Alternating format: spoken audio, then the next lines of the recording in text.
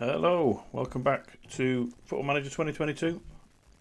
My save with Nottingham Forest.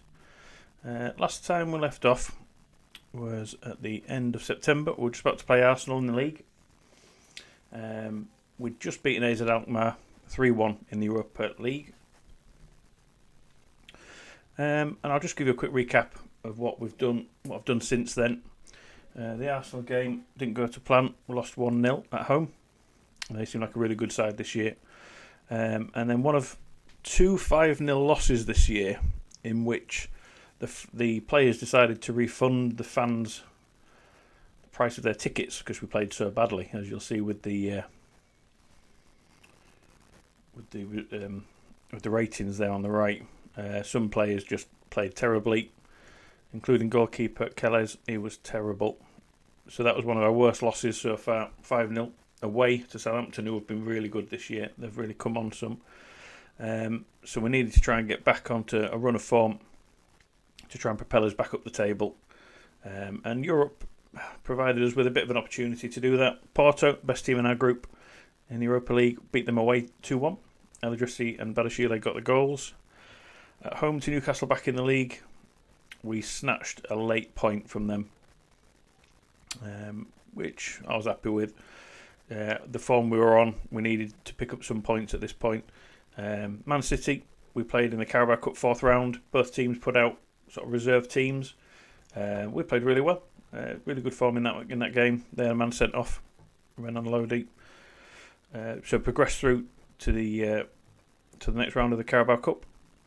Back to the league against Brighton away. Finally got an away victory in the league, which we had been struggling with. Doyle and Eladrissi again, and the more I was playing Eladrissi, the more I realised he was a good talent, and he could be the replacement for Seko Mara, who was drawing a bit of interest towards January. So I was in the back of my mind thinking maybe he could leave, and Eladrissi could be his replacement long term. We beat Porto in the return UEFA Cup and the Europa League at home 3-1. Again, Eladrissi getting in the score sheet. Neto and Rodriguez, who's had a decent season so far. He certainly has his patches where he scores goals in bunches. I think goes a little quiet. Burnley away, back in the league 2-1. Fulham at home 3-0. We start to pick up a bit of form here now. Back to AZ Alkmaar 4-0 win. Away at Everton in the league 1-0. Neto again getting amongst the goals. He's certainly someone who's been chipping in this year pretty well. Leicester at home, we only drew 0-0 with them. Tough game, to be fair. They're playing fairly decent football this year. Brentford at home, a team that probably will be going down, I imagine. They're 16th, so they're thereabouts in the relegation battle. But a home game against them, 2-0 win. Rodriguez again getting on the score sheet. Getafe in the last game in the Europa League group stages, we smashed them 5-0 with a bit of a rotated team as well. That was a good win. Again, Eladrissi banging in a couple of goals. Then we return to the league for a tough run of fixtures. Away at Liverpool, who are probably the best team in England at the moment on this save. We lost 2-0. It was an okay game. Some players played really well, and some just really didn't perform again. Tottenham at home, we played really well in that game. Outplayed them and came away with a deserved 2-1 win despite going a goal down to Mason Thomas. They're having a real bad season this year, Tottenham, flirting with relegation in fact. And then the second 5-0 loss of the season, away at Leeds, and another game where the players refunded the travelling supporters' tickets because we played that badly, which is nice to see in a way, but you shouldn't be losing 5-0 anyway on the road or at home. Then we played the Carabao Cup quarter-final. I had to rotate because we were a bit tired there at the end of November when you've got games coming thick and fast. We had injuries, we had poor conditioning amongst the players, so I had to rotate the team completely there, and we lost 5-1. We put up a good fight first half, and then they just ran riot second half with us. It's a shame to be knocked out of the Carabao Cup, but it's my least prioritised competition this year, as always. Away at Manchester United in the league then followed, so back-to-back Manchester United games. We played well in that one, in the league. We probably deserved to win the game, but in the end we nicked a point from them away from home. Southampton at home followed at the end of December, 2-1 win. Ollie Eric Nurtburn got a brace in that game to see us through. Again, I say a very, very good Southampton side who are pushing for European competition this year. And then into January, not a lot in the January transfer window, which I'll show you in a moment. But away win against Arsenal. Doyle, Elidrissi. Again, it was a proper game of two halves. First half, Arsenal were all over us. Scored an early goal. We were lucky to get to the break 1-0 down. But the second half, we were fantastic. We really turned that game around second half. And managed to get the goals to win the game and then hold on towards the end. FA Cup started 8th of Jan. Home draw against Bournemouth, who are top of the Championship. Oh no, 10th of the Championship now, but they're one of the better teams in the Championship, and we're flying high at that point when I played them. But we managed to get a 2-1 win, so we start the FA Cup really well. Home to Brighton, back in the league. Really crazy game, 5-2 win, goals galore. We were all over them, and I'm surprised they even bagged 2 goals. We just really let them back in the game when we shouldn't have done. We were 3-0 up, they bagged a goal, 5-1 up, and then they got their second one at the end of the match. But front three scoring, even Mara played really well in that game. And at that point, I was having bids in for Mara, and they were meeting my valuation of him. And we managed to sell him to Bayern for 47 million. So that is really good turnaround. 18.5 mil 3 years ago. We bought him from Losk, and then we sold him 3 seasons later, £47 million. As you can see, his stats, his first season was by far and away his most prolific, most productive. And then last couple of seasons maybe didn't really shine as much. And this season for us, he was okay. He wasn't getting any better, which is why I looked to move him on due to the emergence of Elidrissi. Rico Lewis, we just needed to get him out the door because his contract is expiring at the end of the year, and I'm not going to re-sign him. So I was trying to sell him, but in the end I managed to get a loan fee with most of his wages getting paid as well at the end of Jan. And then the only incoming, one outgoing. We let the young Portuguese left back go because he wasn't good enough. He was on loan, and he wasn't playing, wasn't good enough. I didn't trust him, so we let him go in January, and we brought in a Liverpool left back, a youngster who I've been looking at, but they wouldn't allow him to leave on loan at the start of the season, so I picked him up on loan for the rest of the season. So that's pretty good.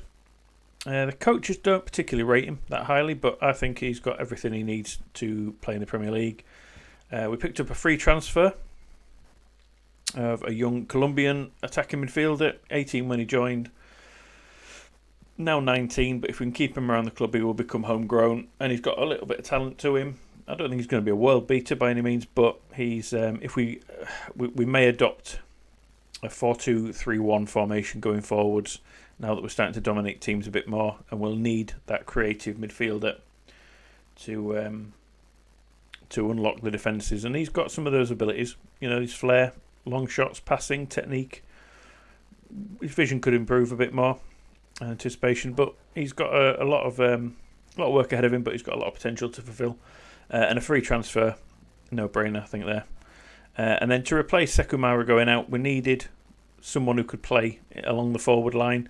We brought in a young Romanian from Inter Milan on loan for the rest of the season to fill that gap. He can play anywhere across the front three, really, out wide or up top on his own. He's pacey, left-footed, he can cross, he can dribble. He's okay. He's more there for depth. And I also brought back from loan Mark Hogg just to see what he's got, because he's 21 now. I want to make sure that if he's going to stay around the club, he can do it. He's got the ability. I'm not sure. I've played him in 3 games. He's hit the post twice from point-blank range, which tells me, despite his finishing being at 15 and his composure being at 16, he's maybe not good enough for this level. West Ham are interested. We'll see. I'm going to try him in pre-season a bit, and if I feel like he's not going to be able to cut it, looking at his ratings potential by the coaches, they rate him not massively highly, but he's good enough. So I'm not sure what to do with Mark Hogg at the end of the season yet, as well as some of the other youngsters that are out on loan. I'll look to bring them in to the pre-season next year and see who will cut it. Max Kilman had a bad injury halfway through the season. He's back now, but his ratings have dropped. And at the age of 30, he'll be 31 come the end of May. He might be someone I look to let go in the summer should an offer come in for him. It's a shame. He's been at the club since my first season here. Really good buy. He's been a solid player, a mainstay in the squad. So it'd be a shame to let him go, but he's one of the weaker players in the team now.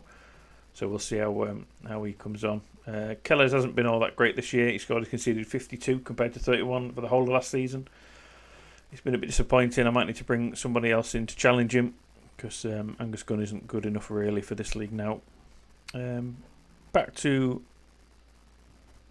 the matches that we played. So in January, Manchester United again at home in the league. We lost 2-1. And last game of January, we lost to Manchester City 3-1 away. Weird game. They got a penalty in the first minute. They had a man sent off in the 48th minute.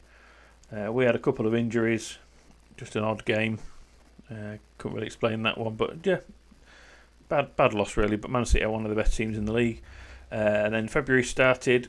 A bit of a better month for us, as you see there. 1-1 away at Newcastle. So we've drawn both games with them 1-1 this year. Forest Green in the FA Cup 4th round, 2-1 win. Again, I rotated the team completely. Back in the league against Norwich, who are again a team flirting with relegation at the bottom of the league. 6-0 win. That was a really good performance. Completely back on song again, which was nice to see. And then we just went and lost the next week 1-0 at home to Leeds United. So they seem to be our bogey team this year. They often do pull out the surprise wins over us, but disappointed with that. And then a 1-0 win away at Tottenham, fully deserved. We absolutely dominated them. I say Tottenham are really poor this year, despite still having Harry Kane in their ranks. And Mason Thomas, who's a really good striker. Very strange how poor they've been, but we played them at the Tottenham Hotspur Stadium. They had one shot all game, XG of 0.2. Really poor performance from them. So we dominated them. Only got a 1-0 win. We should have probably scored more, but a win's a win. And then the last month I've just played is March. Played Leeds in the FA Cup. I wasn't happy about drawing Leeds in the FA Cup, knowing how they've come up against us in the past. We were playing really well. They got a late equaliser in normal time, so we went into extra time. Sorry, we went ahead again, and they pegged us back in the last minute. One of those where you've got 3 minutes left to go. You sit back, you play defensive, you try and soak up the pressure, and that's enough to invite them onto you, so they get the goal. But we did beat them on penalties in the end, so really happy to progress in the FA Cup. Back in the league against the top of the team, Liverpool at home. We lost 4-1, poor performance there, and we drew Napoli in the Europa League. Second knockout round. Because we won our group, we went straight through to the second knockout round, not the first. And we drew Napoli, who had been in the Champions League and dropped out as a third place in their group. They're third in La Liga, third in Serie A, and they're a very, very good team. We played quite poorly, or some players had some poor performances in the first leg away in Italy. So we lost that 2-0. We should have lost that 1-0, but a 93rd minute free kick swung that tie really heavily in favour of Napoli. I think if we'd lost that 1-0, we'd have had a good chance to progress. But unfortunately, that last minute free kick goal The second goal for them killed us really in that tie. Away to Brentford, back in the league, 1-1.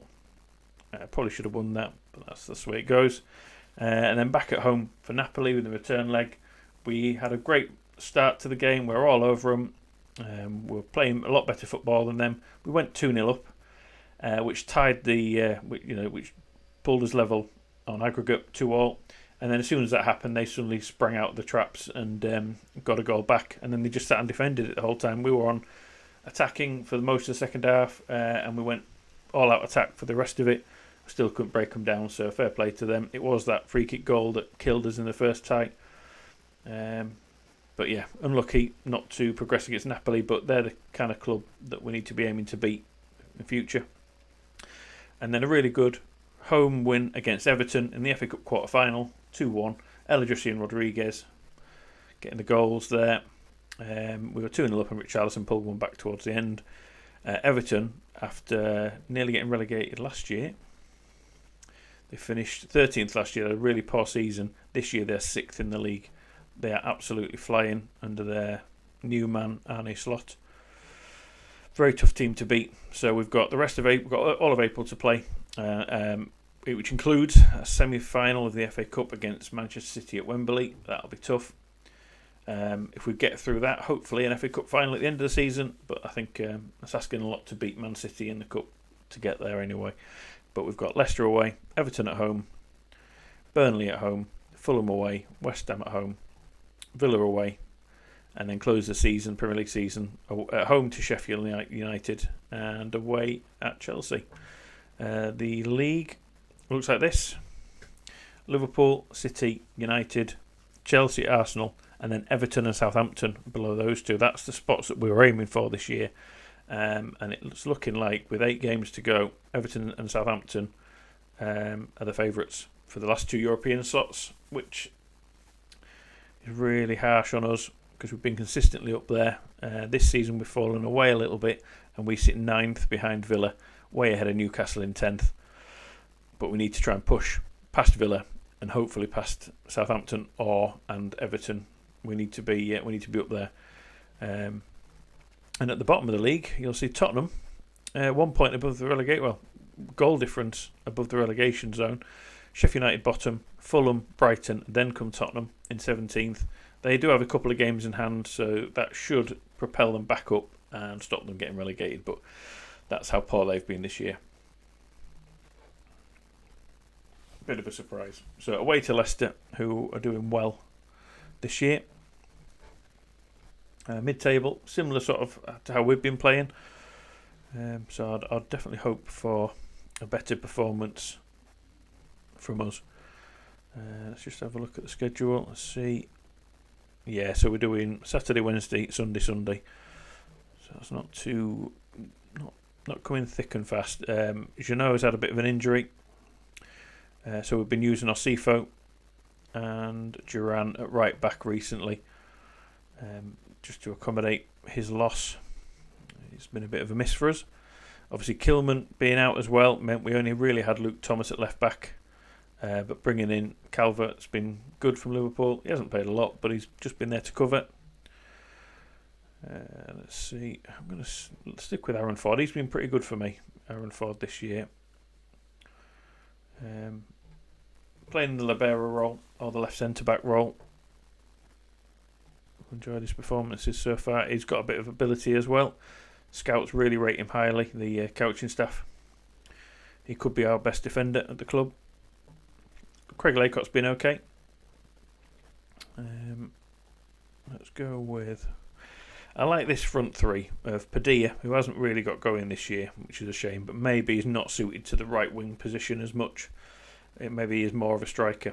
But El Adrissi and Rodriguez have got amongst the goals really well this year. And El Adrissi, with 19 goals in it and 12 assists, his contributions in 26 starts and 10 substitute appearances, that's why I've sold Mara, because he's already better than him. And I've actually signed him to a new deal, 85 grand a week till 2032 now, so he's got plenty of time left at the club and he could still improve, already at 3.5 star. I really like him. I think he could be a long-term player at this club.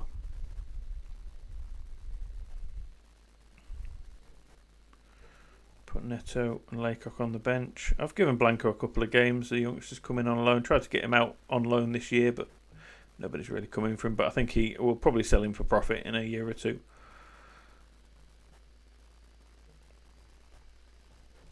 I need to go through some of the youngsters at the end of the season just to see if anyone is going to step up to the first team.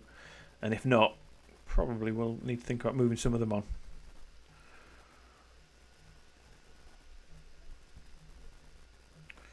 Right, that's the team we're going with.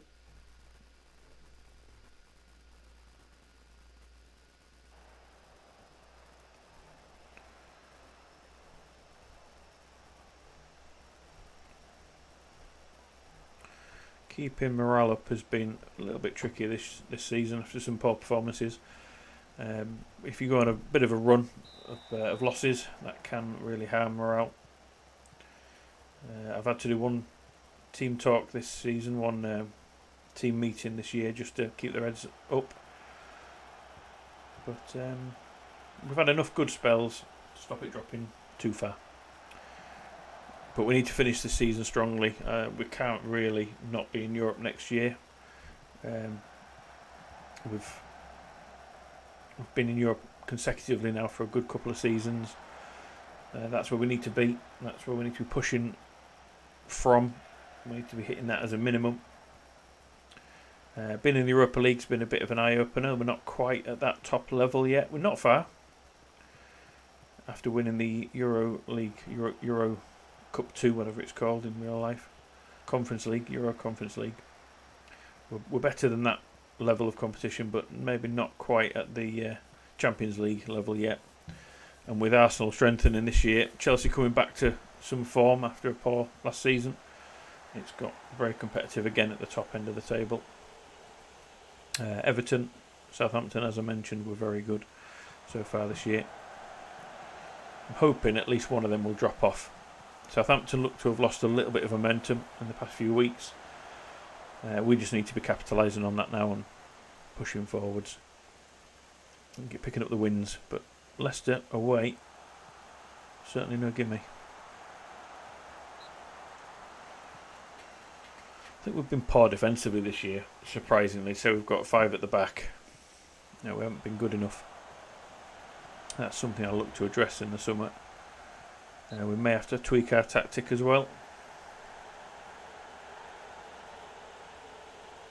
I say going to a 4-2-3-1 might be the way forwards. Just to be able to get the ball and hold it further up the pitch in their half. But that will mean that not all the defenders will be hanging around. Oh, okay.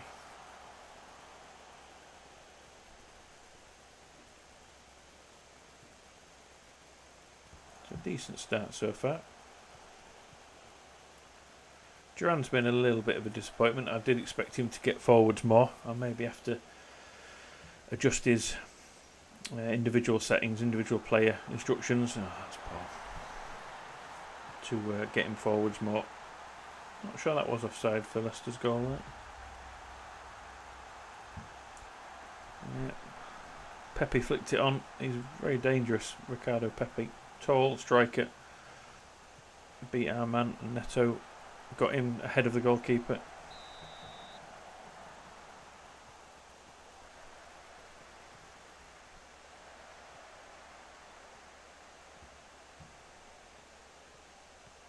Tottenham have been interested in Luke Thomas as well, but he doesn't want to join them.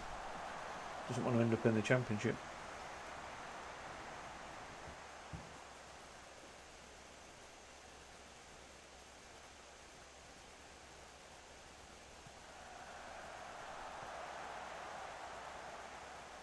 Come on, don't let them break. They're in again. Didn't take a lot to get in behind us, unfortunately.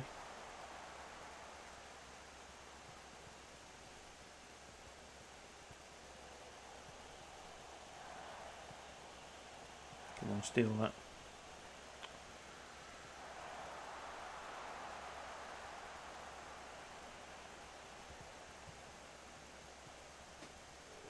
Howard Bellis already picked up a booking. That's another problem we've been having again this year. Every now and again we'll pick up loads of fouls in matches. We've only had one match this year where we've been fined for lack of controlling of players. Picked up too many bookings in a game. But our instructions, we don't have get stuck in. We certainly don't have stay on feet. So it's just the default setting for that.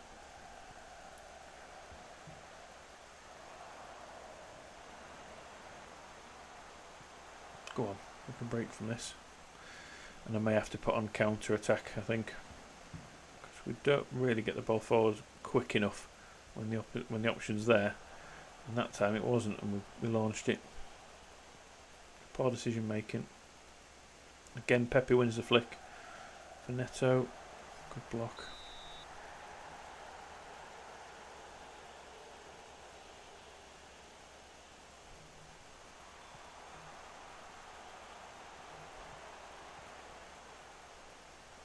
Good header, come on. Come on, Elidrisi. Lead us forward.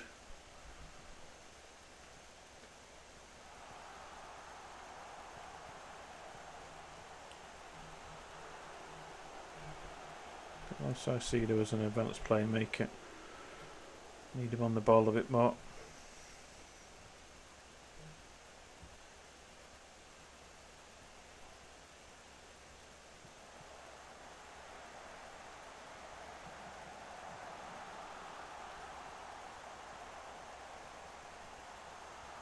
Come on, get stuck in. It's too easy.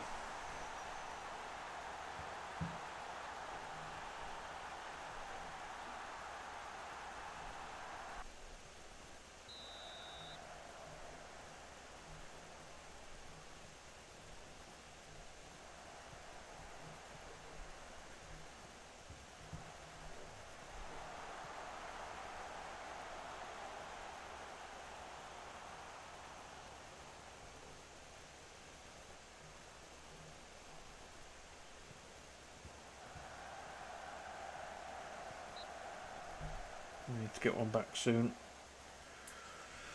Before half time, hopefully.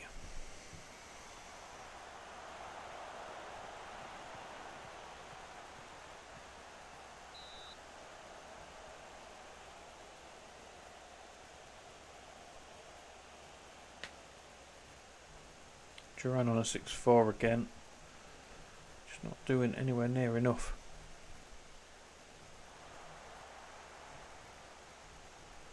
Get him up that right wing a bit more for Camp. Room in behind. That's another poor ball. Pepe will win the edit.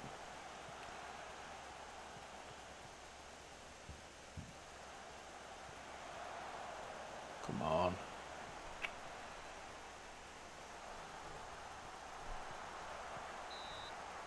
So Saisila's a D player. He needs to up the defence out a little bit.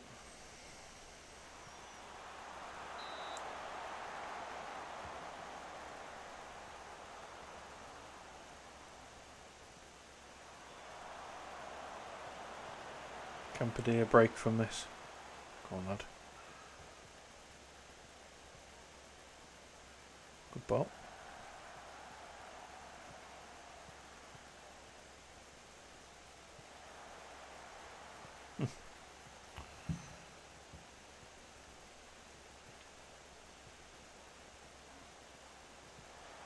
Go on, lad. Up to Luke Thomas. Can he whip it in? Ex-Leicester play it.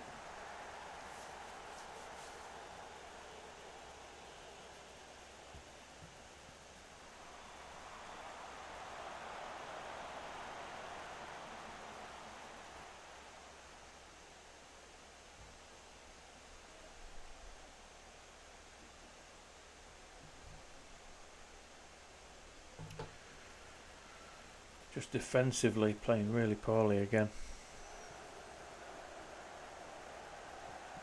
Okey-doke.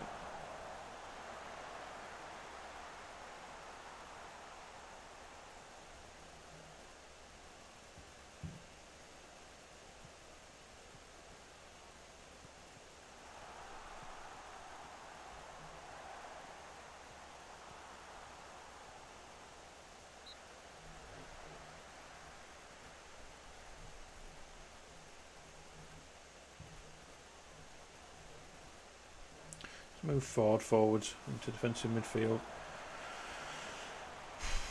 I need someone to win that ball as it comes in. Comes in long.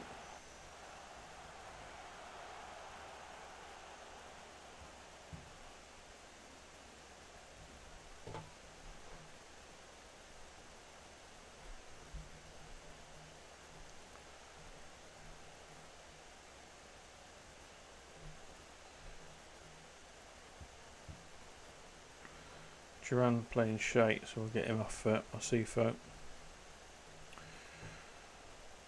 Another poor game from him. Another poor game from the goalie.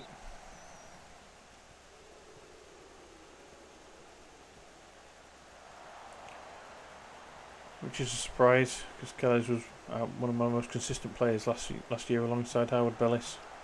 It's just straight away off the kick-off at 3-0.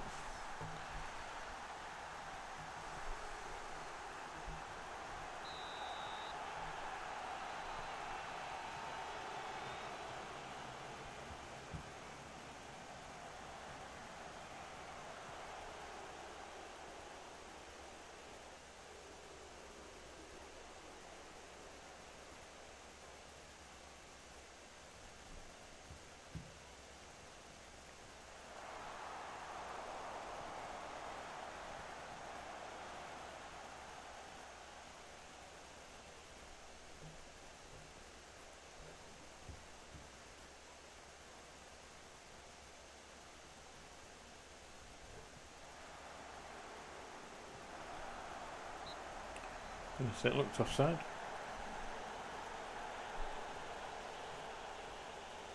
Padilla, poor.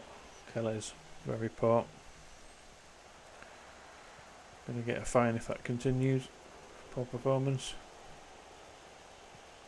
Yeah, I'm definitely. I think I'm overrating how good Kellys is after his last season. He's had a very bad season this year.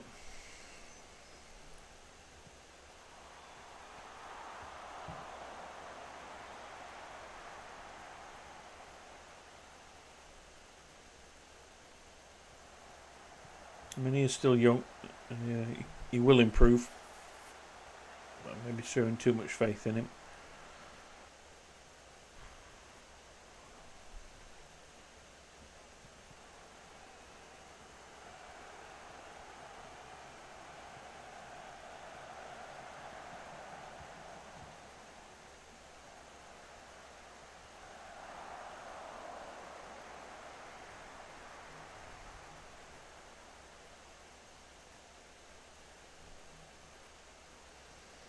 Give him a bit of a shouting at.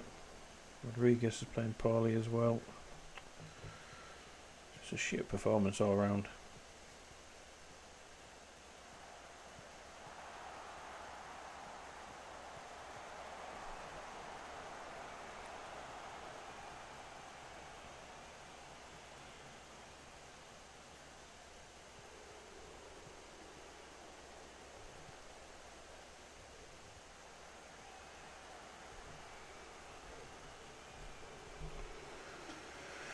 We'll rest a couple of them. Got no chance in this game now, so we'll pull them out.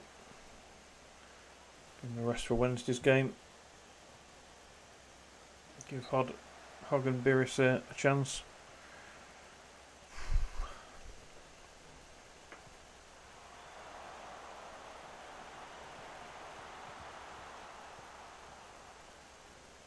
But this is the kind of performance we've just been throwing in sporadically this year.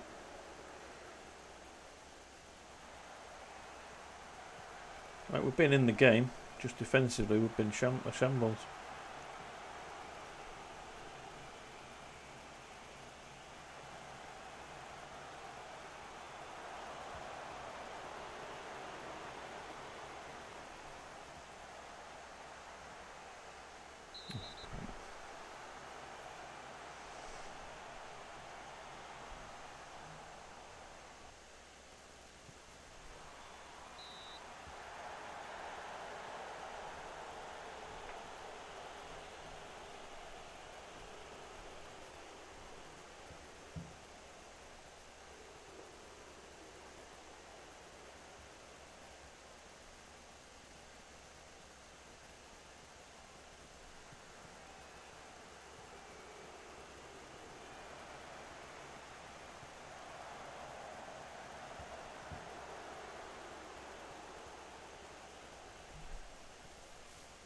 See if we can get one before the end.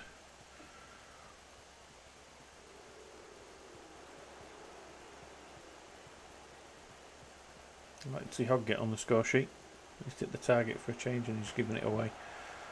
I think that's showing me he's not at this level, and I don't think he probably ever will be, unfortunately. I'd like to bring the youth players through, but I think I'll have to.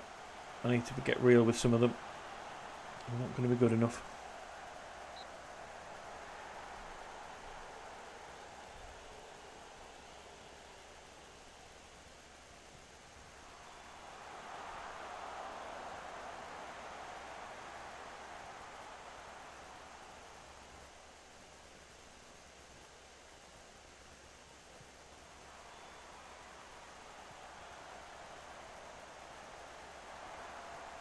Nearly.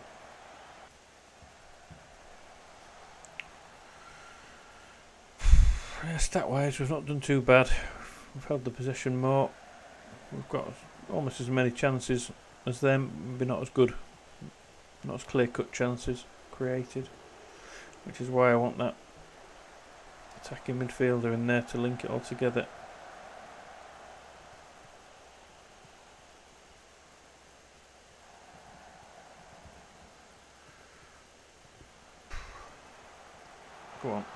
Go on, Hogg. Good save.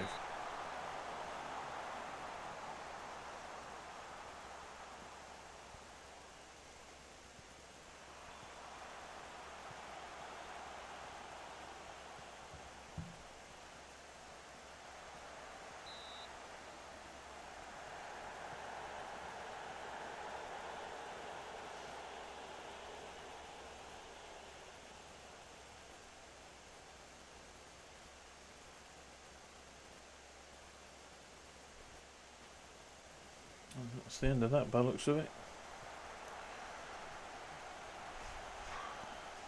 Disappointing.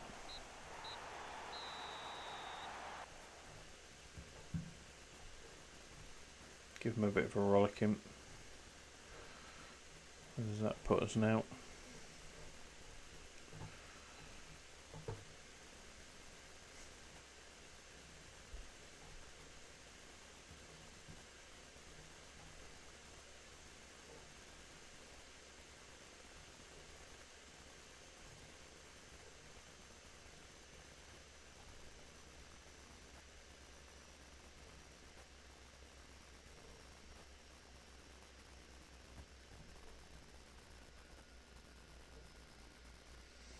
Yeah, we need to change this around. Wasn't really the goalkeeper that kept us out.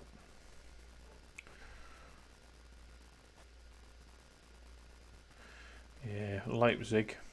Red Bull Leipzig are interested in Rodriguez.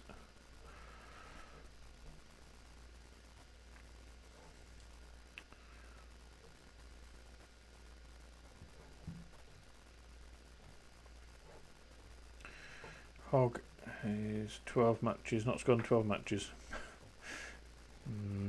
For us anyway. He did okay out on loan. Anderlecht got amongst the goals. He's done well internationally as well. Scottish under-21s, he's banged in the goals for them, and now he's got his first goal for the Scottish national team.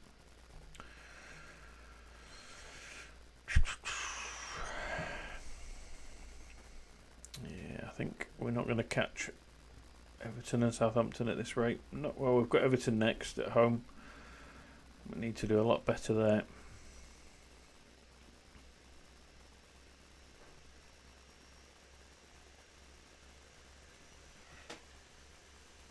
It's going to be a busy summer.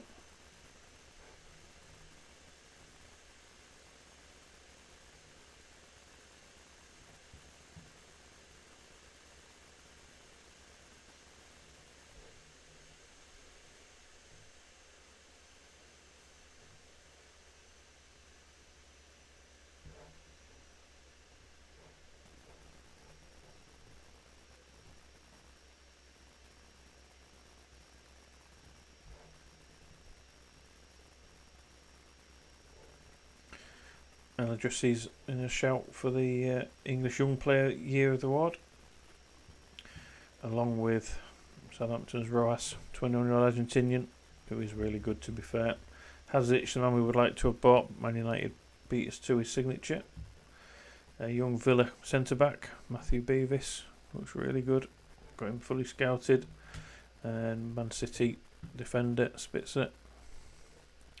All good players.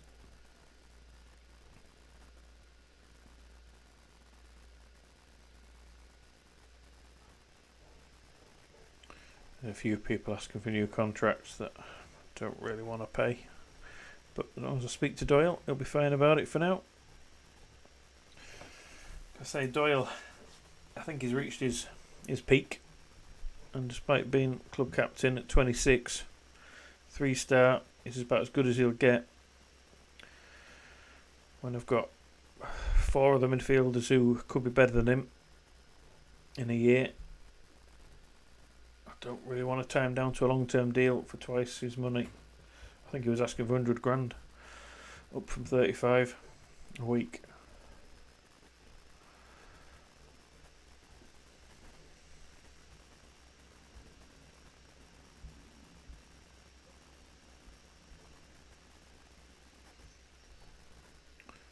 Alright, the youth intakes come in as well. Not particularly very good either, despite all the money we've pumped into the youth recruitment.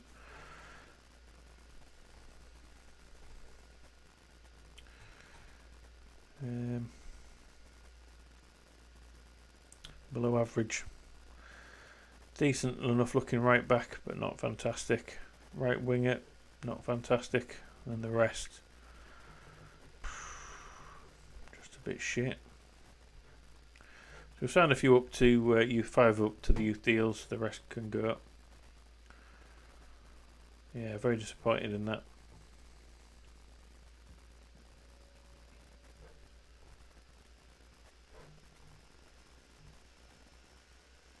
Villa beat Tottenham.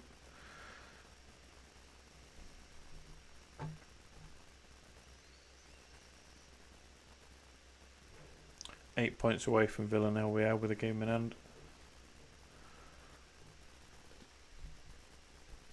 And Everton next.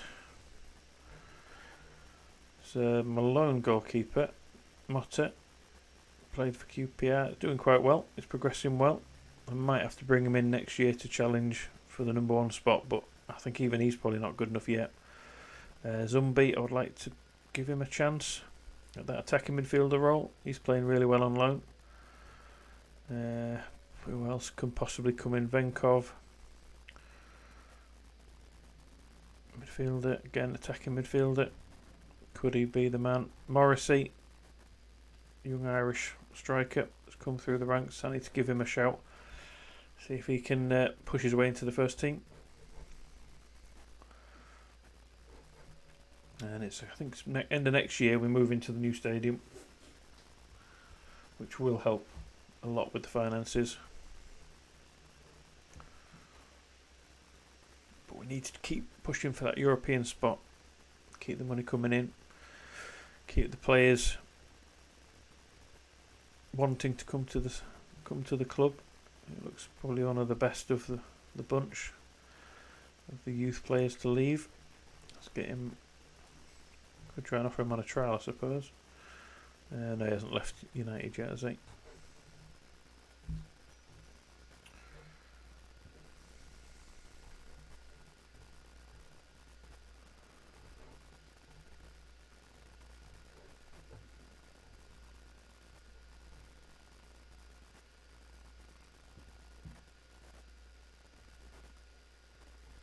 I think I'll play Angus Gunn in this one, just because Calais has been so poor for us.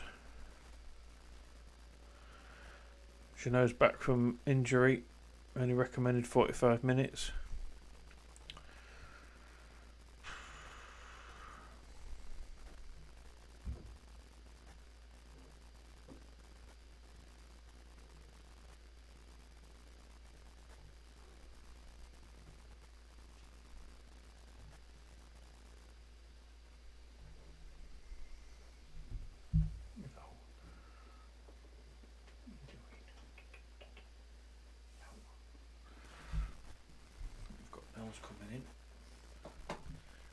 come in. One then.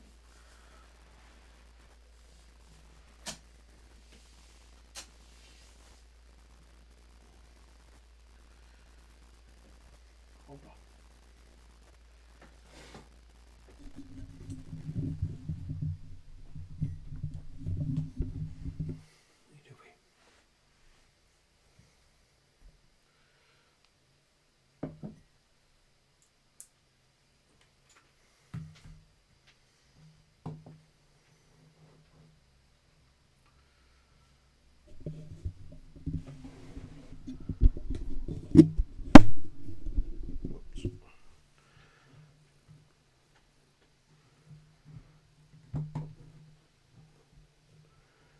Give Neto a start. Low.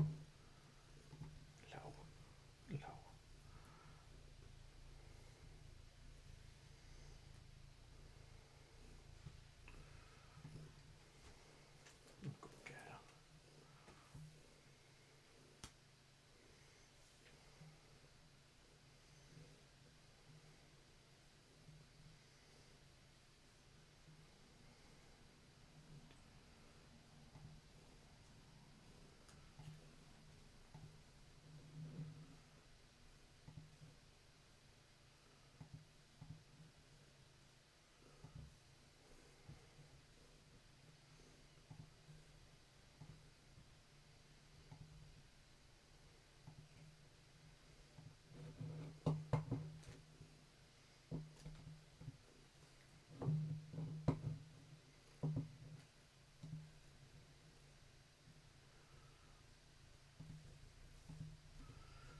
What is it? What is it?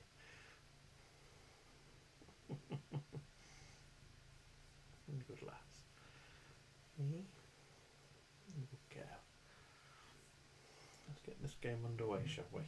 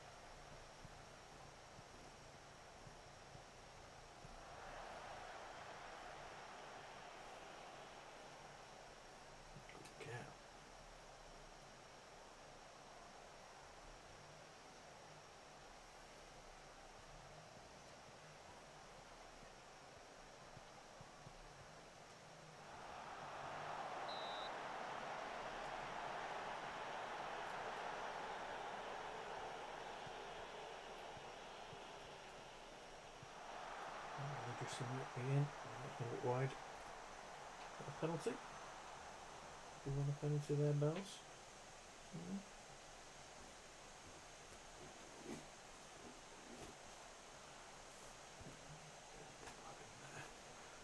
That's better.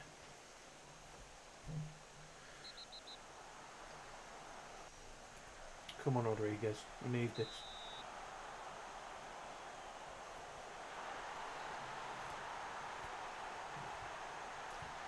21st of the season free.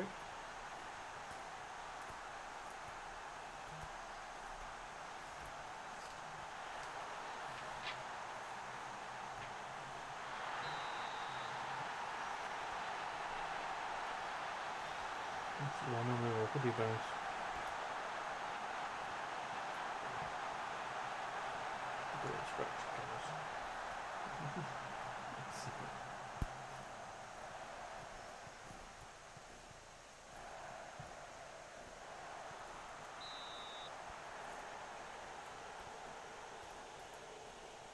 Hey up, Luke, how's it going, mate?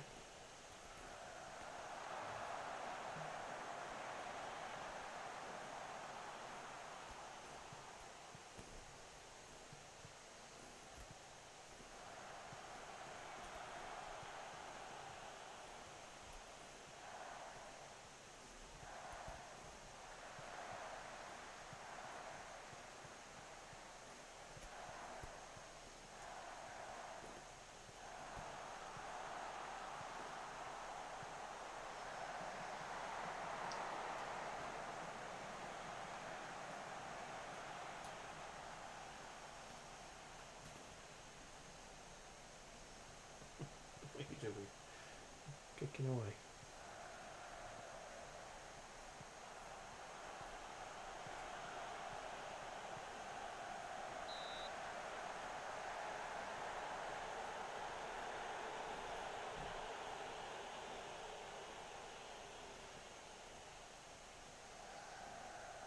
Interesting effort there.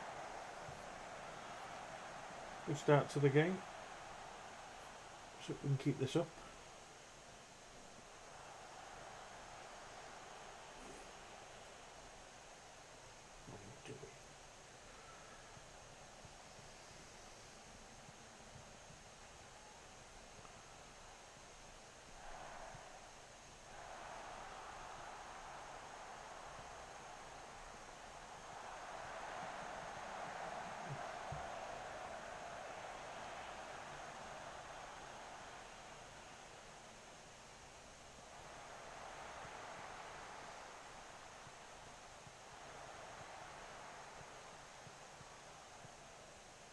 Yeah, I'm good, cheers.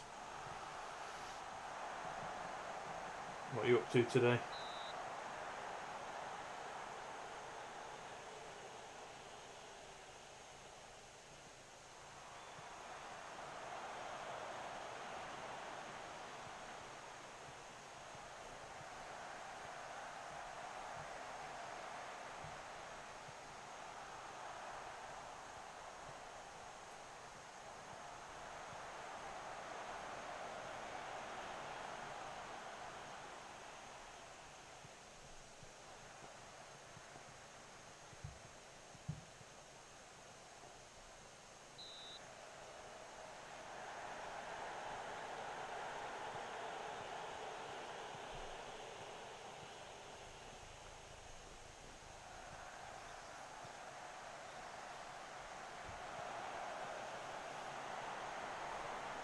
Steady on.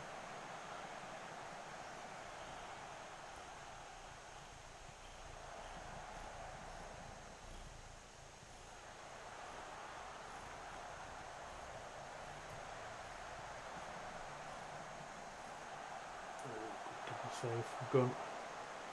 Despite Everton doing well this season, we don't tend to struggle against them really. And Leeds are beating Southampton as well. You too good.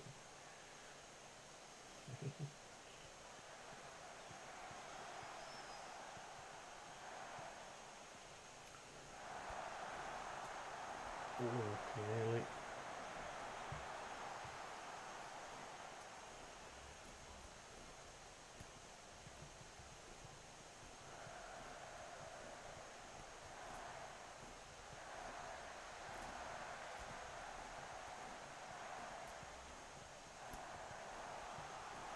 Go on, Rodriguez in. Good finish if he's onside. It's another double.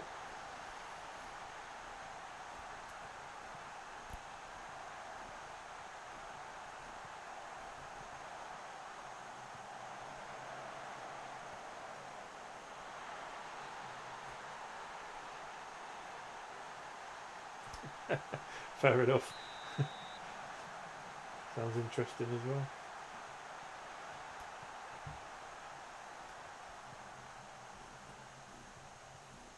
I had a good Easter and went over to see the family in North Yorkshire. That was fun. Back at work this week, but because of bank holiday Monday, felt like a bit of a short week, which is good.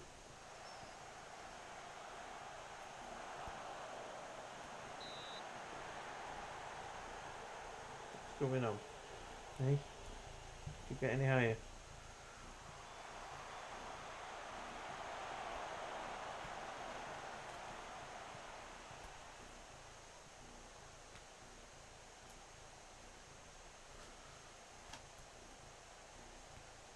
She's really fussy. I wish I'd put a hoodie on now because she's kneading my arm. It really hurts. Yeah, it's a sort of Pickering area, North Yorkshire. The family are. I've stopped you doing that, Bells. Sorry. Oh, that really hurts. Sorry, darling. Good lass.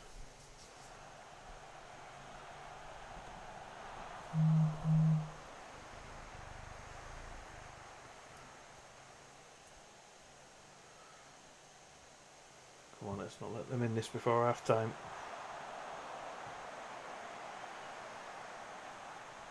Go in now.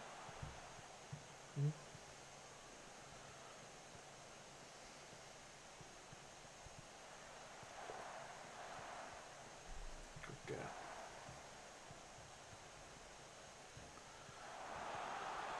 To use the mouse over there, bells. Let's pull that forwards a bit without knocking everything off. There we go. That'll do.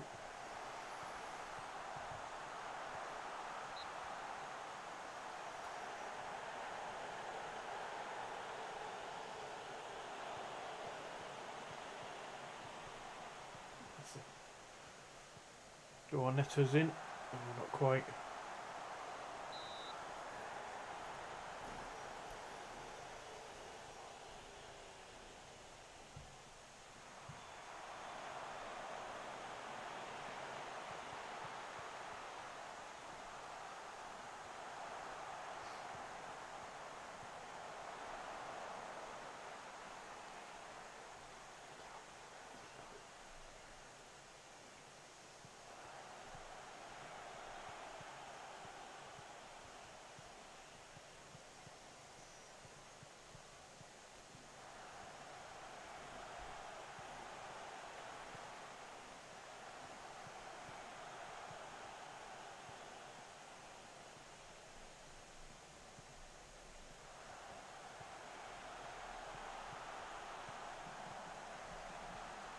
Go and find that pass.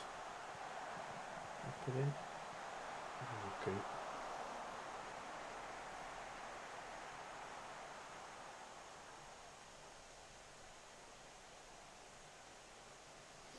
It's a good first half. Take that. Keep that up.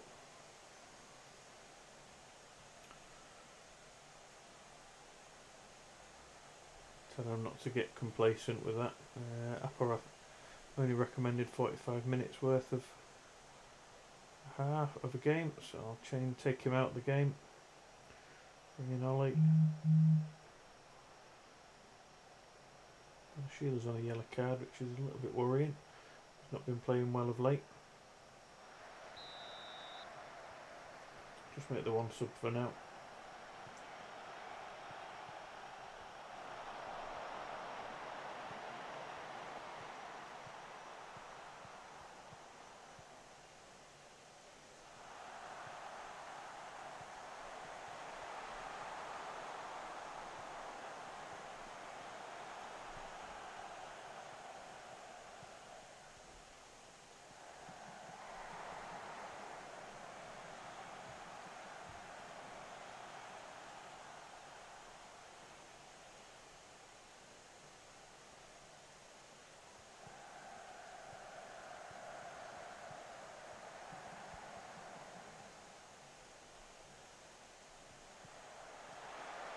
Some good players, Everton. Still have Richarlison, Calvert-Lewin. Still have Pickford.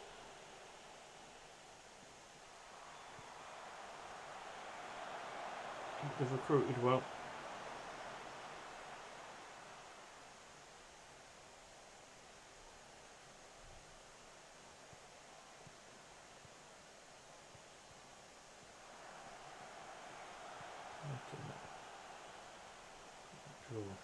Draw on this.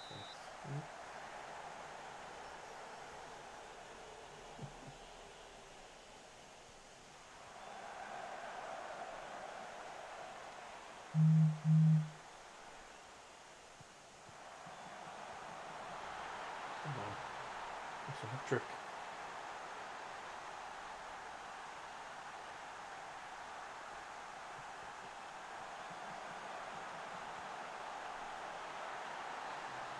Another good finish from the Argentine.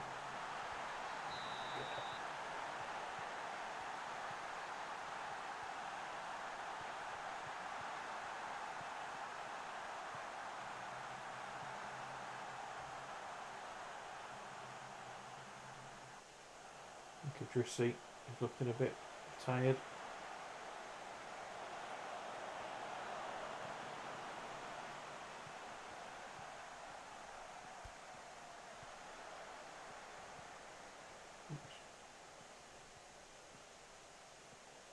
Gonna have to be Beerus on for him.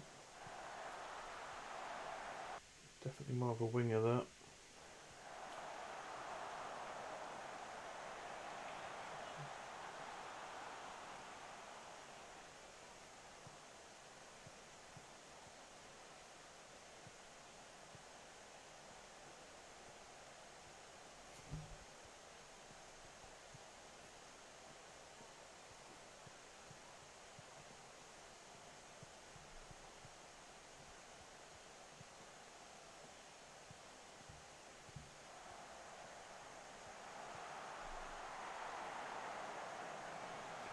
Well, Angus Gunn's done really well, deputising for Kellys. I think based on form, he starts the next game as well.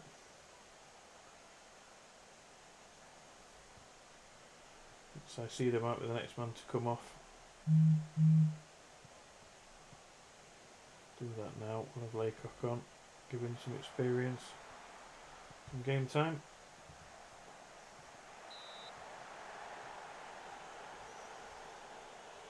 Yeah, of course you can. Look. Go ahead.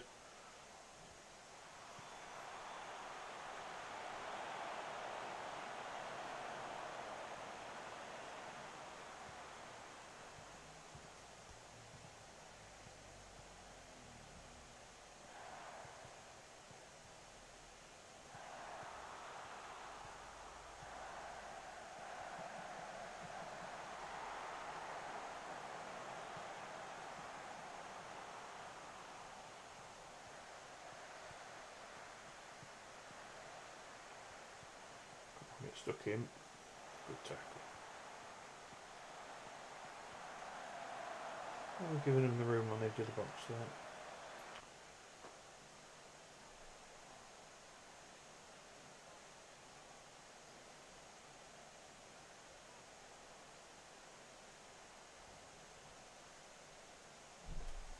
Yeah. Family history, genealogy.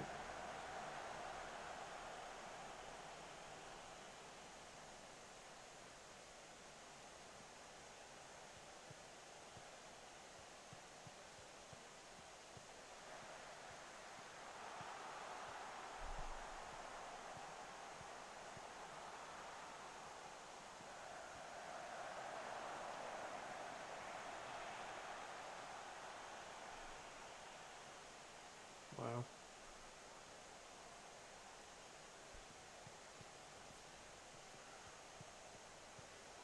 I honestly don't know. I've never even looked into doing that myself, so I wouldn't know. I mean, I'm assuming it takes a bit of, you have to have the right sources. You have to have the right. It takes a bit of time to do that as well. So I would expect to pay a fair amount for someone to do that for me.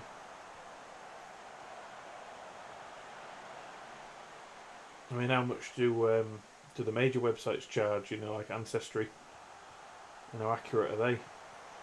Or is that just a matter of opening up the records for you to spend time, their own time to do it? No, I don't know much.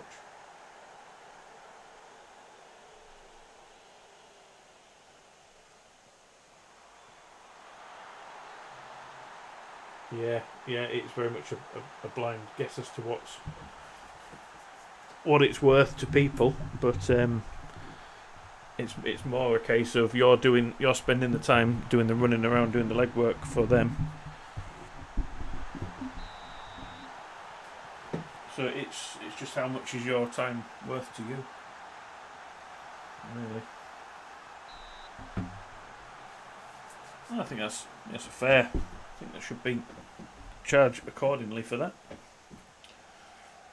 I mean, do you do it based on like the job, or do you do it based on an hourly rate and how long it takes you?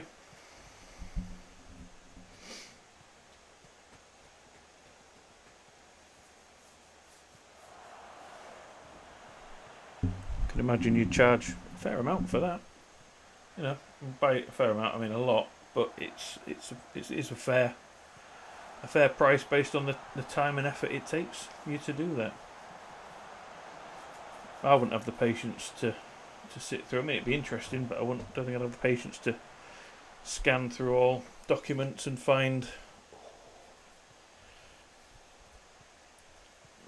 all the genealogy of my family history.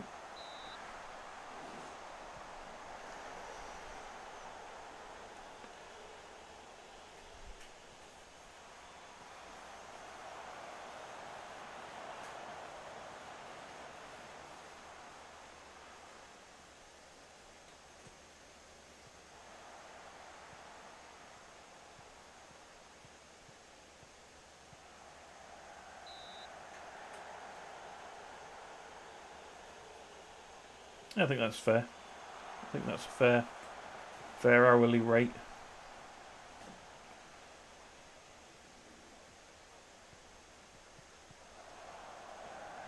Yeah, it's well, a lot of it will be paper records, and a lot of them aren't going to be online, are they?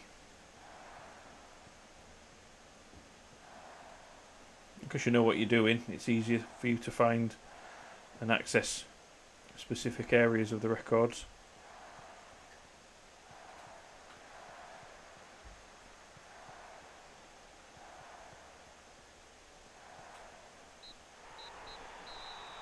Really good win. See, we're alright at home. 4-0. That's good performance.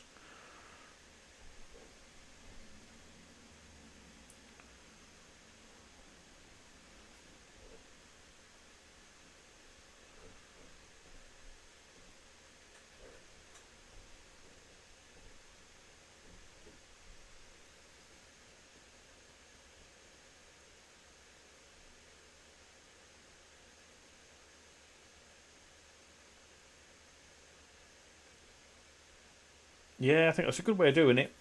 You know, giving them the starter pack, starting them off, giving them the information, and then if they want to go further back, it gets more expensive because it's more time consuming. And you have to think of it as, you know, you're charging for your time. If it was easy and not time consuming, they'd do it themselves. Let's be honest. You have to charge fair and accordingly for your time spent doing this. But yeah, getting them in with a starter package first, giving them a chance to see what information, if they like that, then they can go further, go deeper, go further back.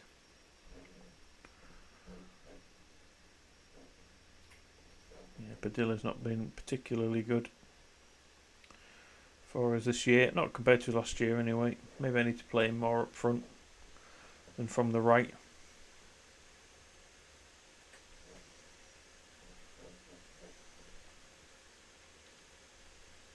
I may play up top against Burnley because I need to rest Rodriguez, I think. Looks pretty good. Let's get a full scout report on him.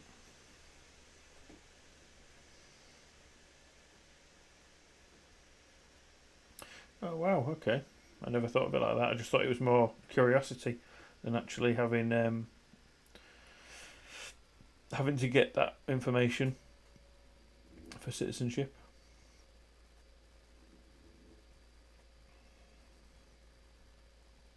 Yeah, and again, even just sorting out those certificates, you're saving him time. It's all fair.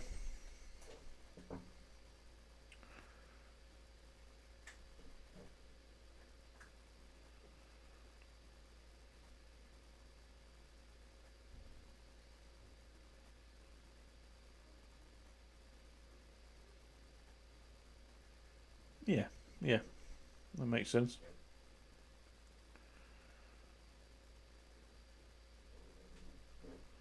He has no interest in joining now. He's joined Napoli.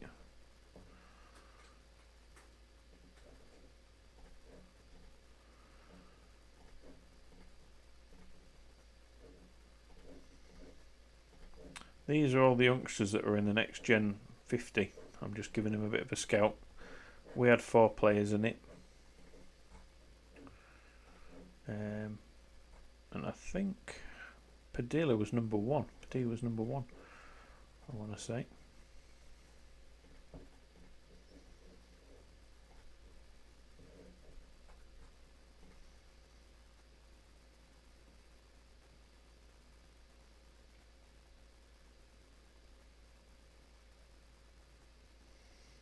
So it's quite varied then, by the sounds of it. Yeah, I'd never really considered things like tracing back adopted parents and citizenship. Yeah, it's a lot more involved and complicated than I thought. I generally just thought people would do it for finding the history of their family rather than the other reasons that I've mentioned. But there are many reasons why people would want to look back. More than just curiosity. I've never had 3 players train at a 10 out of 10 rating before. But Idrissi is just such a professional.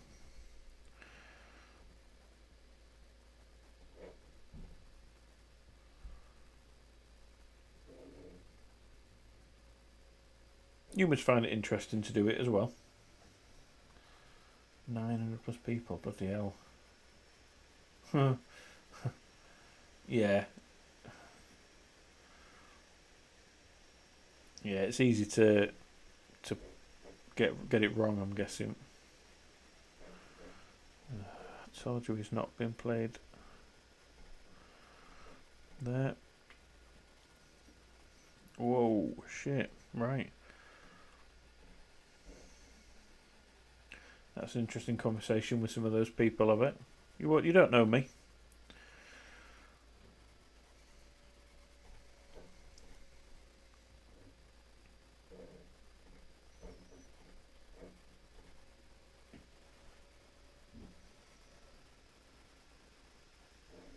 I can imagine you have a set email ready to send.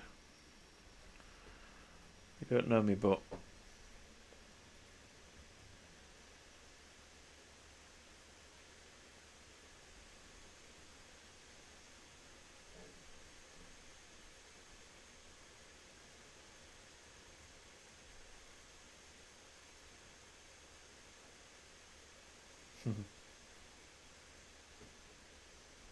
mm.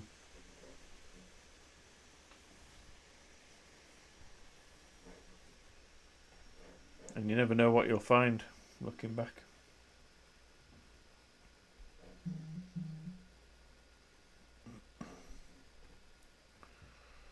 Not just your own family tree, but other people's.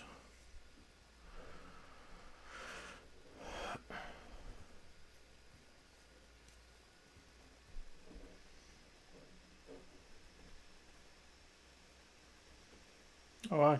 Yeah, and if you have an interest in it, why not? Tottenham at 4-1 up at Norwich. Leicester beating Villa, that's a good result for us. We can beat Burnley, who lie 14th.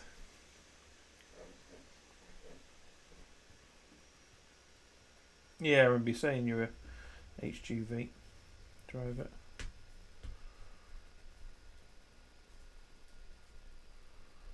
Yeah, man. Yeah. Make the work for you.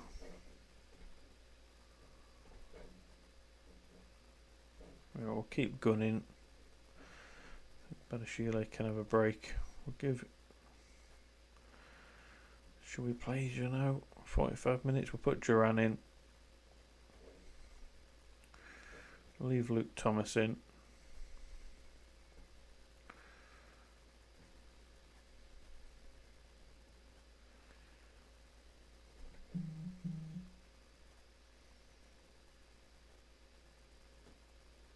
No, you're alright, man. I enjoy it. It's nice hearing it.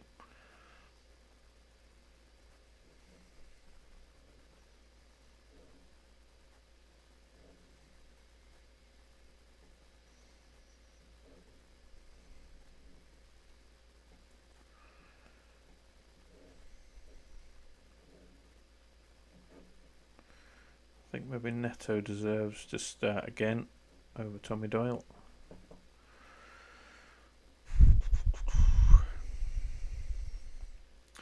See, Rodriguez's fitness levels,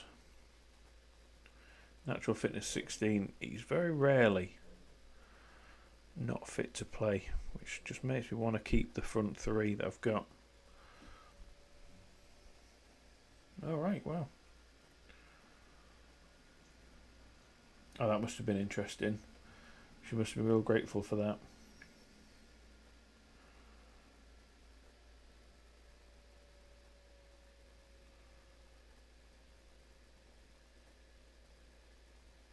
Oh, she might. It's nice that you've done it for yourself.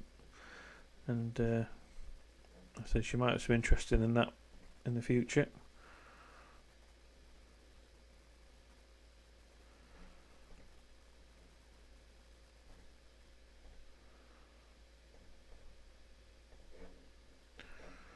Go with that. We'll stick with what we've been doing. Definitely thinking Ramdeuter for Padilla. We need to go attack him.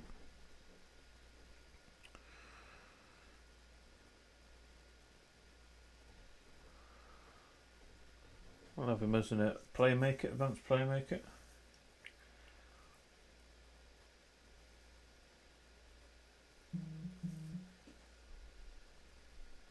Yeah, she might not, but at least you've got the information there when she does want to know, if she does want to know.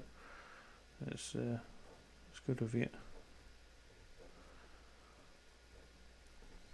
Now we're going for a big win in this one.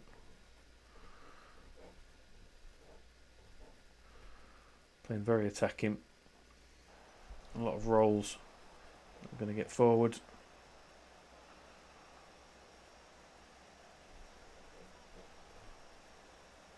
See if we can bang in the goals today.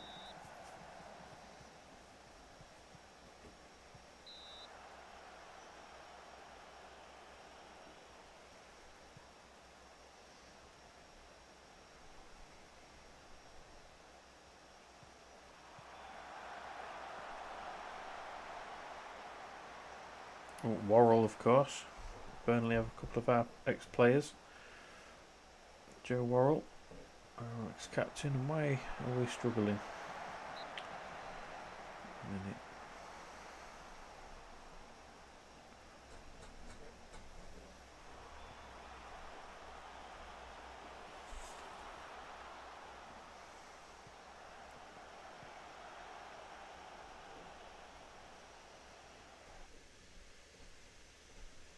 I'm going to go on the counter. Burnley. Yeah. Yeah, remember you telling me about the takeover, and now obviously Dyche is out the door. It's all a bit of upheaval there, isn't it? And they've got plenty of money for Wood. Brought in a replacement who's not quite as good as him, but similar stature in Weghorst. And yeah, no surprise in they've struggled this year. But I don't think they've done any favours getting rid of the big man.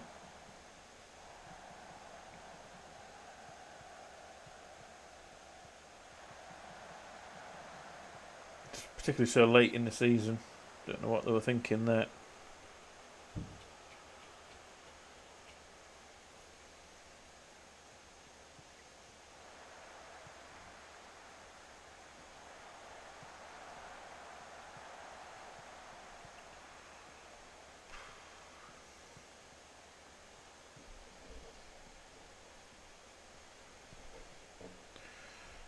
So what we'll do, we'll leave him on a box to box. We're going to have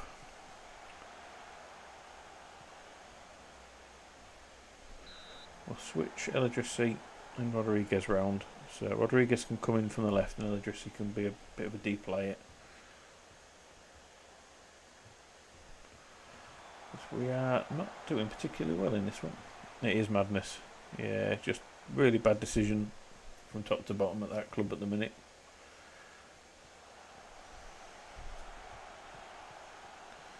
And being a club that I respected for a long time, they've gone quite a way down in a lot of people's expectations. doing what they've done.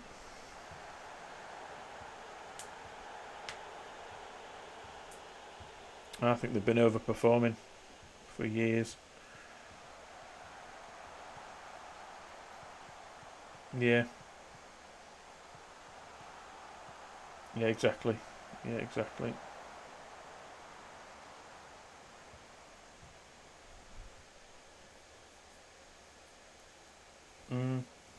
He did. And he was always loyal to the club. I would have kept him around at least to the end of the season, just to give him the chance to finish off the season, even if he had got relegated. Even more reason to keep him around. And if he kept him up as he has done for a good few years.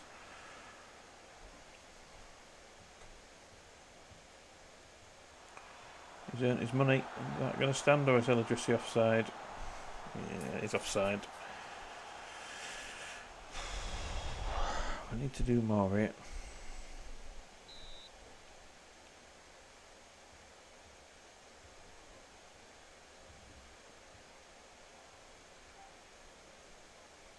What's going on here? These scores are just messed up for me.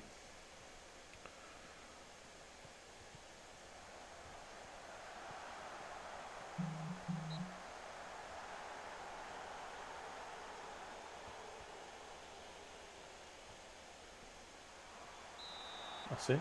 No, non-ball.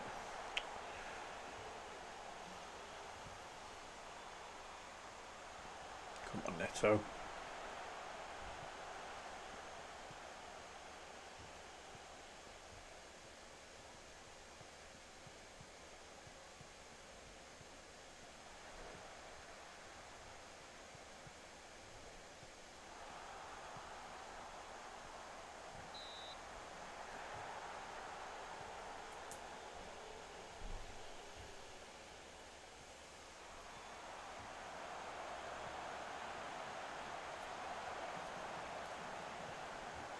Wow, that's a lot of change. He's been ruthless, and then he's just ripping the heart out of a club.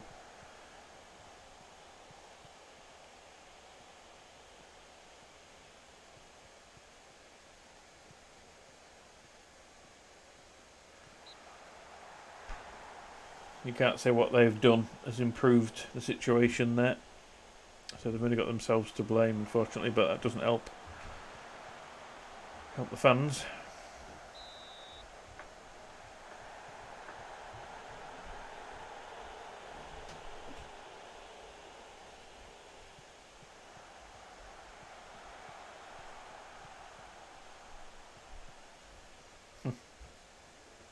I'm not surprised.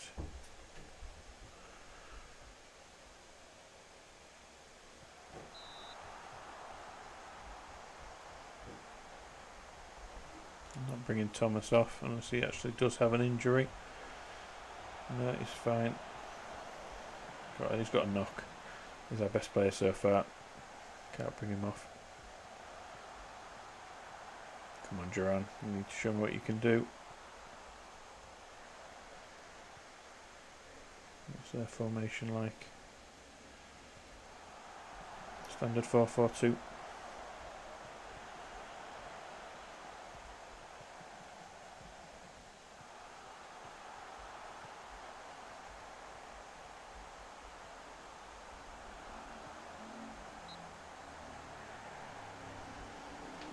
Yeah, which if they were going to spend the money and getting some world-class replacements for those staff members or the people that have got out the door maybe haven't been pulling the weight over the years, fair enough.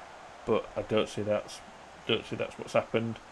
It looks like they've taken out, like you say, the furniture in the club, the heart of the club, people who've cared about that club for years, and they haven't really made it any better there, have they?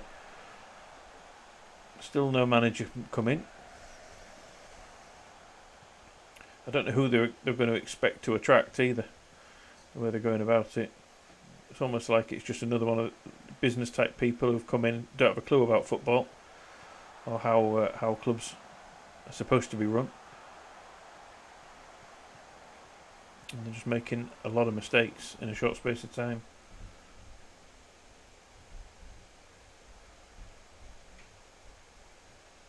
Hey mate, how's it going?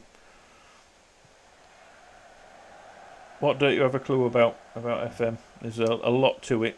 I've grown up with FM over the years, so I've learnt the changes bit by bit, playing it back when it was Champ Manager days. And it's very complicated. It's a very complicated game. If there's anything I can help you with, let me know. I'm definitely not the best at this game, but I understand a lot of the features in it, so if you want any help, let me know. Yeah, which is fair enough. I think. I mean, look at a club near us at Hull. That the owners wanted to make them a global brand,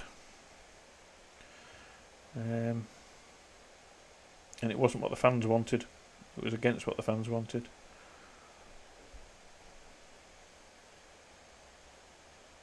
Yeah, that's it. And they're not going to become more worldwide known, are they? If they go down to the Championship.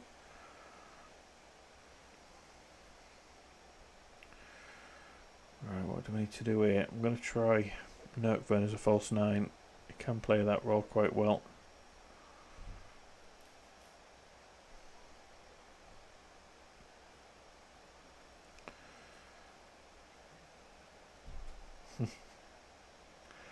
No, they don't always stick to your tactics, to be fair. That's right.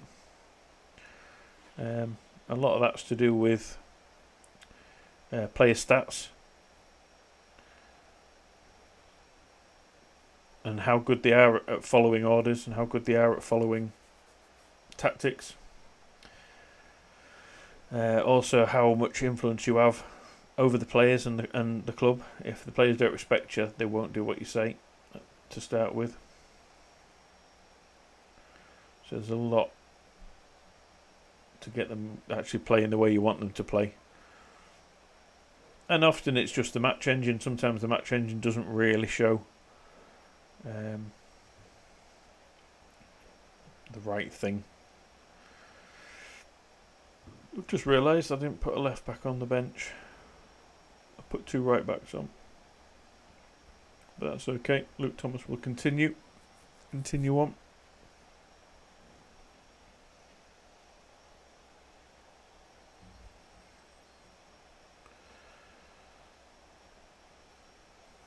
Yeah, it'd be interesting to see who they bring in and who they think is the right man to take them forwards.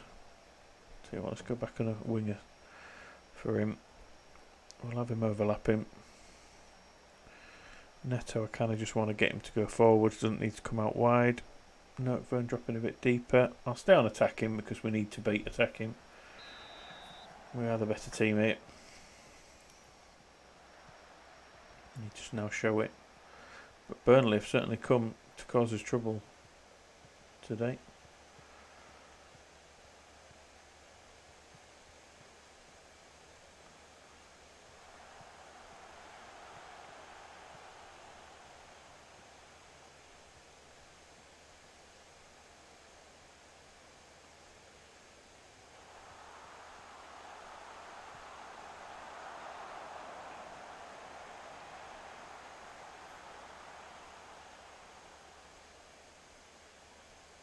And I find starting out in Football Manager, even a new iteration like this year's, I always take a team that I know well, players that I know well, a good top team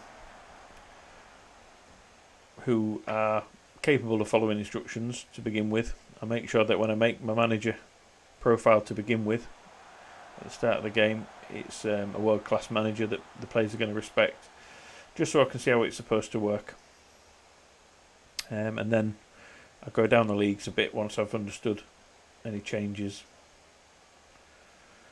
and take lesser teams. But saying that, Forest, as it's been proven, is a bit of a sleeping giant, as due to the history.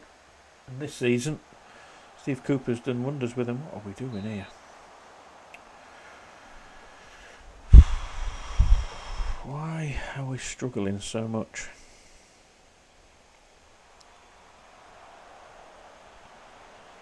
I'll try and match him up a bit.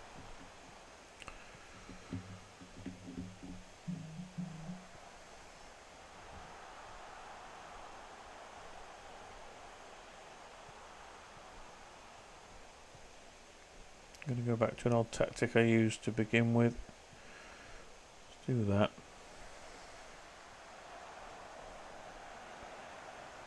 Do we even want to be countering? Probably not. That could be part of the issue. Let's go for that. Bit of a change around.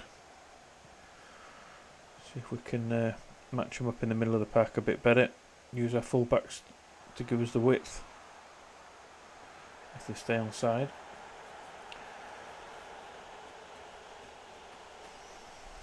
They might just need a bit of encouragement if they don't score, but this is better already. Straight away we've picked it up. Come on. Give them the encouragement shout.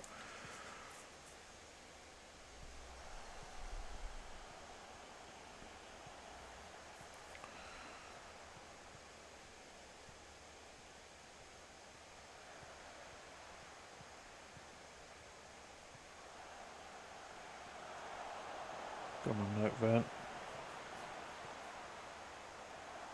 Good effort.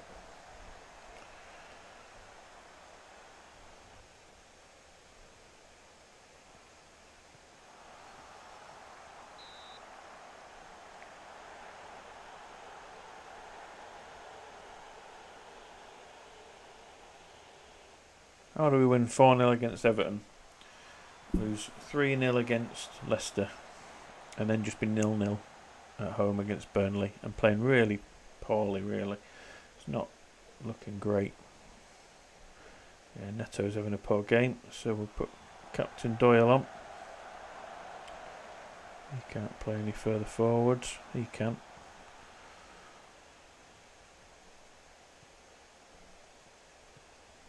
Do that.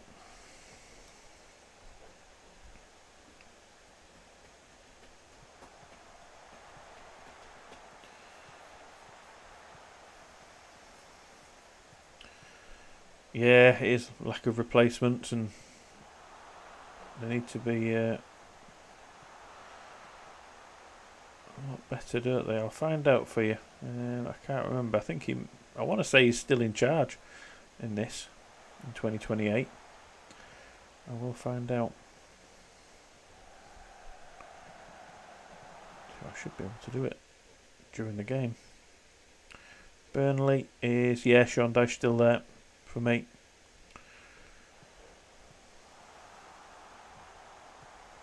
Ginger Mourinho, aye.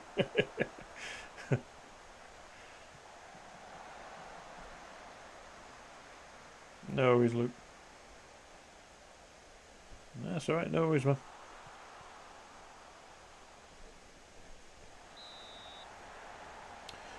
What can we do to change this up? Centre backs on a 6.2. Strikers aren't pulling the weight at all.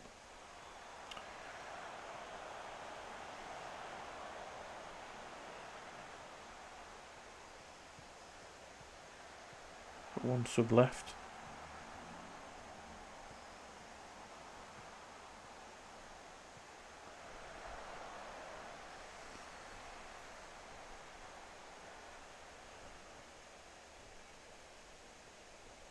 Leave Padilla up front on his own. Bring Apparath in. Fuklis is playing really poorly for some reason.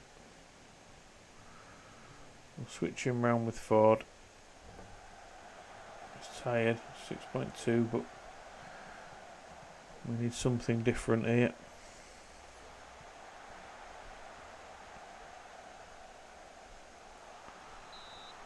Going to go back to counter. Try and increase the tempo a bit. Hopefully something happens for us.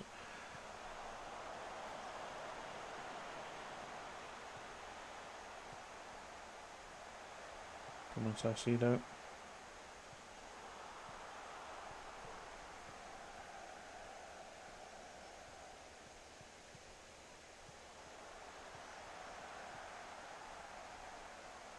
Interesting pass.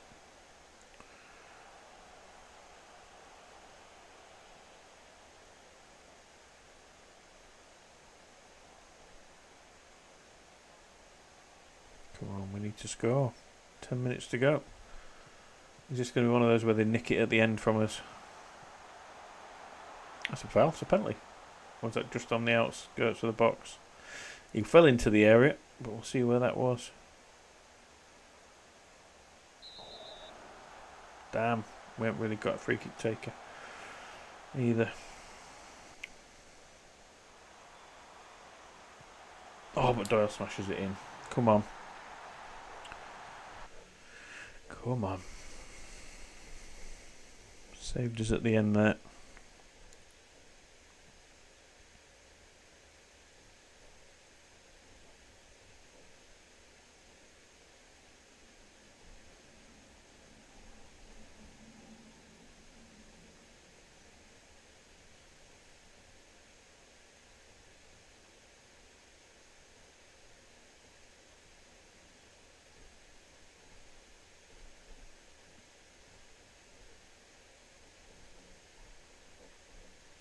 See if we can hold on to the ball. A little bit of tiki-taka. Bailed us out there, did Captain Doyle. We don't score many from free kicks.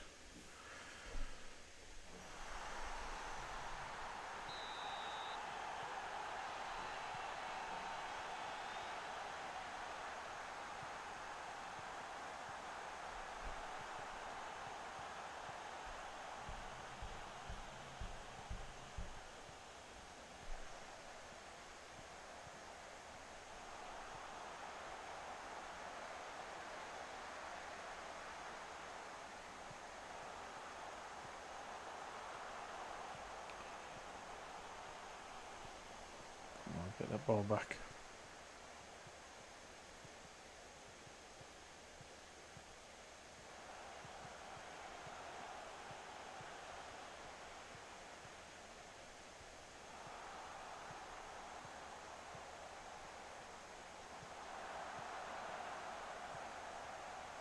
Is that offside? Has he just crept offside a bit of that?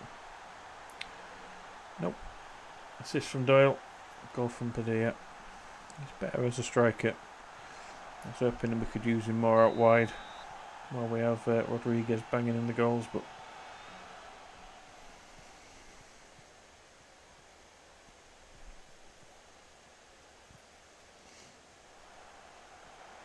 I hope Thomas's injury isn't too bad either. He's clearly picked up a knock. Offside.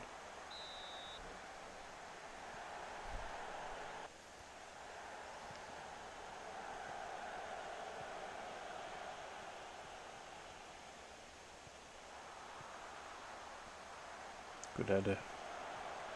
Well intercepted.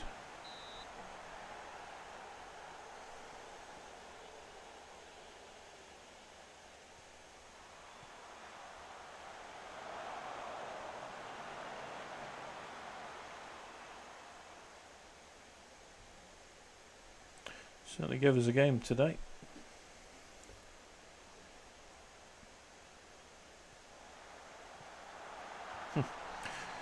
We weren't 3-0 better than them today, but I'll take it.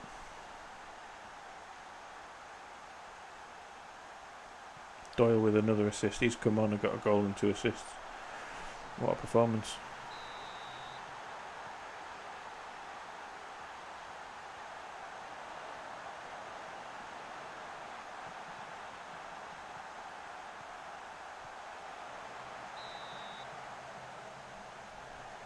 Now, every time I've played Man City, I've played Howard Bellis and I've played Tommy Doyle, ex-Man City youth players, and they haven't really played that well.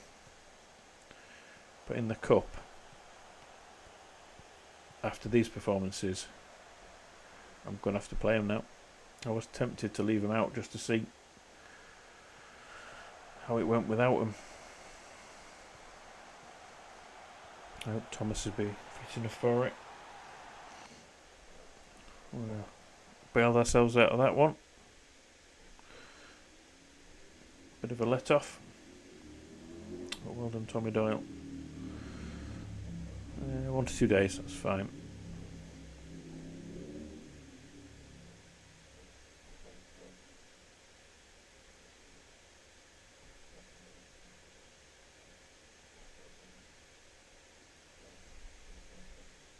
a bit of interest in Howard Bellis as well.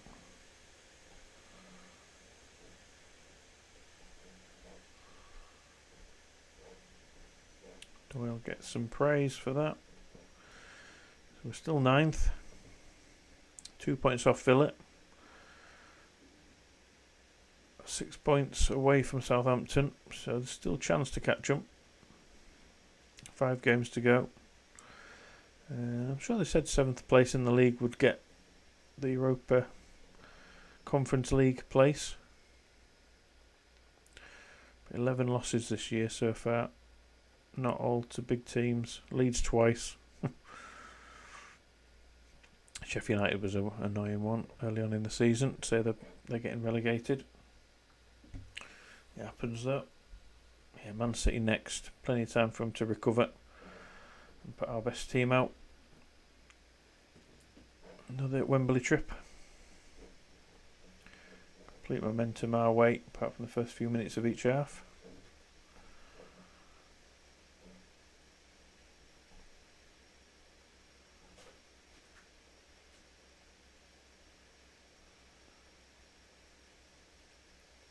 Breakthrough.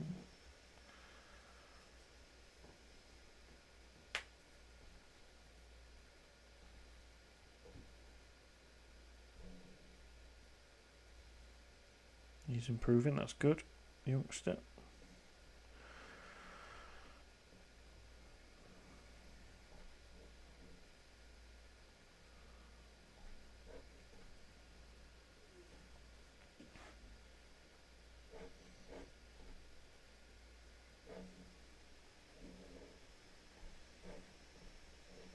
Yeah, Man City, how many have Haaland got this year? Only the 55 in 44. Getting close to matching last year's 63. Absolutely crazy. Such a difficult team to beat. Fulham after that away. West Ham at home. Villa will be a massive game away. Hopefully an easy win against Sheffield United. Then Chelsea away is going to be tough as well. What are you doing down there? I saw you coming in. Good girl.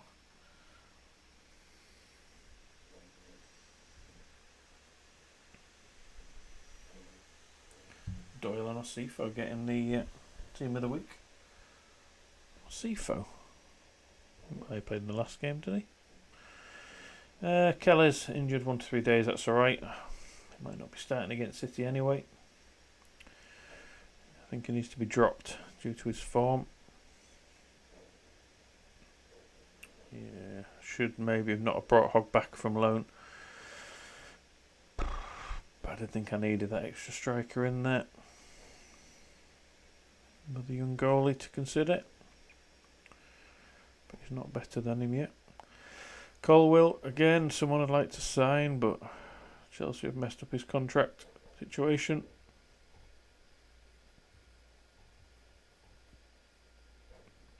Youngster at Arsenal, who won't see the light of day now because of their signing of Jaime from Barca, who hasn't really scored that many this year so far as a striker. Martinelli's done well for him. Oh, he's doing well for them.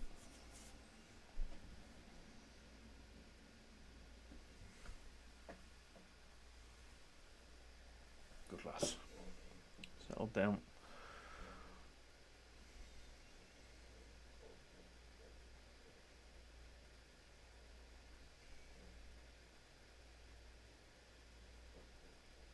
See, potentially a great poacher. He's just not going to be good enough at this rate. Is that Laycock injured? Which one is it? Yep, damn. 5 to 6 weeks, that's a real shame.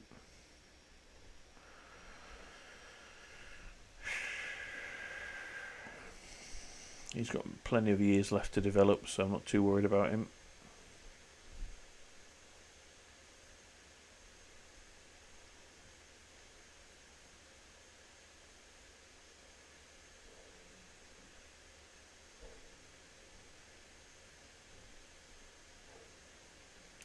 Euro Cup quarter-final.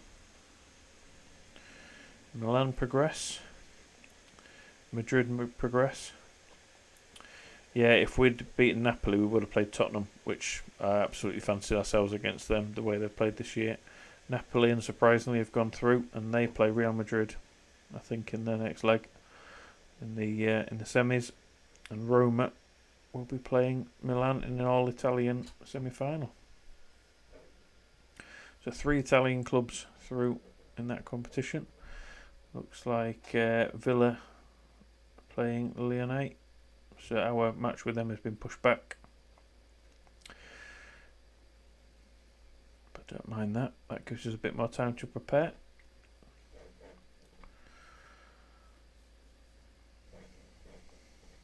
So Villa going strong in their European competition this year. Andre Anderson of Chelsea.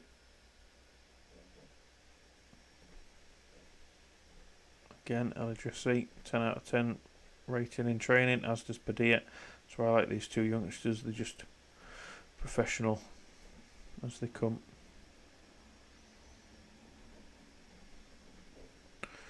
So let's have a look at Villa. So they may be tiring if they've got a lot of matches to come. Yes, who's that? Let's have a look at their schedule. So they play West Ham, Burnley, and then Lyon away. All 3 matches are away. And then that's the Thursday match, and they play us on the Sunday. So they might have a bit of a hangover from that.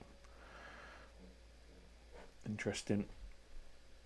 They are where we were last year really. All the games to be played. Big team, big squad. Trying to compete on multiple fronts.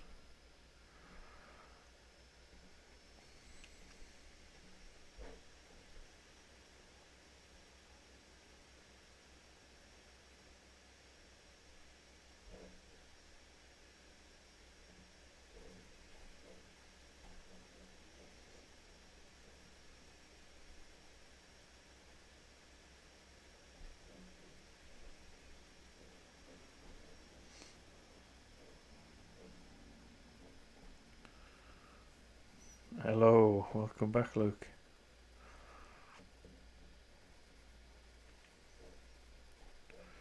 FA Cup semi-final for us against Manchester City. That's twice in 2 seasons we've reached this stage. Hey, no worries, man. Hey, you're welcome.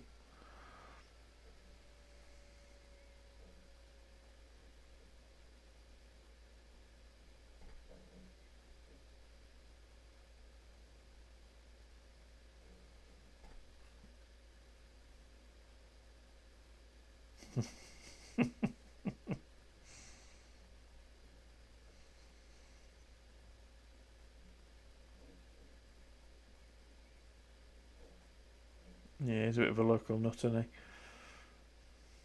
You know who I am. I'm not going to talk about Haaland. He doesn't score against us unless it's a penalty. Yes.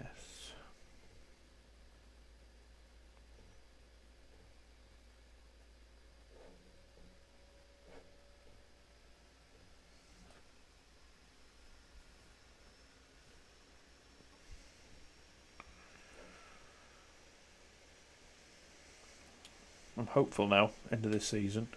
Southampton and Norwich are into the final of the FA Cup. Oh, if we can beat Man City. I think the winner of the FA Cup is going to come from this game.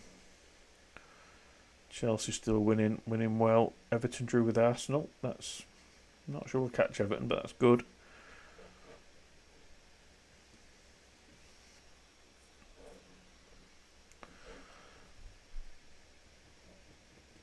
Fulham we should be beating even away from home. West Ham we should be beating at home. Villa might be tired. We should be beating them.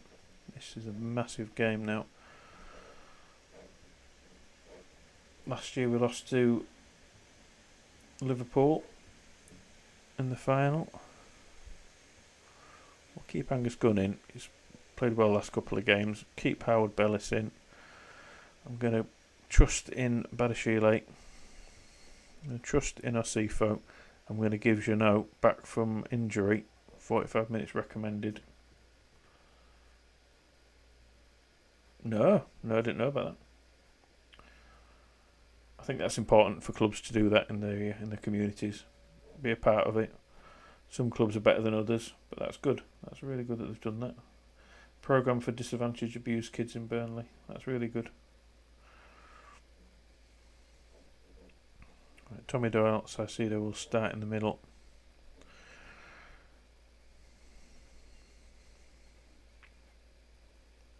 Stick with my front three. Oh. Okay. That's very good, actually. I like that.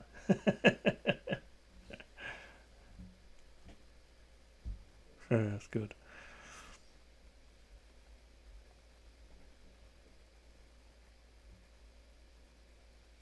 Put Kilman on the bench. He's still potentially good enough for us. But do we have too many defenders? Put Birdie in. Put them to him. No, that wasn't a bad joke, that was a good joke.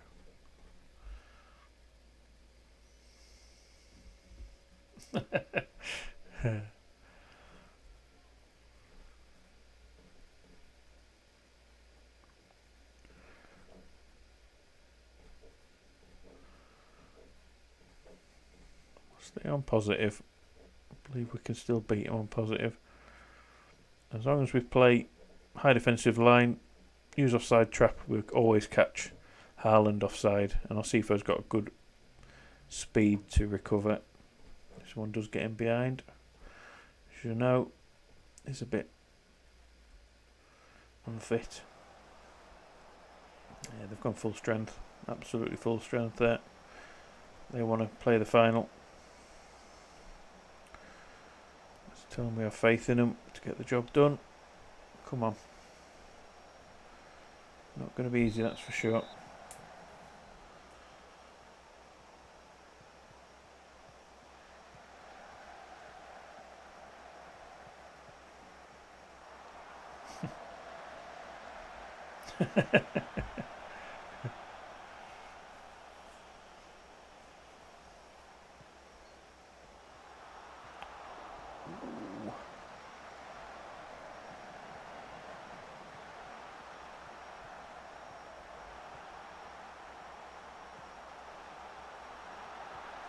I've come out of the traps here. Firing quickly. Let's try and ride this out. Don't want to concede early. I'll just see that was poor.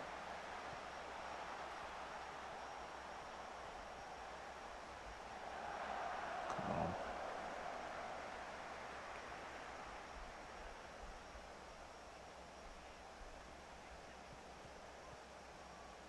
Yeah. Guessing he's 36. Yeah, did. Yeah, they're still going, even at the end of this season. Sterling's not too bad, 33. But De Bruyne, 36 now, but still an absolute beast of a player. And they've brought Ansu Fati in now. Proper good player from Barca. Yeah, I know. 36 years old and he's still running the midfield for City. But I think he's one of those players that will just go on because he can just drop a little bit deeper and he can just play like the Pirlo role for years to come. Come on, Elidrissi, get in behind him. Oh, lucky.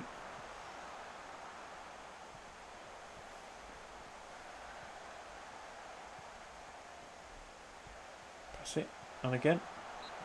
Oh, he's offside. Okay. City do look up for this. Yeah, Scholes did the same, didn't they? Always good for a booking, the deeper he got. No, Haaland might have beaten the offside trap there. Run wide though.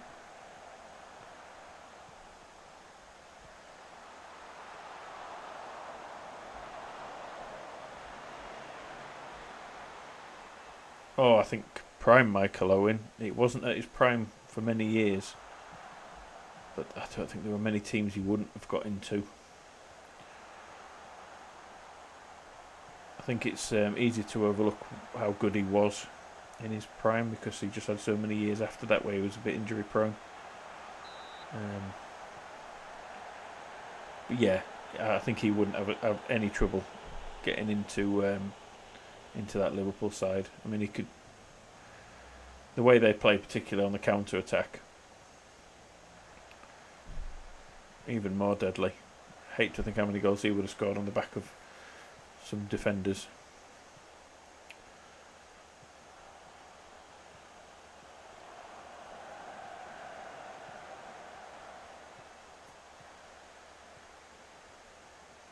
Oh, Allen's in. He scores. I think he was something different, Owen Hargreaves, wasn't he? I don't think he was that good, but he read the game well.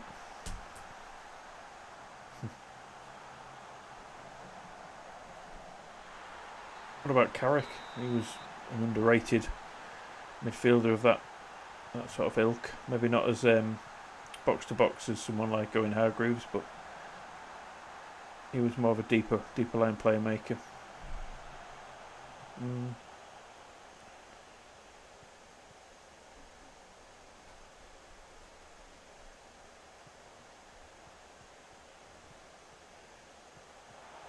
Come on, in he goes.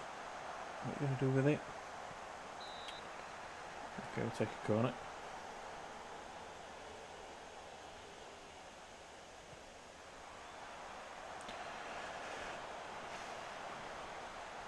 Inside? Nope. Come on, let's encourage them.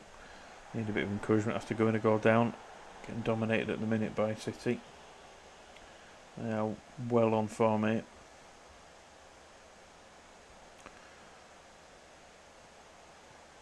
Need to keep our heads, otherwise it'll be a long way back for 2-0. Oh, come on. Just take your time over it. We don't have to counter-attack. I haven't got a counter on, have I? No. The option is there. Go on, Luke. Doyle. See, Howard Belly 6'5", Doyle 6'6". I know nobody's really shining yet, but more consistent defenders. Yes, go Luke. I sometimes randomly call players by their first names.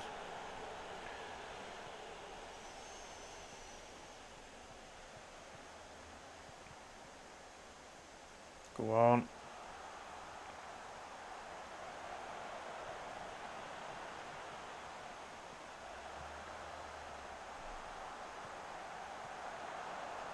We've got plenty of players back there. Should be able to deal with this. Well done.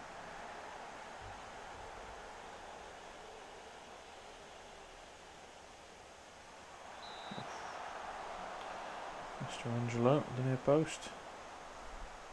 Dr. Angelo.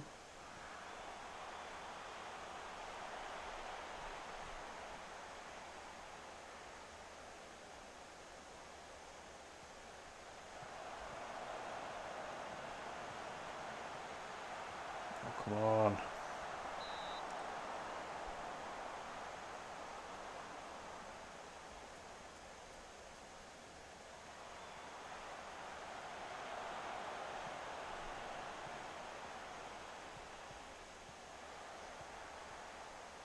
I hope they don't bring on,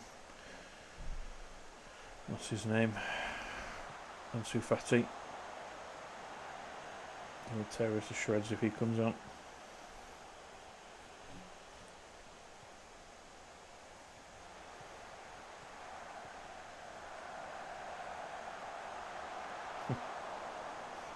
Good way of doing it. I think on most football games, pace always is the killer in it. Pez was always the case. Playing Pro Evolution Soccer, if you had a pacey striker, just through ball it to him and you're in.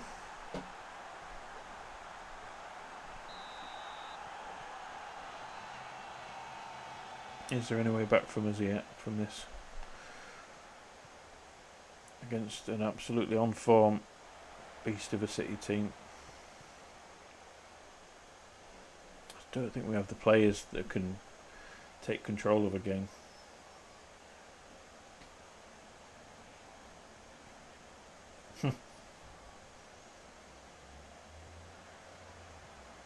Heskey was a bit of a beast at his height. Again, not that he had many years at his best. At Leicester he was really good. It just never really worked at Liverpool. Well, it did to start with, him and Owen, and then the Germany game for England.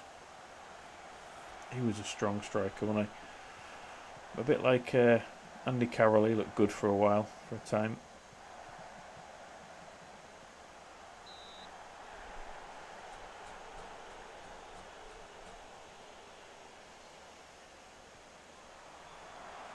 Come on, buddy.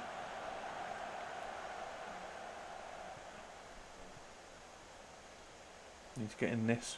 Get back in this game. Not when we're playing passes like that, though. Good recovery by Arcifo there.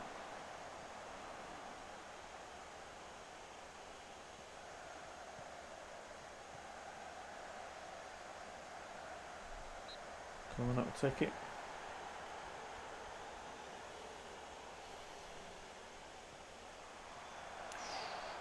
Okay.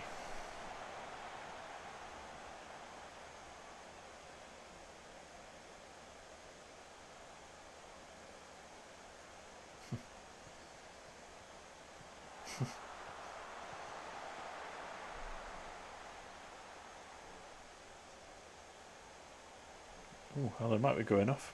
Fransu Fati carries on. Yeah, I always go for the taller players. I try and do this in FM as well, but it's harder to find them. Just there's so many smaller players in this game, in world football, I guess. But I always like to find taller players, ones that can win headers, a bit stronger. And if you combine that with a pacey player as well, you've got a world's best there. Ooh, offside.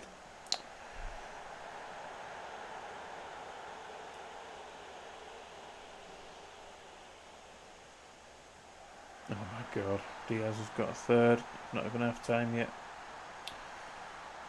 It's a shame. Hoping to catch him on an off day. Hasn't happened.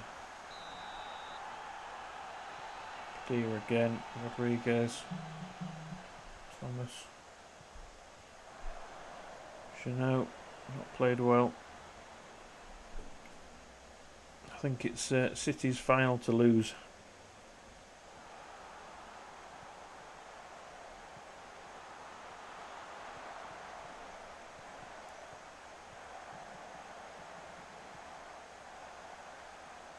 Yeah, Haaland's picked up a knock, you'd bring him off, wouldn't you?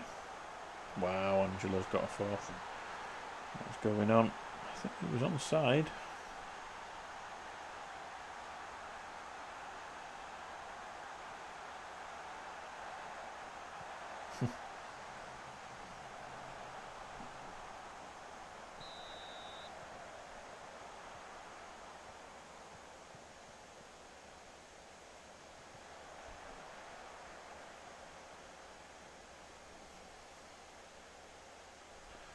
Just another Jekyll and Hyde performance from Forest.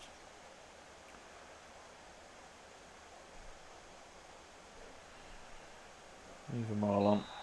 They've got us into this mess.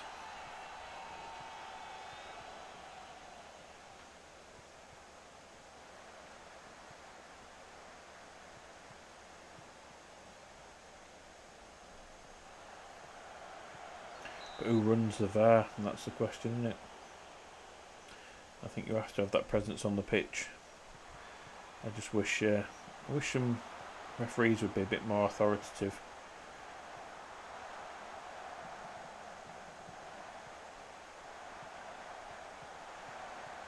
But they still have to understand the laws of the game, so in effect there would be referees, wouldn't they? They still have to have the training.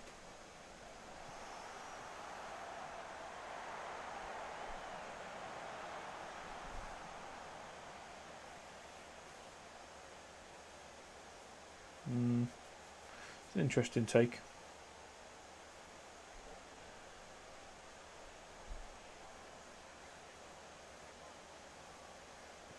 Oh, right, okay.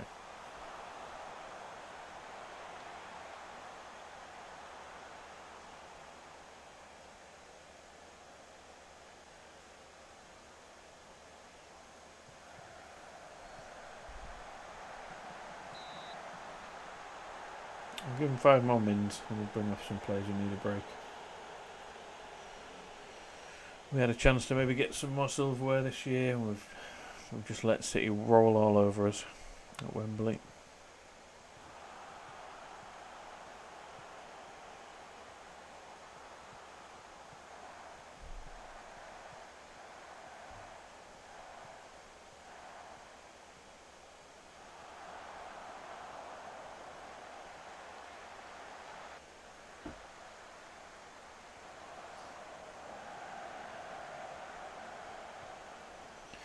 Yeah, I don't know if football suits all the stoppages, but when you've got teams like Atletico Madrid who just kill the clock anyway.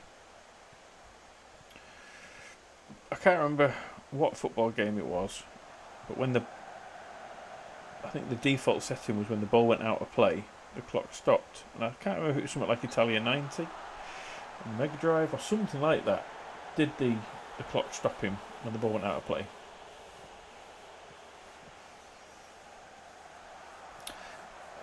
So I don't mind VAR in principle, but it really is just you're still going back to someone else's opinion off the pitch. It needs to be, if it's opinion based, it shouldn't be going to VAR. If it's a handball, you have to have the rules in place. Oh God, Padilla, Rodriguez.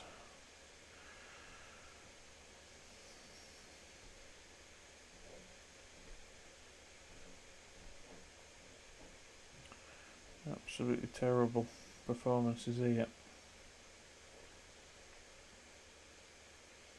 Yeah, it is the way the sport's going. Which, in a way, it should be a good thing, but the way it's been handled at the minute, it's not a good thing. I see the SPFL are having it next year after the World Cup, halfway through the season. They've agreed to take on VAR. It'll be interesting to see how they implement it. We might have something to learn from that in the Premier League.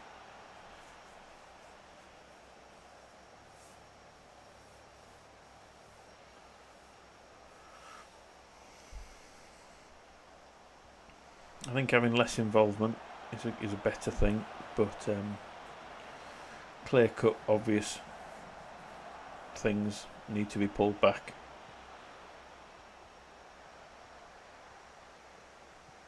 I think time does need to be added on for VAR decisions. It gets silly where it can run on too long, but I'd rather have a longer running on game and get the decisions right. Oh, that's not a foul. Not good.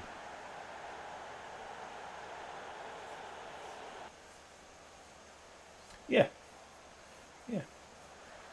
And I like the idea of rugby when it hits that timer.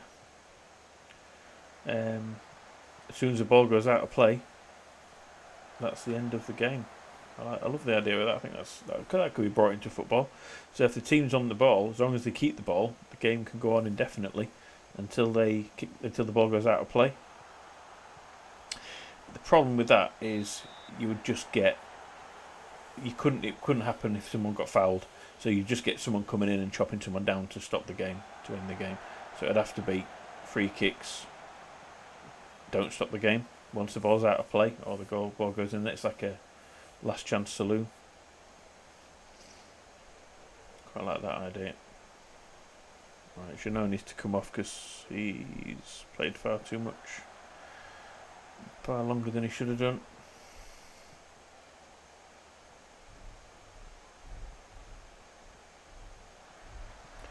I mean, I think if the clock does stop when the ball goes out of play, the game will overrun probably too long, but if it stops people time wasting, I don't know. It's a tricky one, isn't it? I don't think there's that much wrong with football. I just think people try to nitpick at minor things. You can't perfect anything. I don't think you can really perfect how football is played and how football is officiated. I think you can just try your best to get it, make it fair. As long as it's fair. All right, Malcolm, how's it going, mate? Long time no see. That's my opinion. You can try all you like, but you don't want to take the history out of the game. You don't want to change the rules too much. When you say confirmed, is that bang on, Luke? Is he agreed the deal yet? Yeah, cool, Malcolm. No worries, man. I know what it's like. Wi-Fi signal on the road. It can be really can be better than at home sometimes. And then you get into a black spot and it's terrible. Well, this is you've just come into us losing an FA Cup semi-final at Wembley to Man City, who were just absolutely dominant. I think, coming back to the Haaland thing, yeah, he don't want to talk about it, doesn't Man City manager, does he? He's reluctant to chat about it. I think I wouldn't be surprised if he signs for him. I think $500,000 a week's a lot for a player who's not really proven in a top division yet. I mean, Bundesliga is all well and good, but he hasn't won the league with them. He hasn't won a European Cup, I don't think, with Dortmund yet. And Dortmund are very attack-minded focus, so it's easier for the attacking players to look good. I mean, look at Sancho. He looked unstoppable in Bundesliga for Dortmund, breaking assist records, goal involvements. I know Manchester United's a bit different because they're a mess. Nobody could come into there and look really good.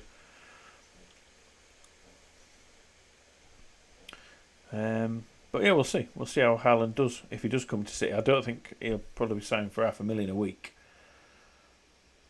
I think that's a little bit more than what he deserves to start with.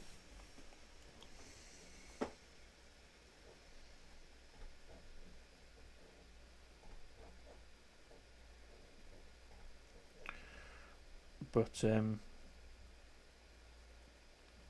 if it's performance based and he does perform, he could be the difference.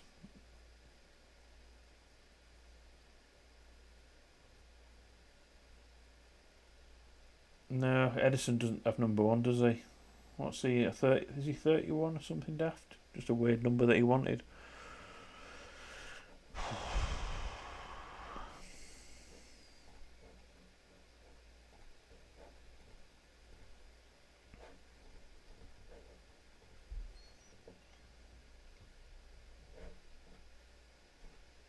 Well, I'd like to see Haaland in the Premier League.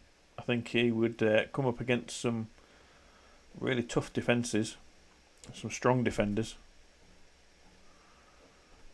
Wow, absolute domination. Motta sent off again. Sent off in QPR's 3-1 victory. That's twice he's been sent off in games where they've won, I've noticed. 2 red cards. Doesn't actually show you which ones he got sent off in. But the 2 games he was sent off for QPR, they won, weirdly. Where are QPR in the league? 7th. Sent off there. 9th minute, that's ridiculous.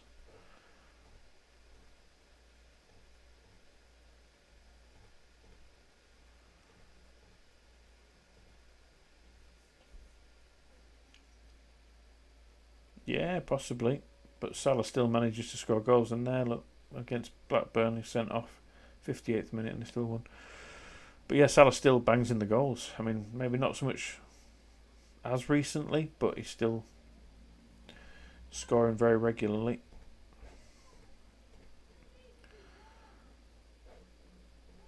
And I think with the City squad, yeah.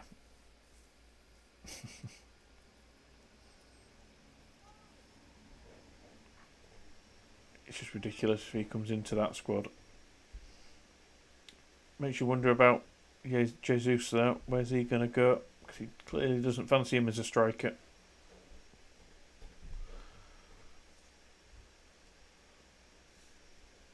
Yeah, no worries, man.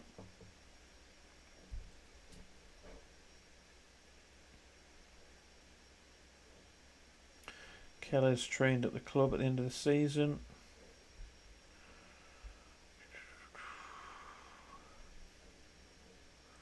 Now qualified as homegrown. Craig Laycock trained with Millwall, but he's only 17, so he will be homegrown before too long at the club.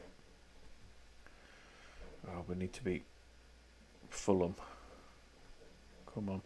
Kellis can come in now after Angus Gunn conceded 4. Not that it was his fault, particularly.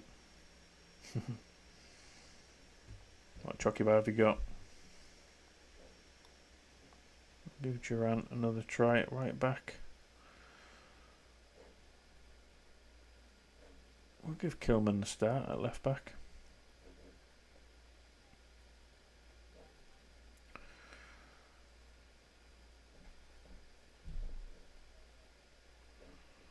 He's knackered, isn't he? Yeah.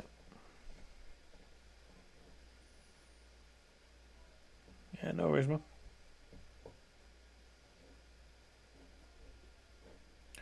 Neto and Budiang can play. Budiang's been a little disappointing. I keep getting messages pop up that since he signed his deal for us, 70k a week, his focus on football hasn't been all that fantastic.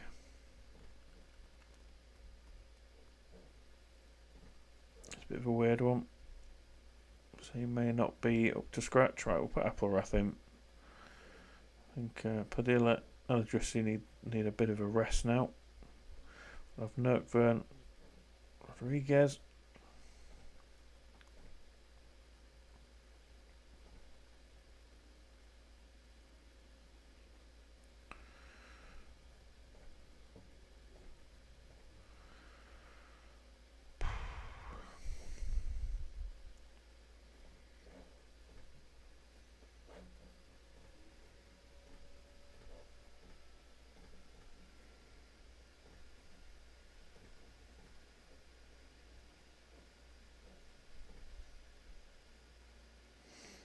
Come on.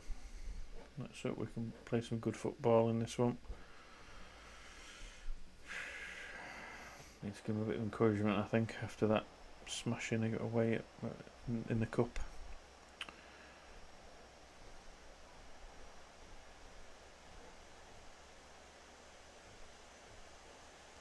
Fulham 19th in the league. They're not on form, are they? Shouldn't have too much trouble against them, but you never know. We're up and down at the minute, this team. Never know which Forest is going to come out at the moment.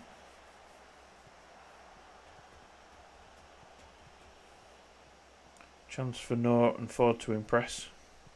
Duran needs to have a good game. Bodiang, he's got his chance.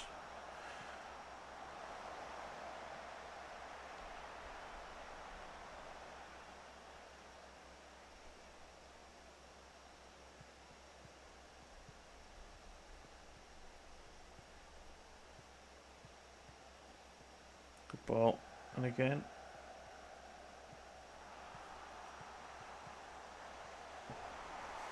That's one good thing Bodiang has got. He's tall, good in the air, can get on the end of crosses.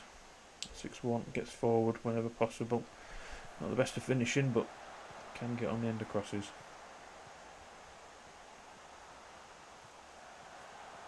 Come on, Kilman. Will you be here next year?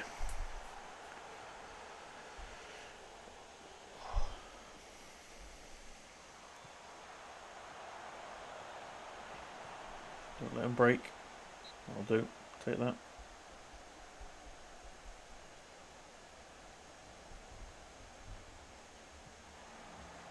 Come on, no. Manchester Derby. Elsewhere. 0-0. I've still got Mitrovic. 33.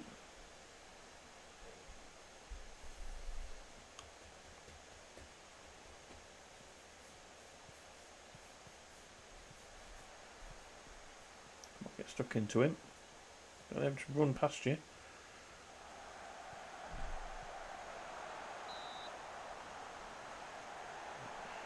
We really will have to work on the defending.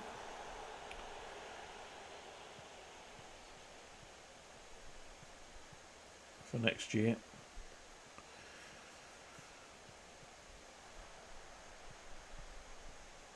And again through. Going up Aratha. He's not a great finisher on that foot.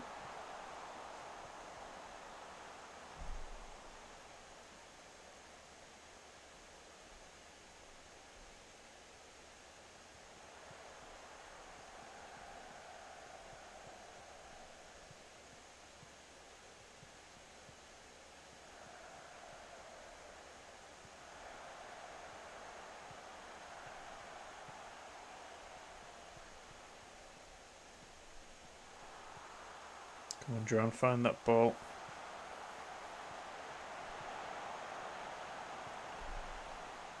Not clear-cut chances, are they?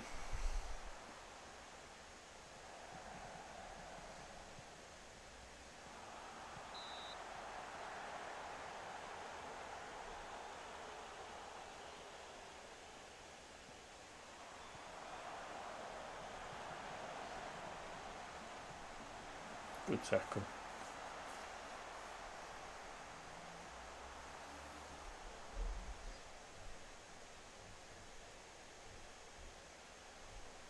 Go back to extended.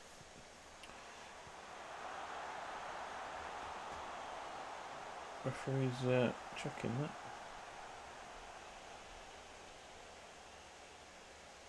Damn. Just straight offside.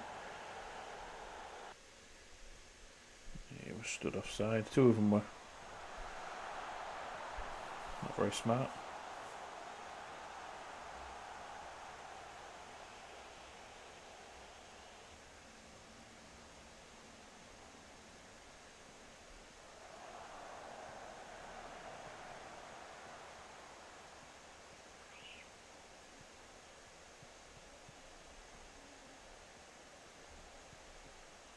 Players running forwards, that's good to see. Oh, that's a poor pass in the end.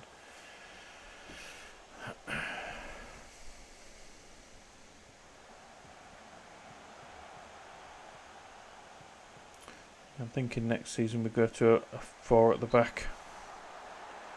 We need to be stepping up.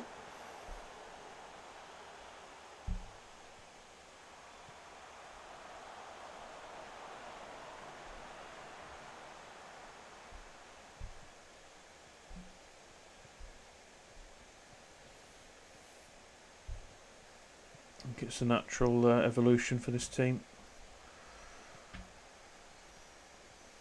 Get rid of some of the dead wood. Come on, go on, Notvern.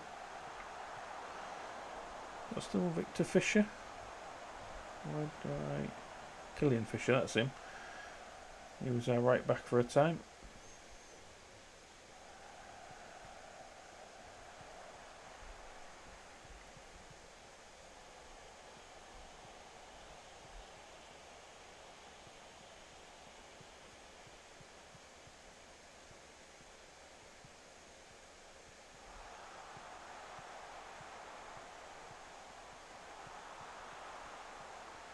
What are we doing here? It's a nice play. Doesn't really lead to a clear open chance at goal there.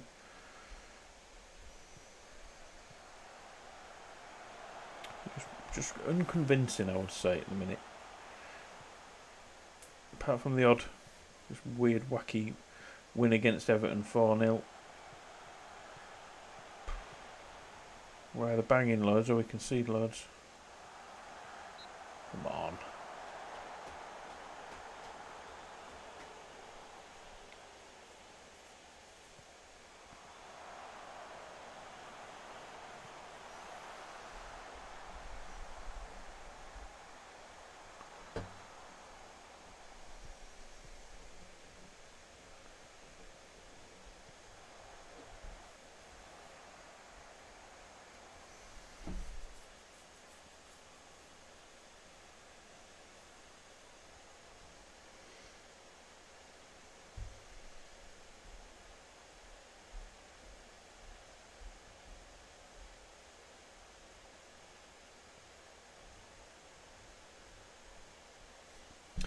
as half time.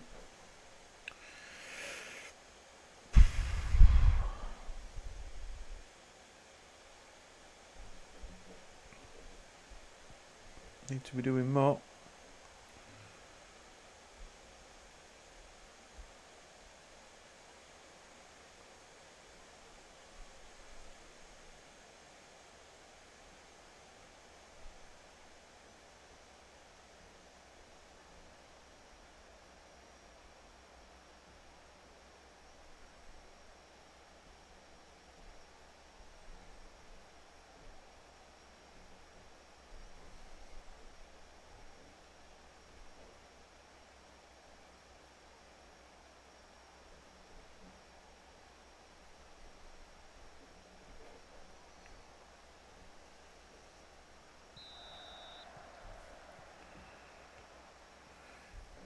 I think we're 9th in the league at the minute.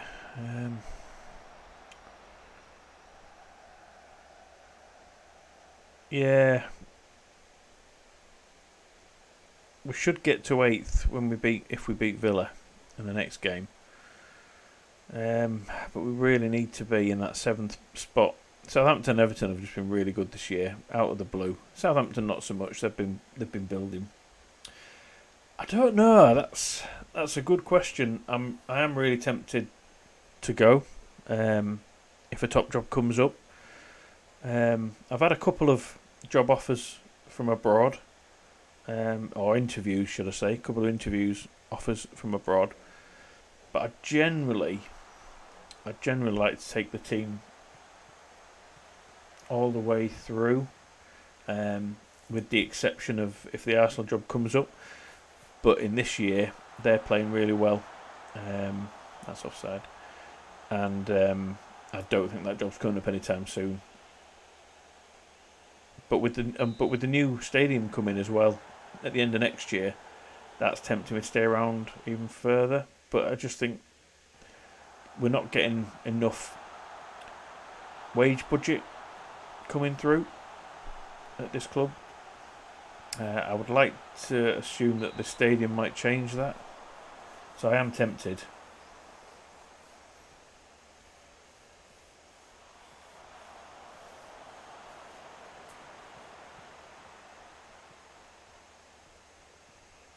Alright, Robbie Fowler.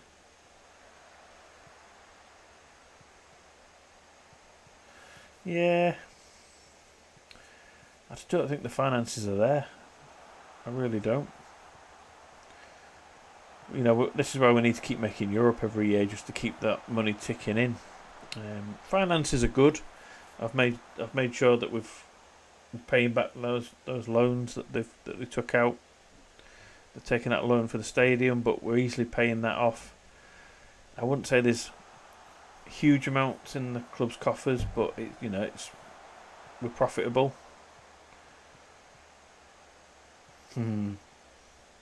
Yeah. But now we're established as a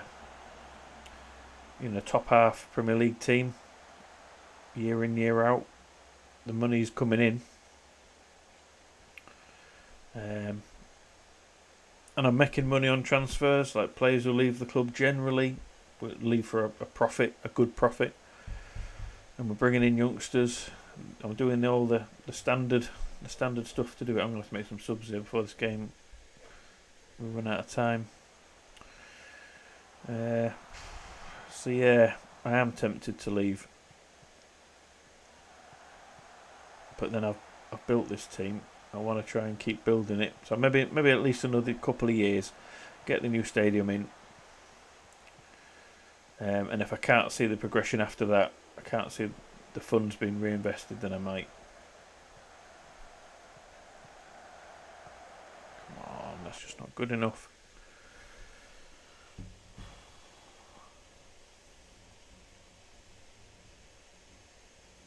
Yeah, that's similar to what's happening here. I've had a couple of good years. And then it is just sort of backwards and forwards. I don't feel like we are really improving all that much. No, he's definitely a winger, isn't he? Have them on attack. Neto hasn't done fantastic, so we'll bring him off.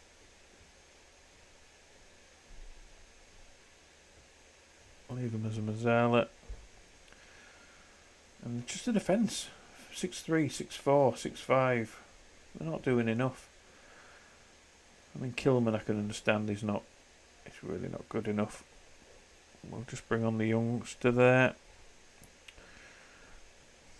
There's no point going attacking, I don't think. I've done that. I've done the facilities.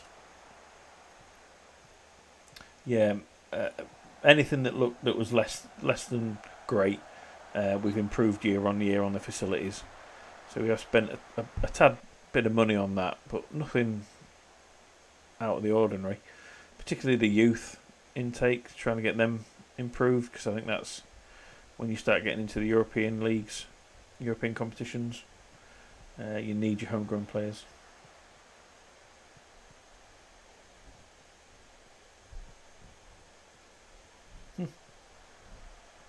That's nice.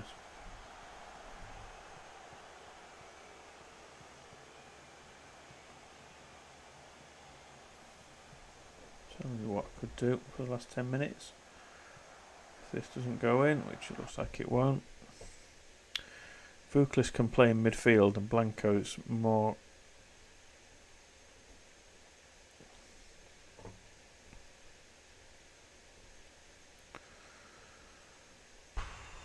He can be our ball winner.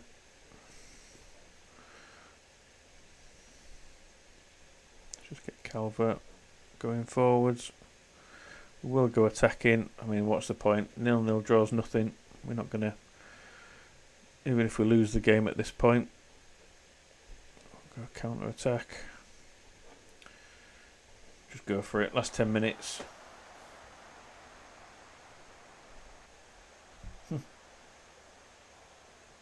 Yeah, I don't blame you.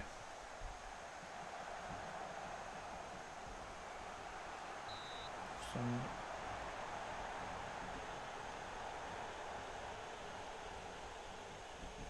Oh, aye. I'm sure they would.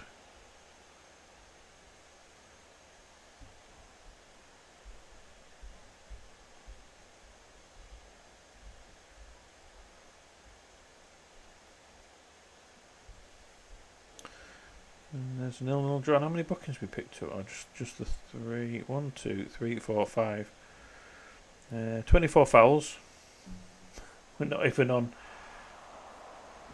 tackling strongly. I really don't get it. It'll discipline something or what? Doesn't make any sense to me, that. Come on then. I can see you lurking there. Let me get the mouse. Not that kind of mouse, calm down.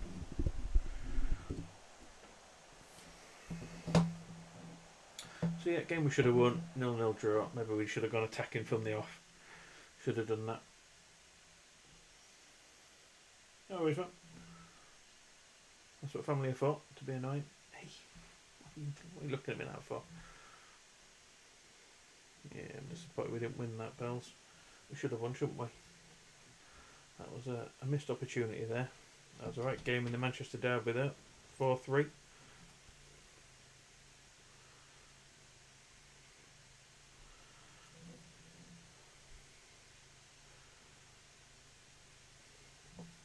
Put my hand on there, Bells. If I can reach. There we go.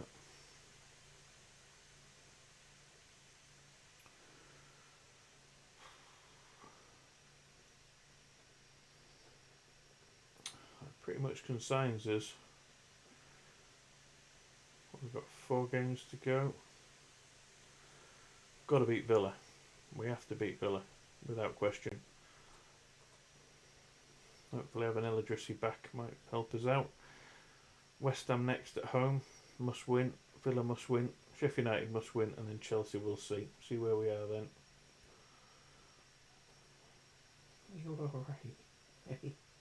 Can I have my headphone cable back? Thank you. What are we looking at? There December, isn't it? Badia wants a new contract as well. I'm going to have to tell him at the end of the season if he can't be coaxed into... he's fine. He's fine for now. He will be signed up though. He's someone I need to make sure we've got him for the long term.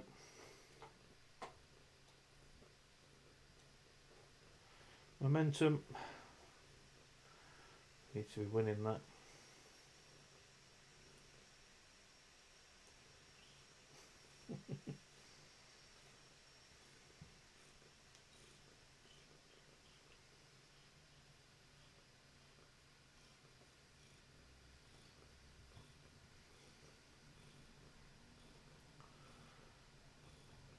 Sifo wants a new contract again. Not sure he's good enough, you know. No longer wants a new deal. That's what we like to hear. We're going to have to make some tough decisions at the end of the season if we are to push on.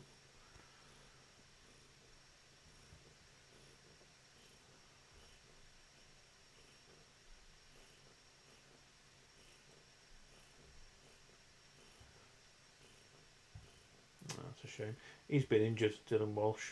Big injury while out on loan. And I thought I'd send him out on a leadership course while he's just sat around doing fuck all. But I like him. He's potentially a good centre-back for me. I want him to keep developing. Shame he's had a setback of his injury.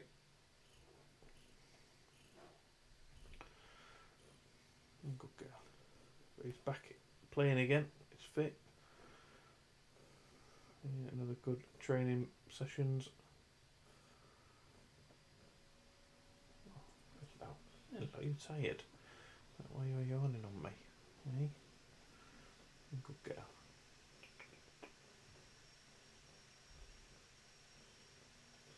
Right, must win, Bells.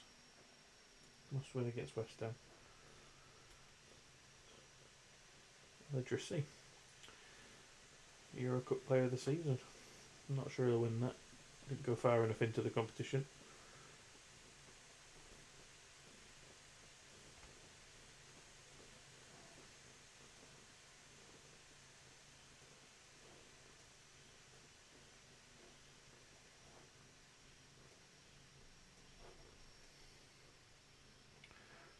I think we go out attack on this, Bells, don't you?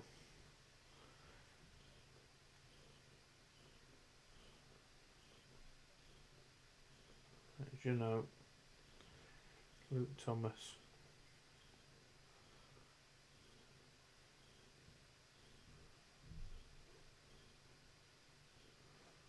Sifo back in there. Adishile. Tommy Doyle. Saicedo.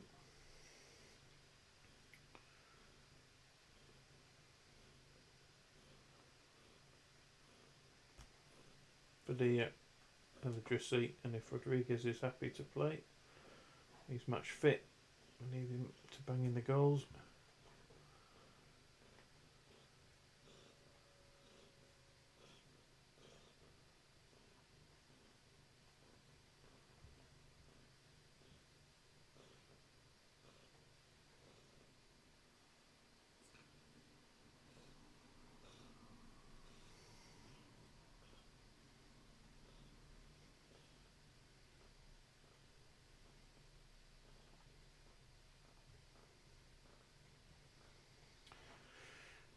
Might need Hogg to come in, if possible.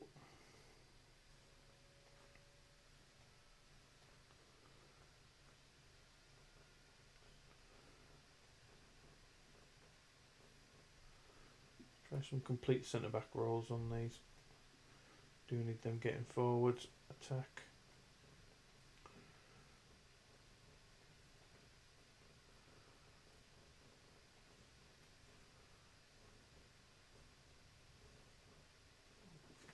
Cramping the leg spells.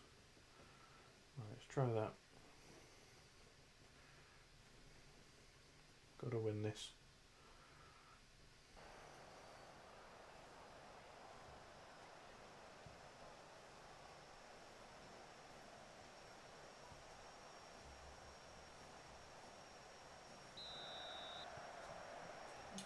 You're yawning. You need to have a nap, don't you? Mm-hmm.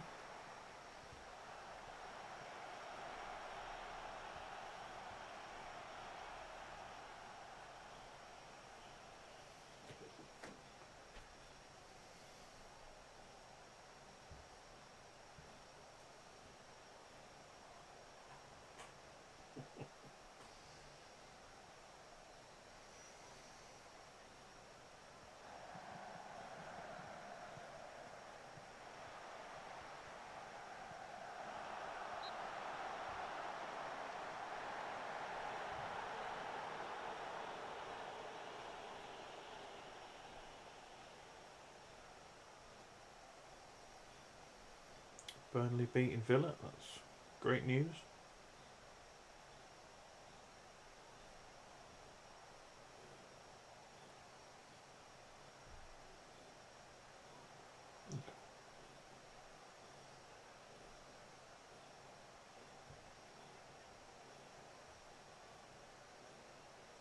Oh, Jesse's picked up a knock.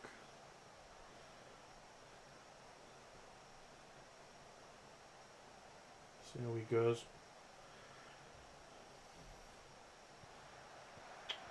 We'll have to bring him off, I think.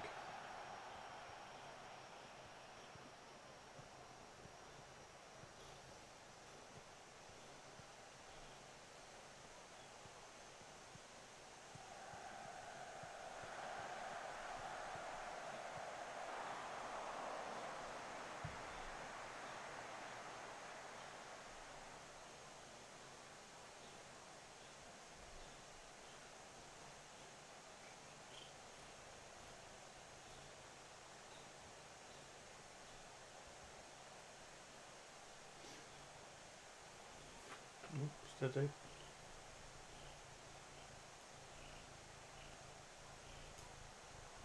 Let me go in.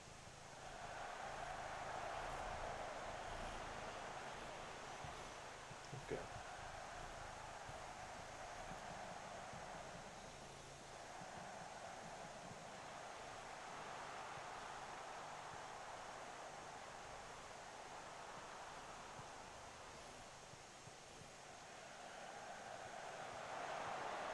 We'll see if it gets caught.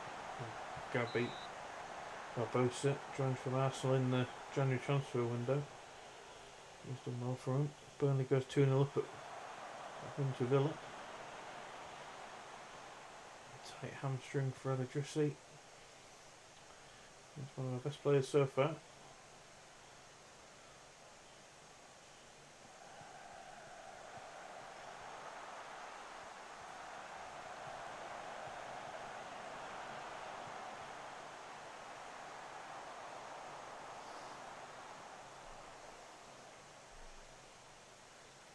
Well, not the best first half performance I've ever seen.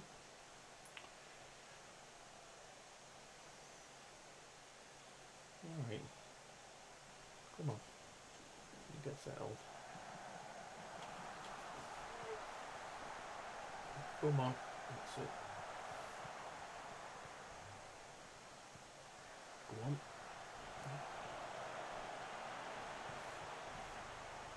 Okay.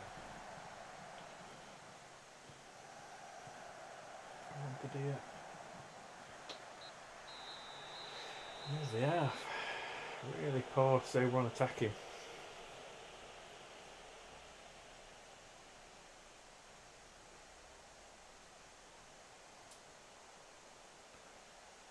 Right, if Adjussi's coming off.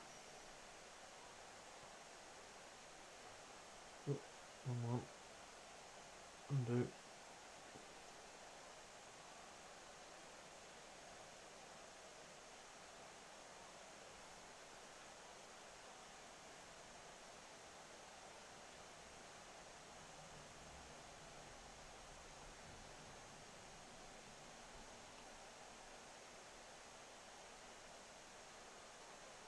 We're pressing forward up there.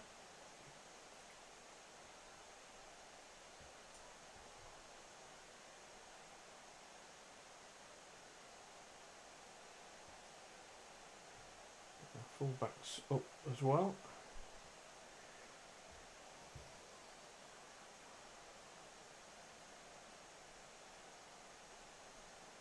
a counter. Just need to do something to create some chances here.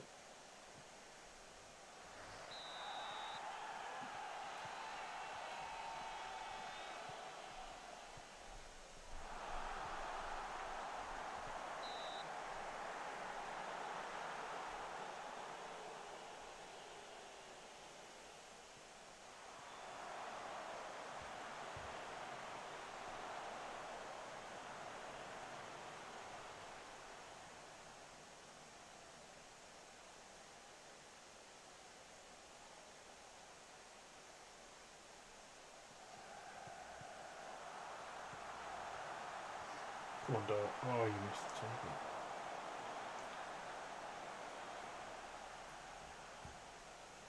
Luke Thomas on a 6.3. Come on, dear. Better as a striker. Where are you going? You're going to go in the window? Yeah.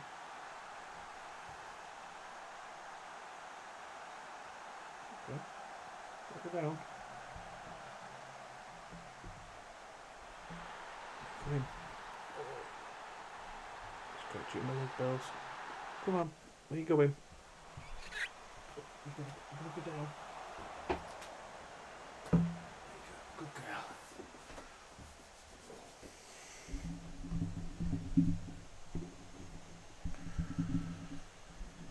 Well, there's the breakthrough anyway.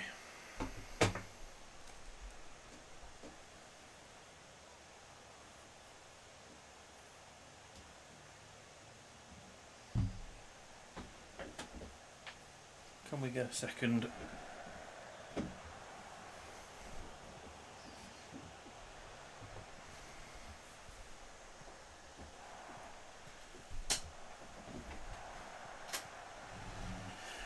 Rodriguez's really poor performance. Needs to get involved.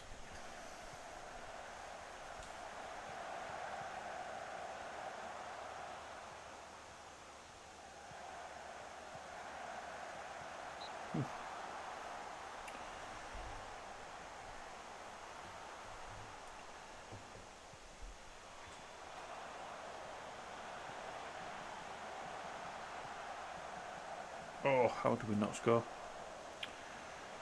from that chance?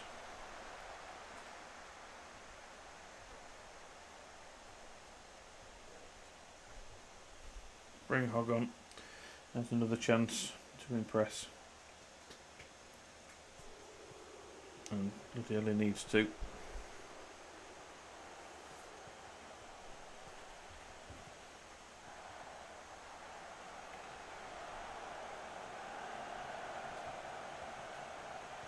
Motion out, well done. Hogg takes it well.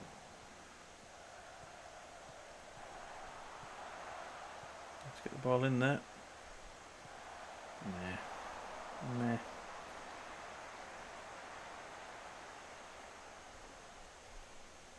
Encourage him one more time. I didn't like that. We're only 1-0 up at home. 13th place, West Ham. Why would you want encouraging?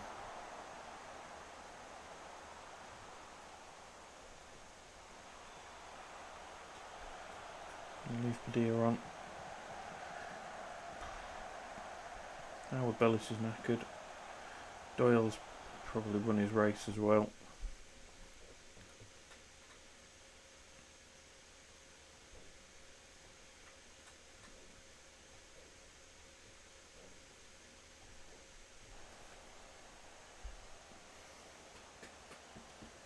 Come on, let's get the second goal. Let's wrap this victory up. See us leapfrog Villa before we play him away.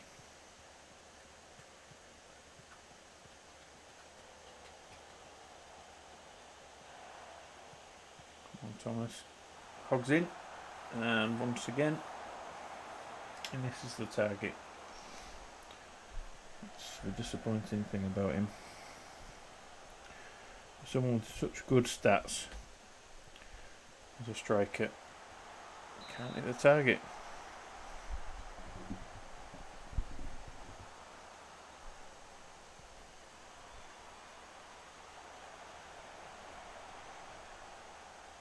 I need to judge when to go defensive, or at least when to start shutting this game down.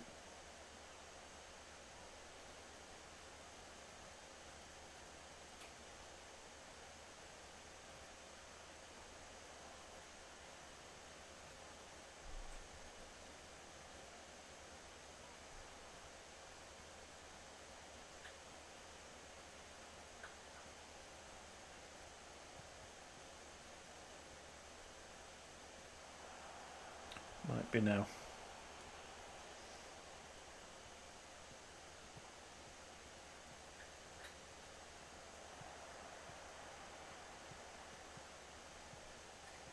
Good ball.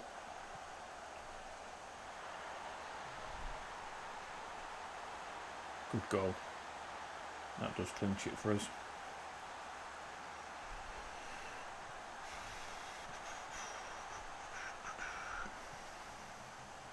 Yep, Villa have lost. Everton have lost. Southampton are drawing. It's really good. Good day for us.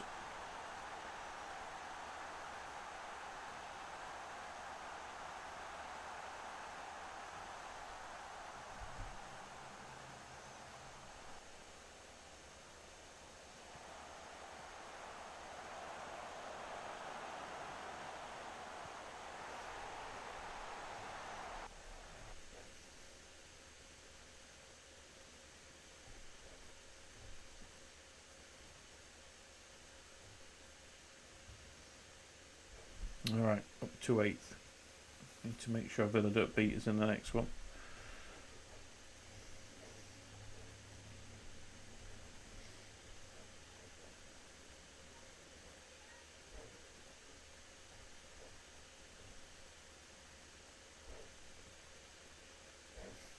You want a new contract as well.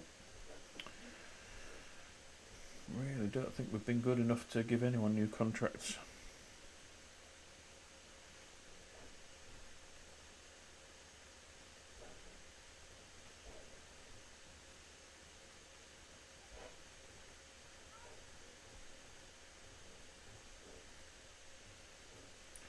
So 3 matches to go.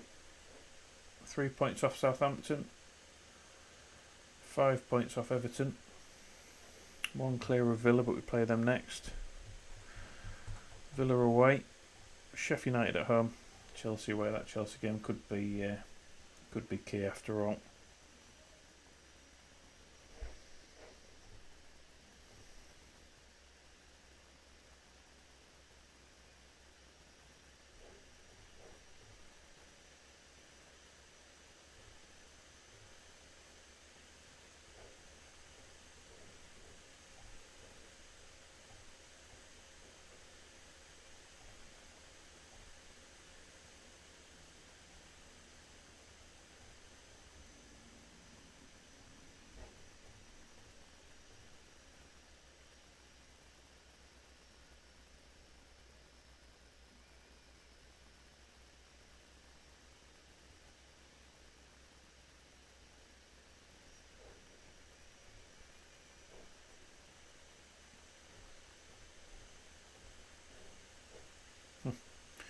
His poor start to the game.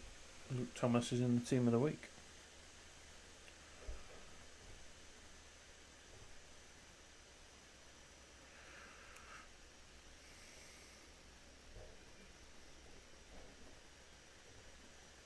Burnley making a right run up the table. Luke will be pleased to it. Avoid relegation after the last few wins.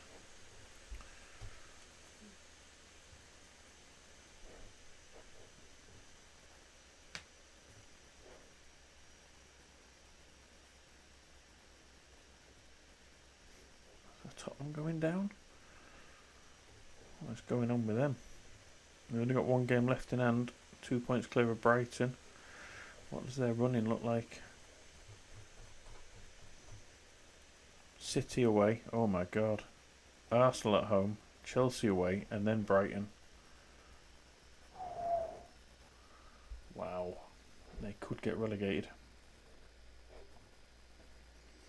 Napoli, Real Madrid, Roma, Milan.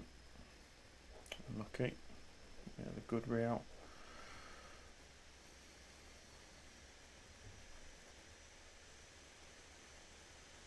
And Villa have just played on Thursday in the Cup. Right, any of these I feel we could improve. No.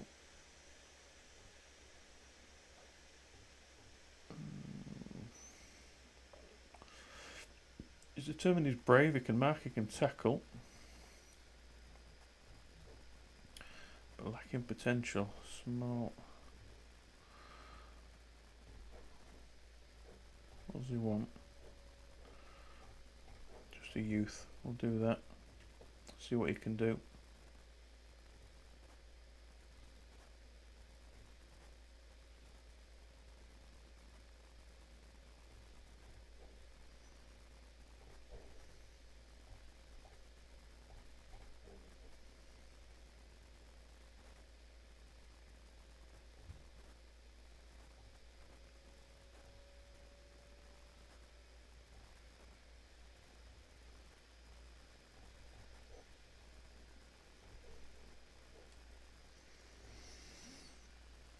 Yeah, not very good youth prospects in the club at the minute.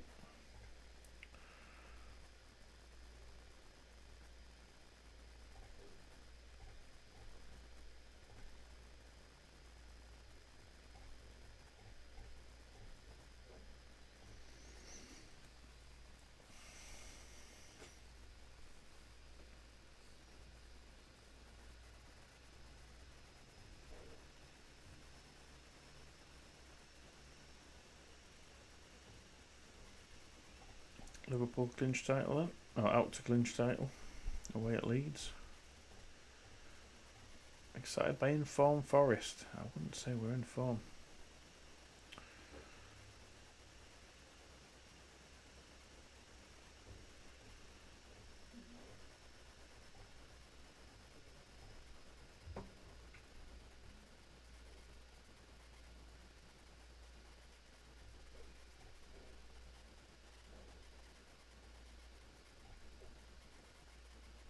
Yeah, I like Matthew Beavis.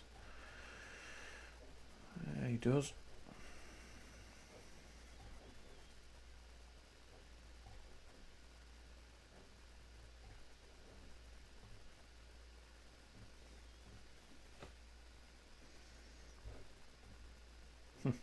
Good.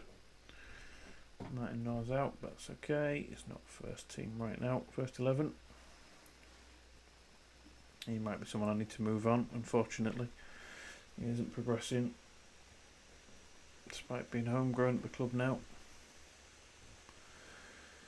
Might have to send him out on loan just to see if he's got a future here.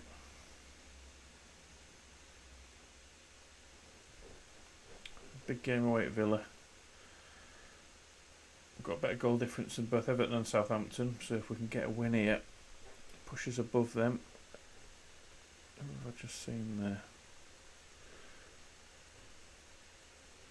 Southampton away at Sheffield United. Burnley are beating Everton. Everton are throwing this away right now. Right, Durant didn't have a particularly good game, so we'll leave Jeannot in. He's done okay for us. Sifo's doing well.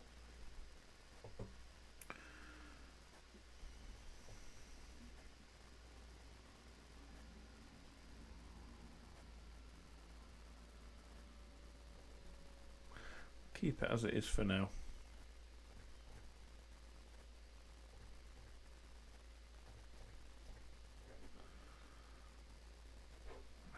Do I want Hogg in the side? Don't really know.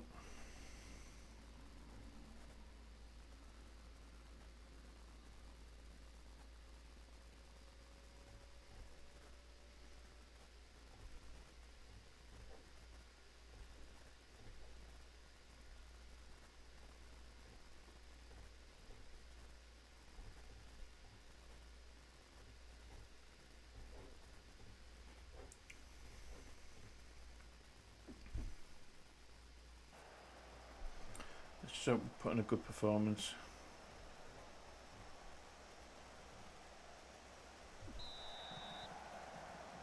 Villa are stuttering, like Everton.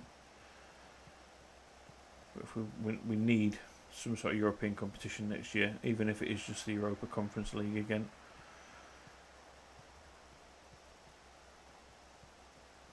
I've got a big squad now.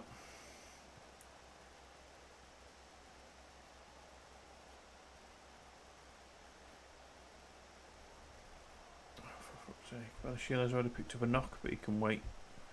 Keep him on for now. He'll be fine. Yeah, he's not actually injured. Come on, Doyle. Dia's really deep.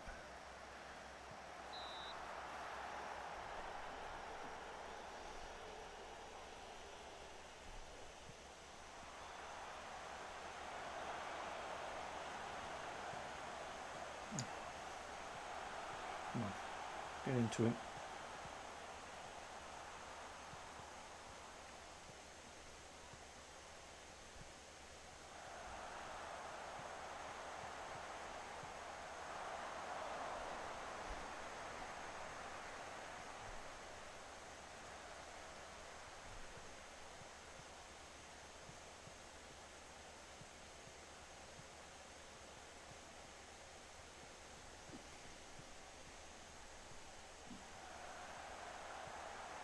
Oof, wow. That could have gone anywhere.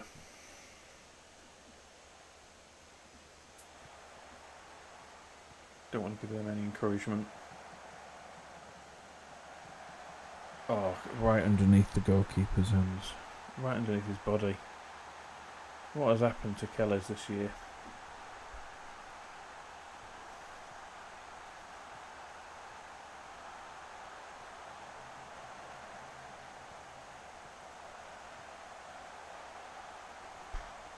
Terrible goalkeeping.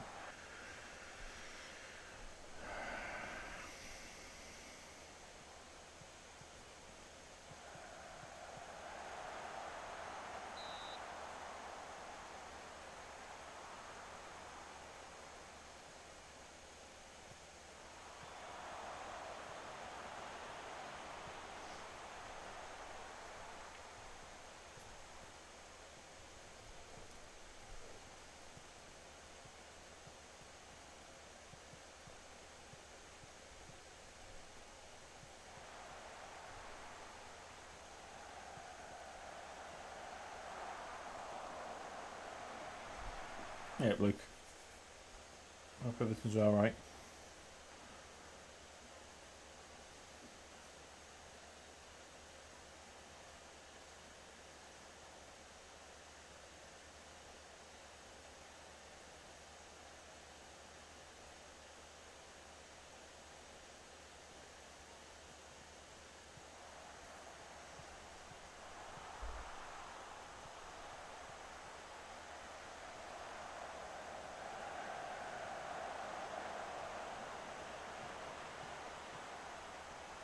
Shit pass again. What are they playing at?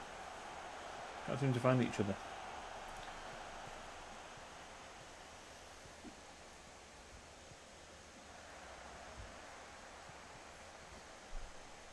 Nice.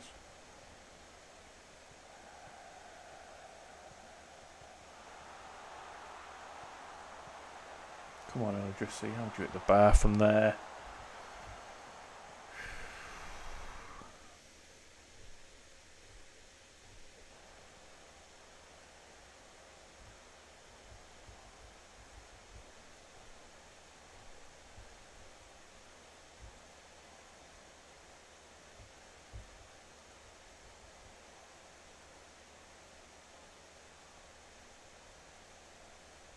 Everton are back on terms with Burnley.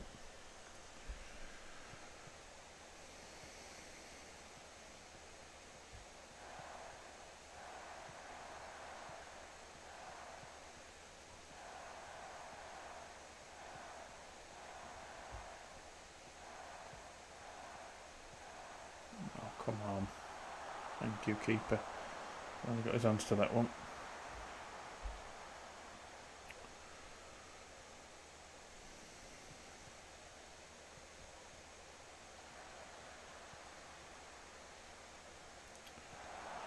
Wow.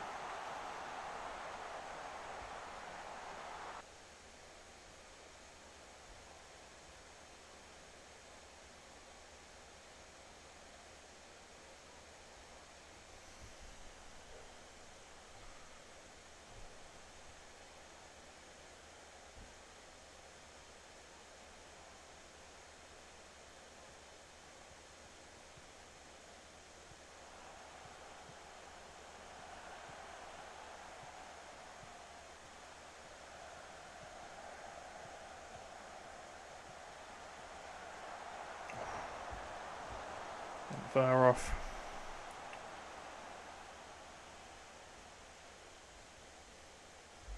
Can't afford to lose this. What a save.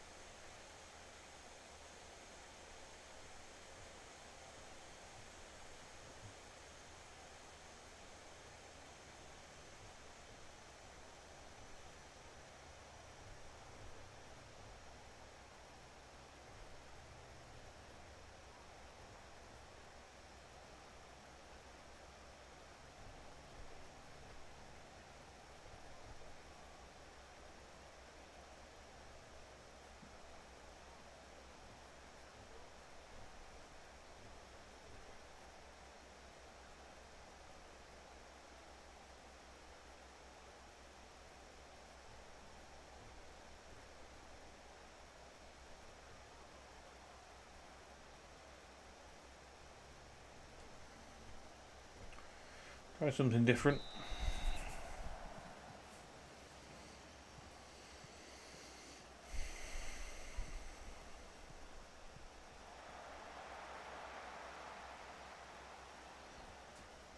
Front three need to pull the fingers out their ass, as does Asifa, Badashile and Thomas.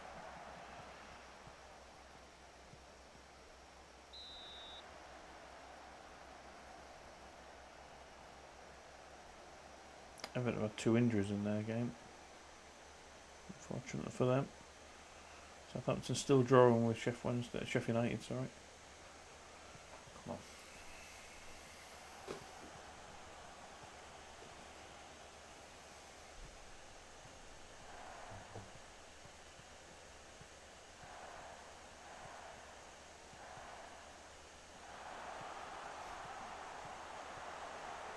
Get rid of it, thank you.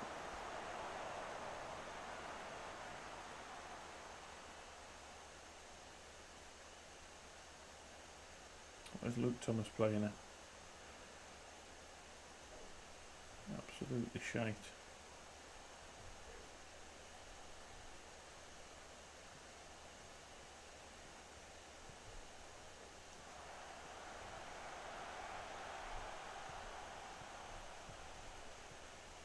Last chance they've got to book their ideas up before they get hooked. Oh, he's in behind him. Look. Come on.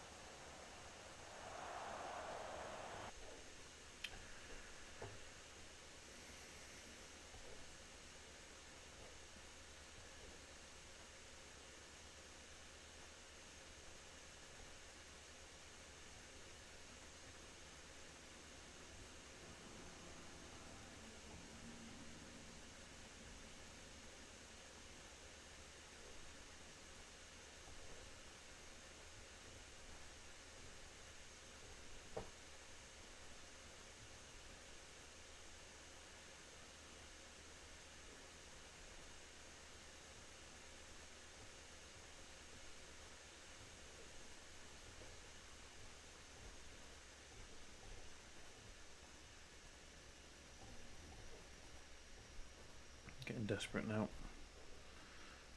These two need to do a bit better. Ball winner in there.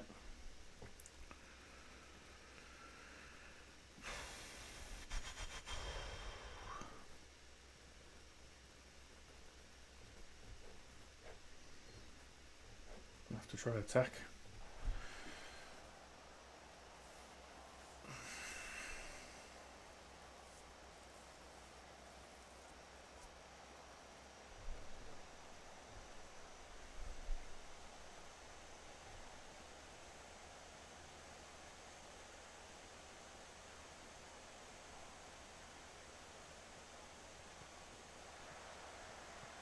Close them down. Put pressure on them. Well done.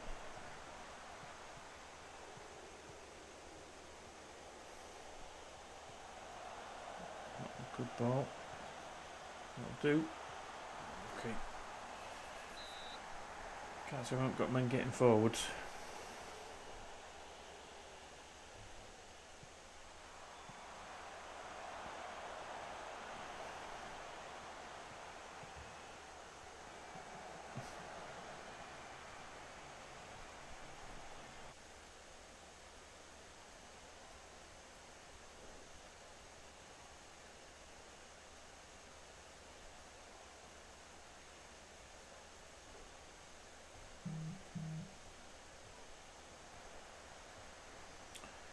Last throw the dice.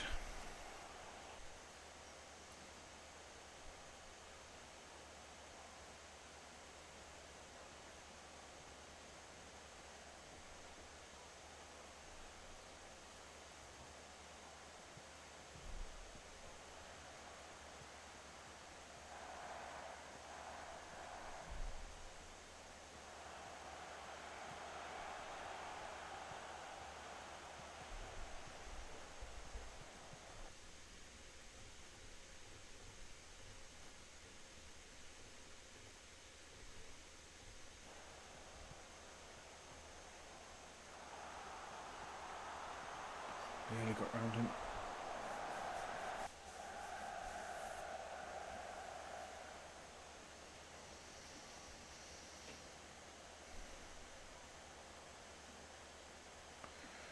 I'm on attacking. There's not a lot more we can do. We'll throw very attacking on for the last few minutes, but it doesn't normally work.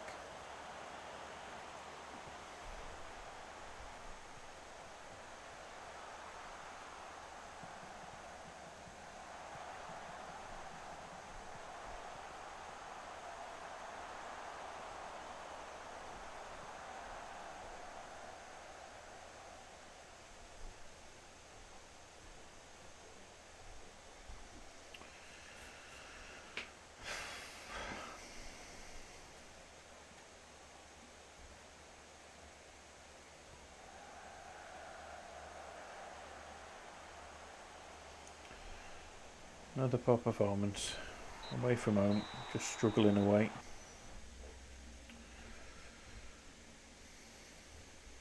Not got much chances left now. I think we've missed out. I'll send the assistant to that. I'm not speaking to the press. Well, as good as missed out. Southampton have a game in hand.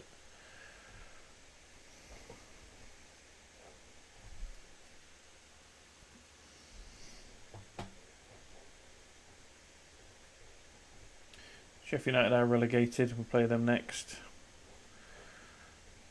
Too little, too late. XG. We pushed it at the end. Dear oh dear.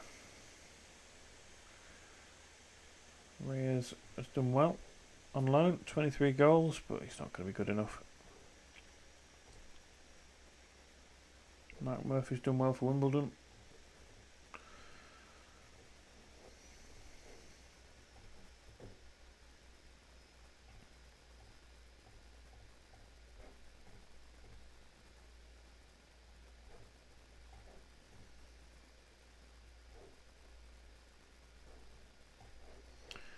A disappointing end to the season. He's become. Oh, shut up.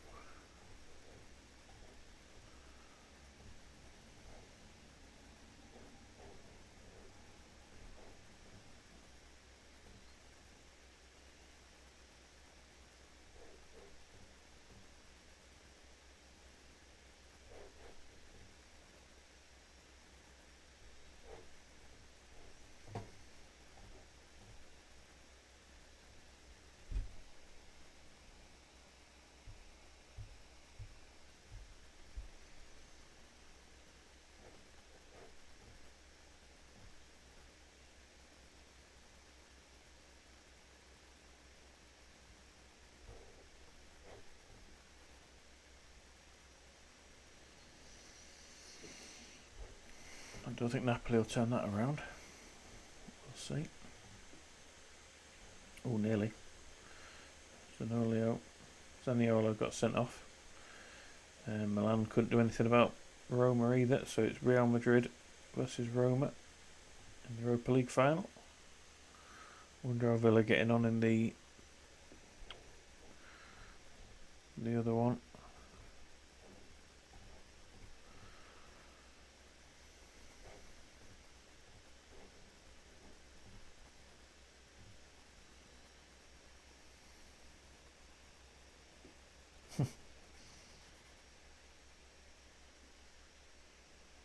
Yeah, that sounds like typical to me.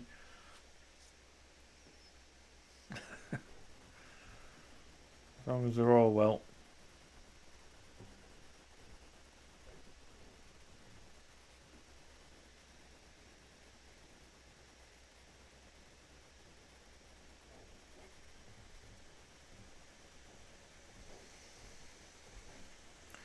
Right, let's try something different because might as well in this game.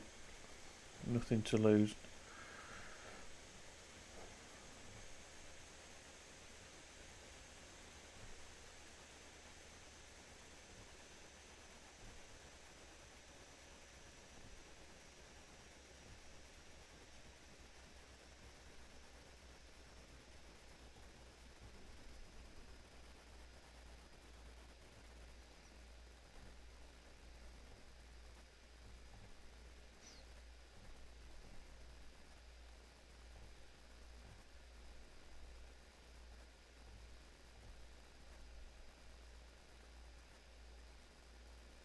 Let's look at the last 5 games form of these players.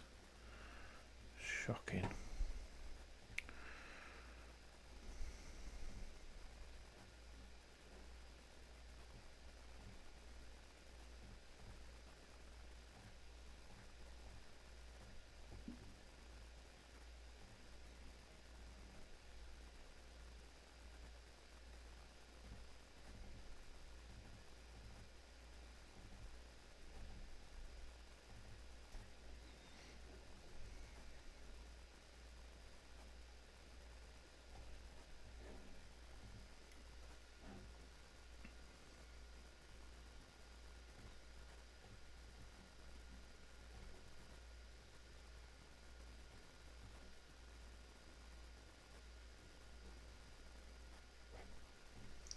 Go for it.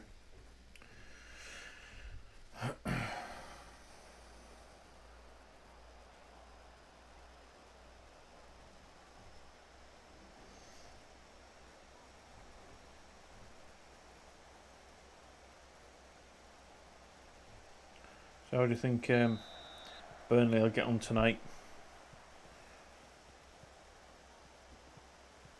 Looks like it's them or Everton to go down.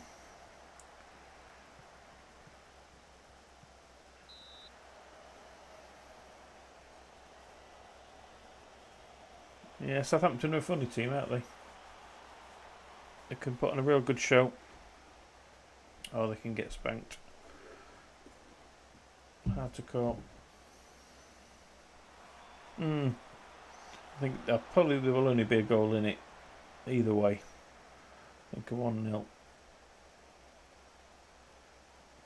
No. It'll be the odd goal to win that game. Not a lot in it. Probably come from a set piece if Burnley are to win it.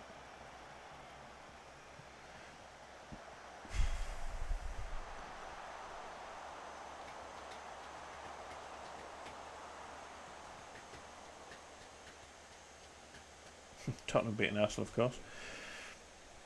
Or beaten Arsenal.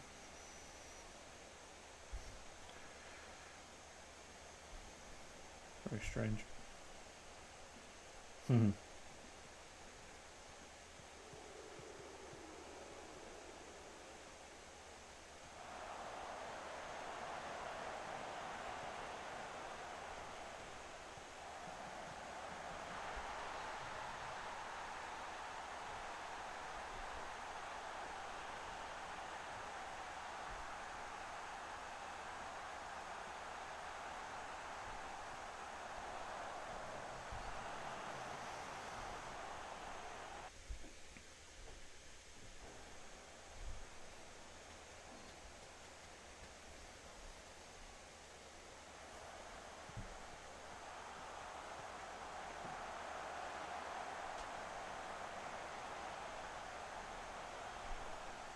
We are still sat high up, aren't we?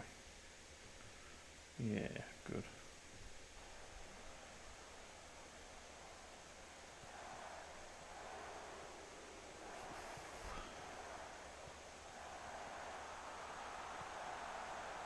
Good block.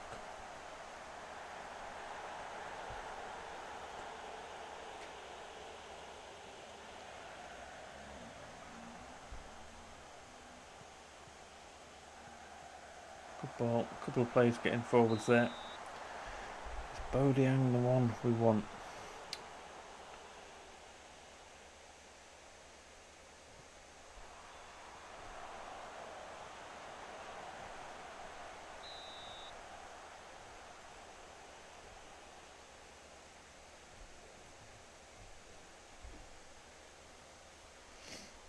No. Probably Saicedo, in fact, because he's right-footed. Switch him round. He could finish from that position, where I don't think Bodiang could. Come on, Martin, no.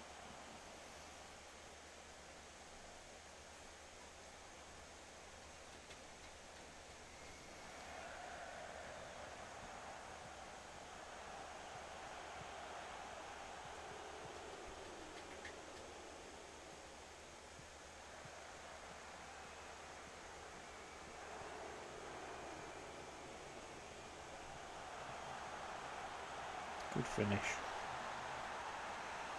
He's been brilliant this season. In a disappointing season, he's been a rare shining light. One for his hat-trick already.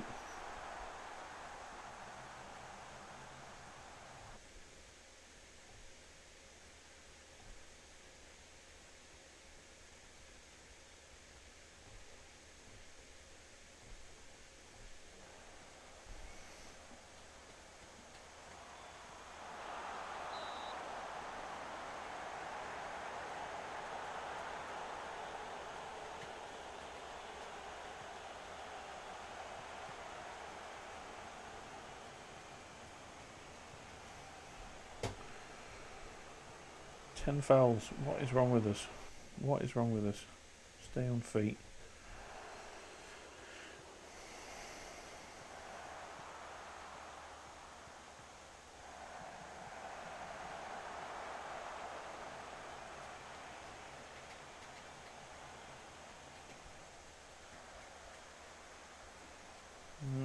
Southampton has scored.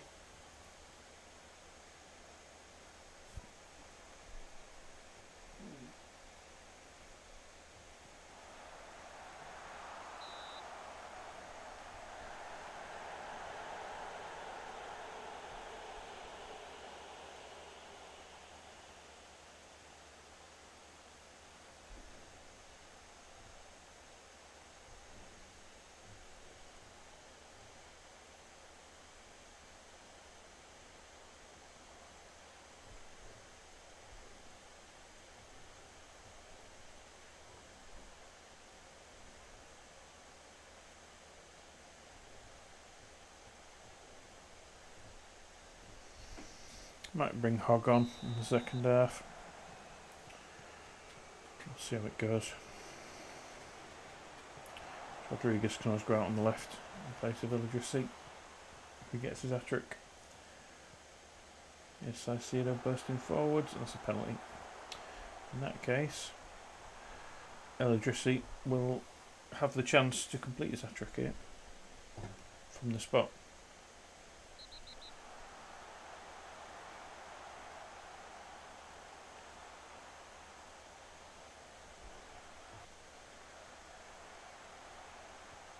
And he does.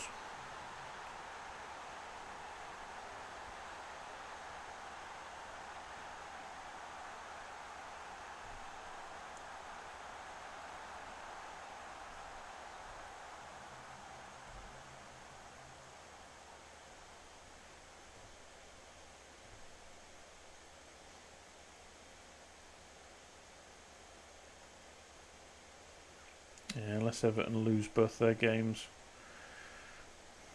and Villa drop points, we ain't got a chance.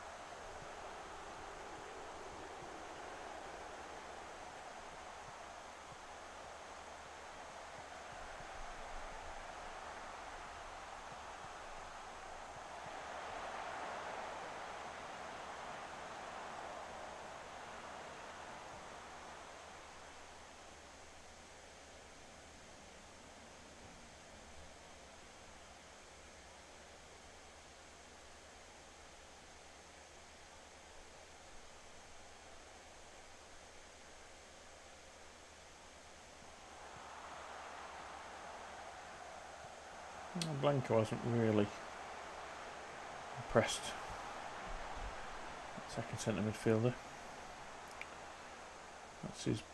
That's his preferred role.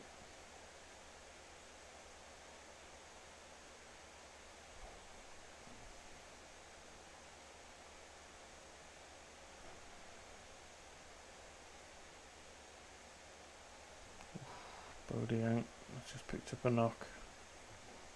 10 minutes to go though. The game should be all over. Had to win, and we did. I think, yes, Southampton have just conceded an equaliser, but they're out of reach for us. 4 points clear.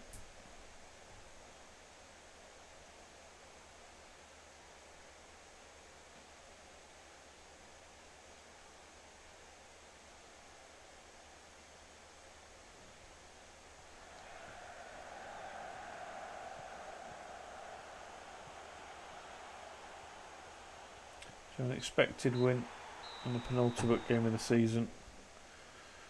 Last home game of the year. Don't think it's going to be enough.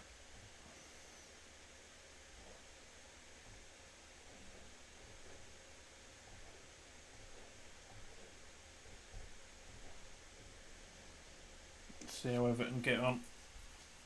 Everton and Villa need to drop points for us to, and we need to beat Chelsea, which is unlikely. Everton lost. Villa still have the game in hand.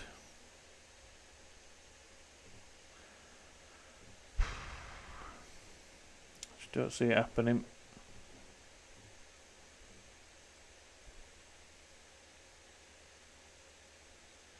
Tottenham look all but safe after that Arsenal win, unexpectedly.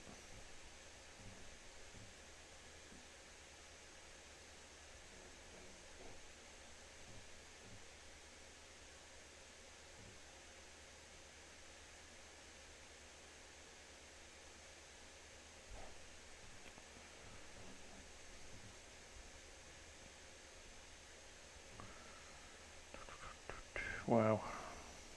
Liverpool have just stormed the league.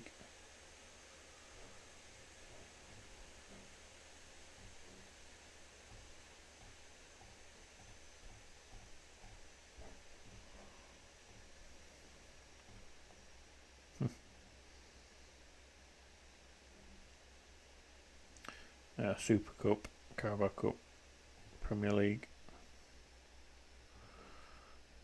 Knocked out by Man United in the European Champions League. So they haven't really. God, it's an Arsenal Man City final in the Champions League.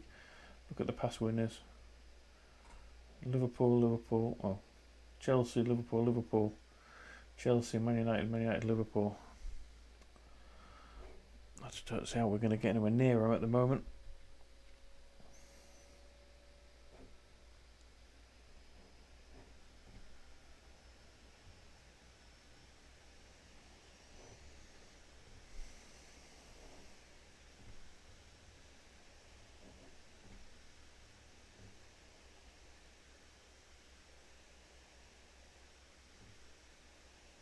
Haaland hat-trick.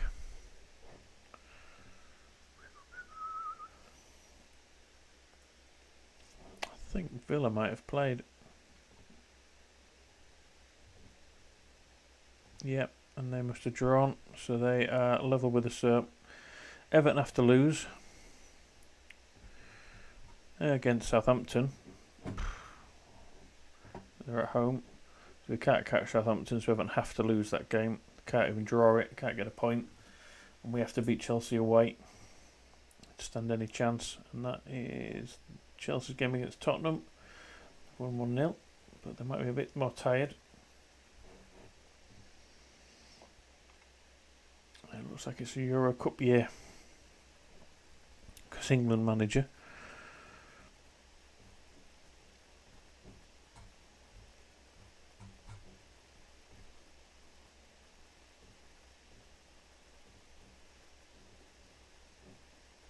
Is it Koeman I just saw there? It's called up his England squad. So I'm sure Howard Bellis will be disappointed to miss out on that.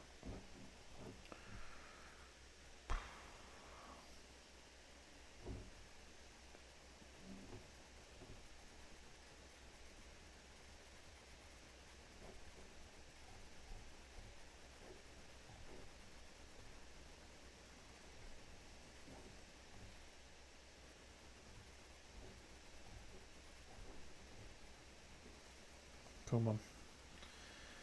Last game of the season. Last chance saloon.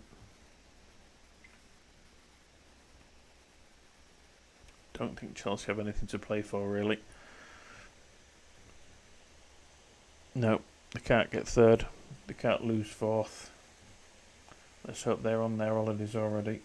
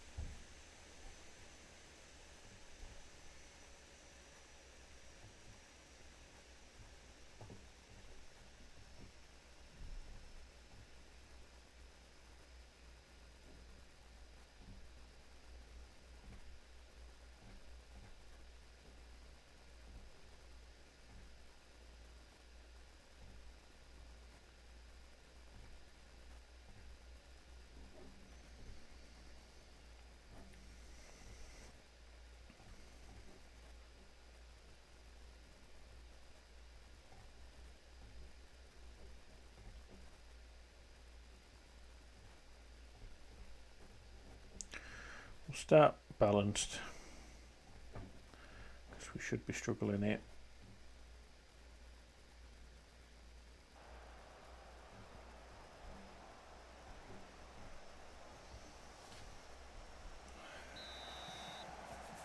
Who have they got in their lineup? Kuku. Mihailovic is a good player. Kai Havertz. Coutinho. Pulisic still there. Just keep an eye on the Everton score as well. Good ball. Good save.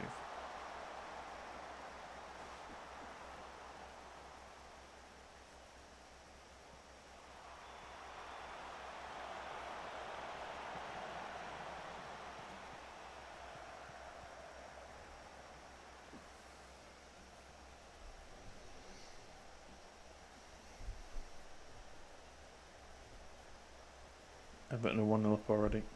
Fuck.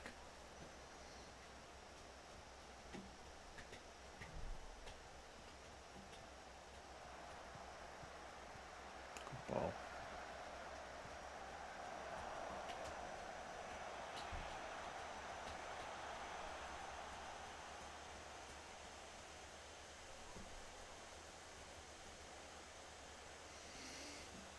Oh, Southampton have drawn level. Rojas.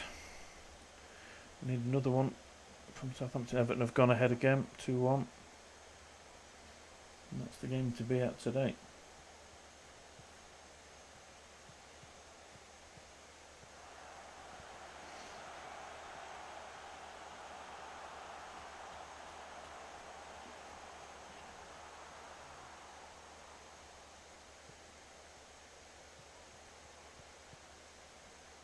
Is he onside? He was.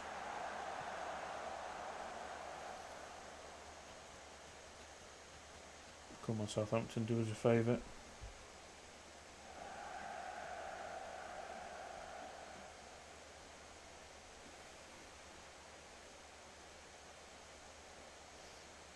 Yeah, Chelsea have just not turned up today, thankfully.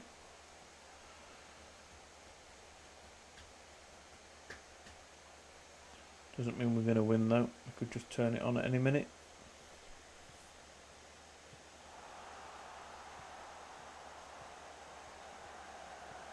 Good ball. Oh, he took the target there. He's offside anyway.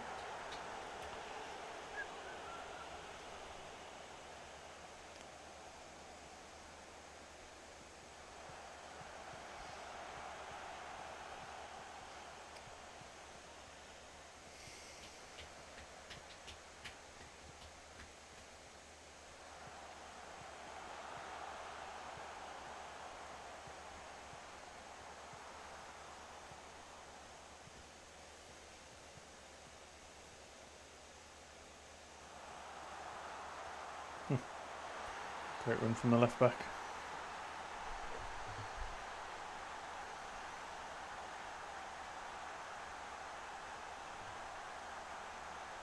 Chelsea, Everton are now 3-1 up.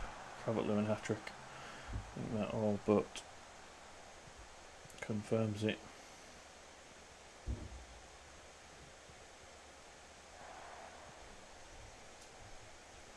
Come on, we're playing well today.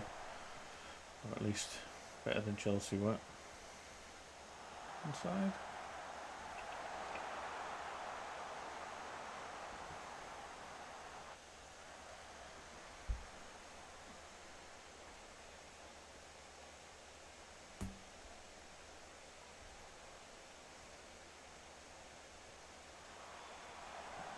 That's fine.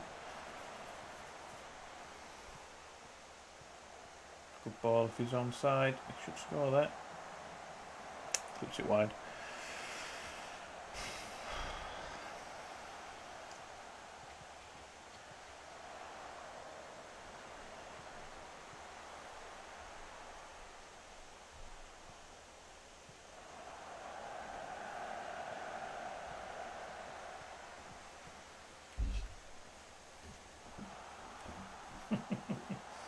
Yeah, exactly.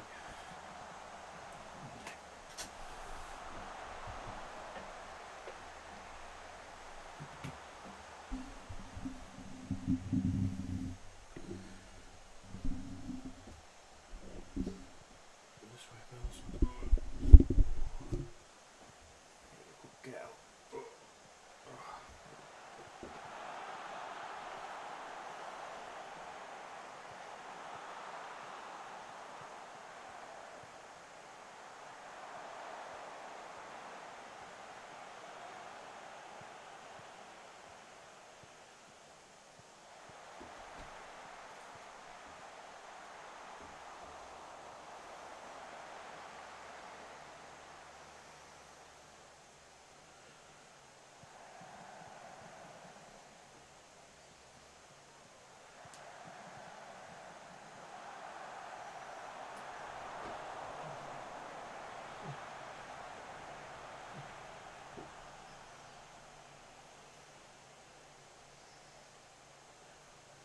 That's half time. Despite being much the better side.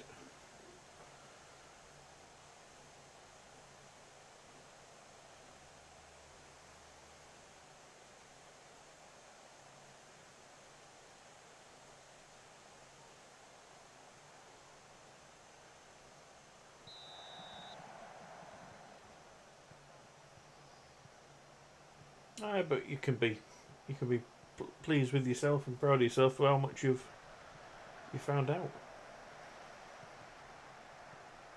Job well done. Think of it as that.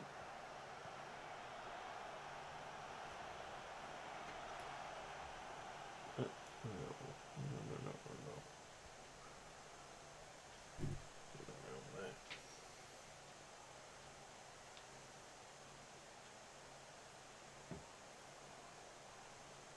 Yeah, sounds like you've done a lot of work for it then. Of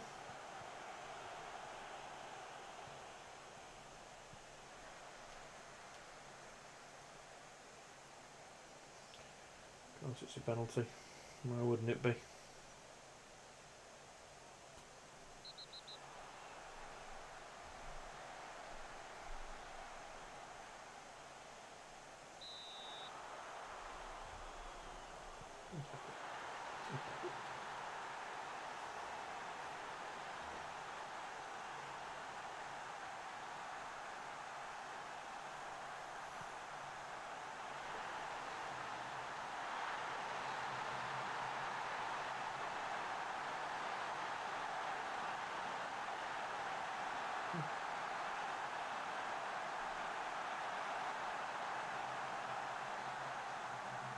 God, what a story that is. Awful.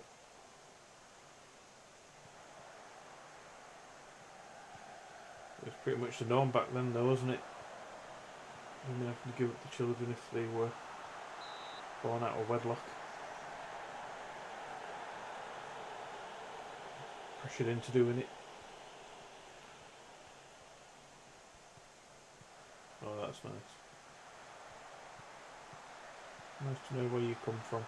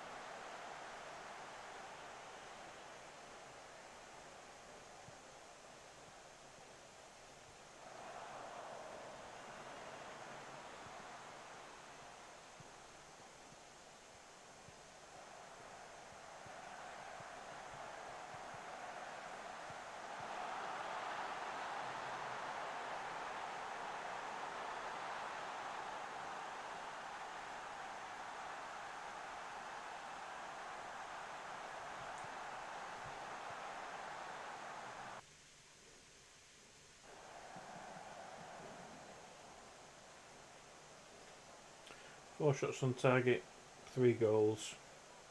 Yes, one of them was a penalty. Keller's 6.3. What a disappointing season he's had. Some tough decisions to make over the summer. Yeah, he conceded 31 goals in 38 games last year in the league. He's like a 20-year-old wonder kid that'll be homegrown at the club at the end of the season. He was supposed to be the number one going forwards, but after this season he's had more poor games I think than he's had good games. I think I'm going to have to buy somebody to challenge him, if not to take over from him. And unfortunately I've signed him up to a new contract after last season, so he's on a big wage. It's a shame. I think I've backed the wrong horse with him, unfortunately. Well, he's still young enough to get over this, but 65 grand a week till 2032. Where's your bum in the air? Put it down. Yeah, potential ability's still really good. He's just had a really shocking season. I've got a tough decision to make this summer on him. I think I'm going to have to stick with him, but maybe bring somebody in older, better, just to show him.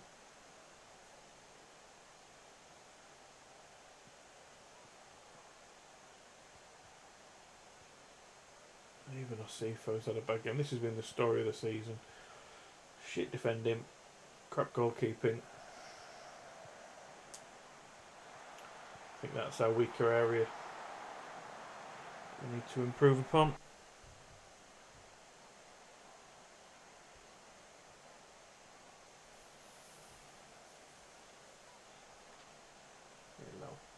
Hello. Oh, where are you going? Where are you going? Come on, back down. Come on. Hey, come on.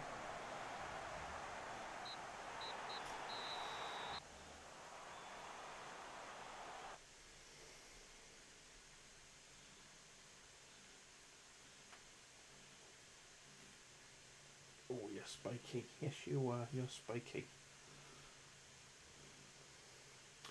8th place finish outside of Europe. Real shame. I know she is very friendly. Only in here so much. I mean, she's friendly with everyone, to be fair, but she rarely sits on anyone anywhere. But just in here, which is like my little gaming room hideaway, she's always really fussy, and she just wants to be sat on my lap when she comes in, or sat on the floor next to me. It's really weird. I don't know why she can only be really fussy in here with me.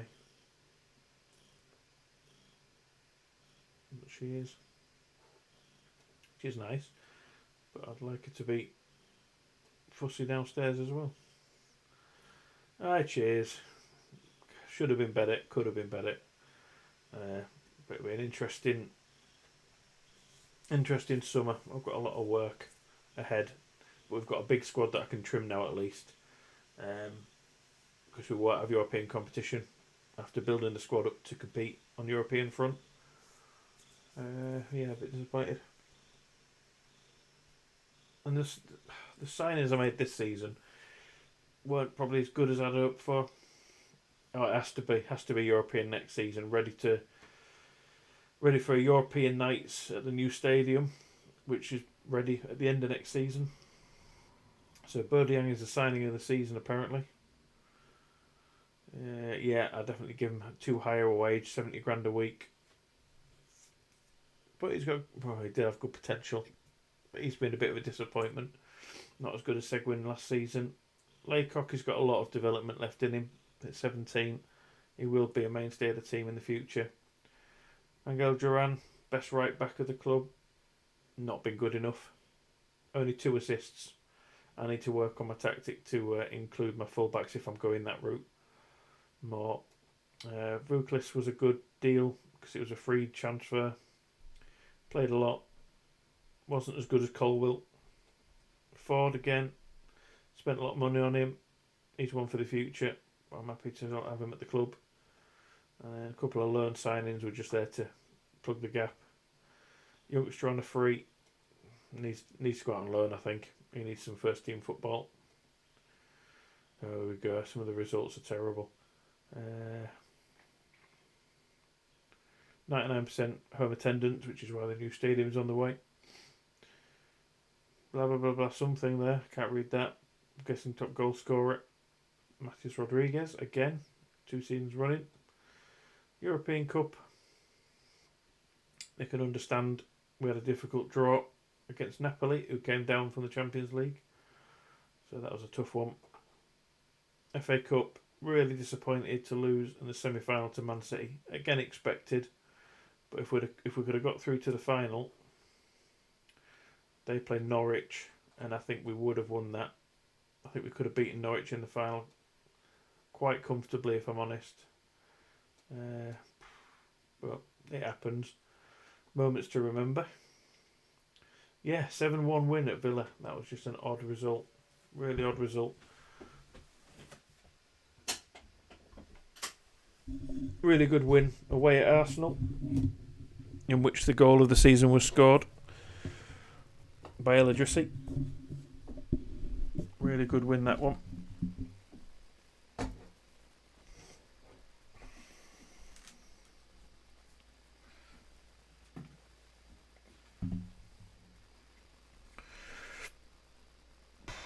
Sponsorships, a bit random, but all down.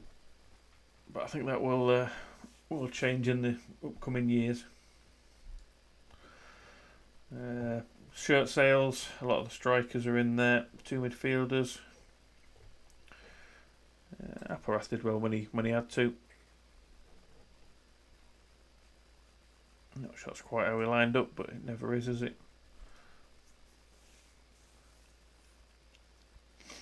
Got 1 Manager of the Month award this year, which is fair. Didn't do enough. Player of the season, El Adrissi, that's good because he's coming to replace Mara long term. Top goal scorer actually was Adrissi on 23 from the left wing, which is really, really good. He was absolutely killing it this year. It's just a shame we couldn't give him the team around him to build upon.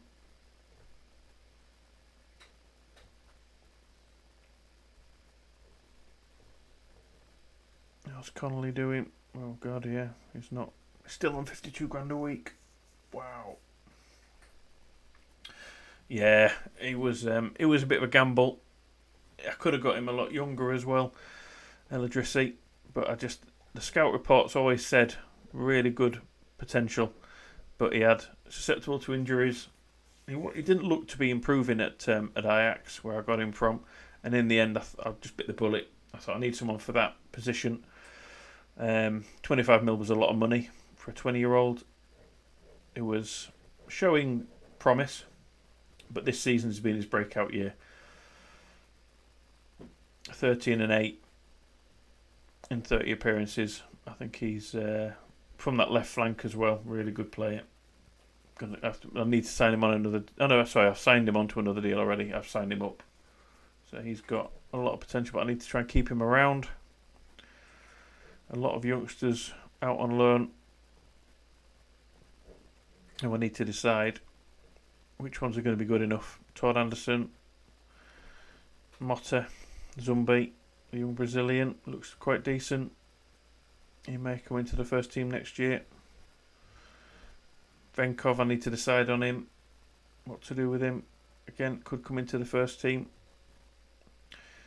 Morrissey, a tall, 6'7", Irish striker who's done well on loan at Besiktas. Come through our youth ranks. Not fast, but good finisher. Decent header of the ball. Good jumping reach. Reyes, I think, is not going to cut it at this level. Another tall 6'8" striker. I could do your FIFA tactic. Just go with the tall strikers. But he's banged in the goals on loan at Pumas. Puma. Now I've got young Charlie Waldron. Milan Husker, what to do with him next year. I think I've just got too many below par players I need to shift on. Yeah. Pacey wingers, whip him on his head. That's what I thought the fullbacks would do. Attacking fullbacks. Get the ball in. So in the next season, we need a top half finish. I think that's easily doable. Work within the wage budget, which I'm committed spending, which isn't bad at the minute. Currently spending just over 1.36 million a week. Budget's 1.4. And in terms of how that stacks up in the league, stats, team detailed. We are salary per annum. We're 18th, and those two have gone down. So we need to maybe try and increase our salary per annum to get anywhere near the teams we want to compete with.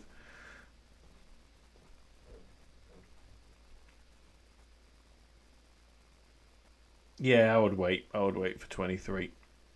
Personally speaking, unless you can get 22 on a good deal, but at this point, 6 months away, is it roughly? I would hang on. Right, where do we need to go? We want to work towards better than mid-table. I want to go better than top half. I think Euro Cup, they might be a bit. Oh no, they like that. That's good. We'll go Euro Cup. Stick with that. Everyone seems happy. I've got a lot of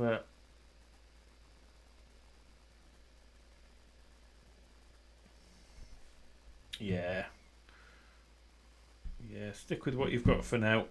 Try and wrap that up ready for the next game, and then start anew with the new one. Yeah, Dylan Walsh had the big leg break 6 months out. I want to try and give him a chance at pre-season, see what he can do, but I want him out on loan really. Beavis could be someone I look to bring in.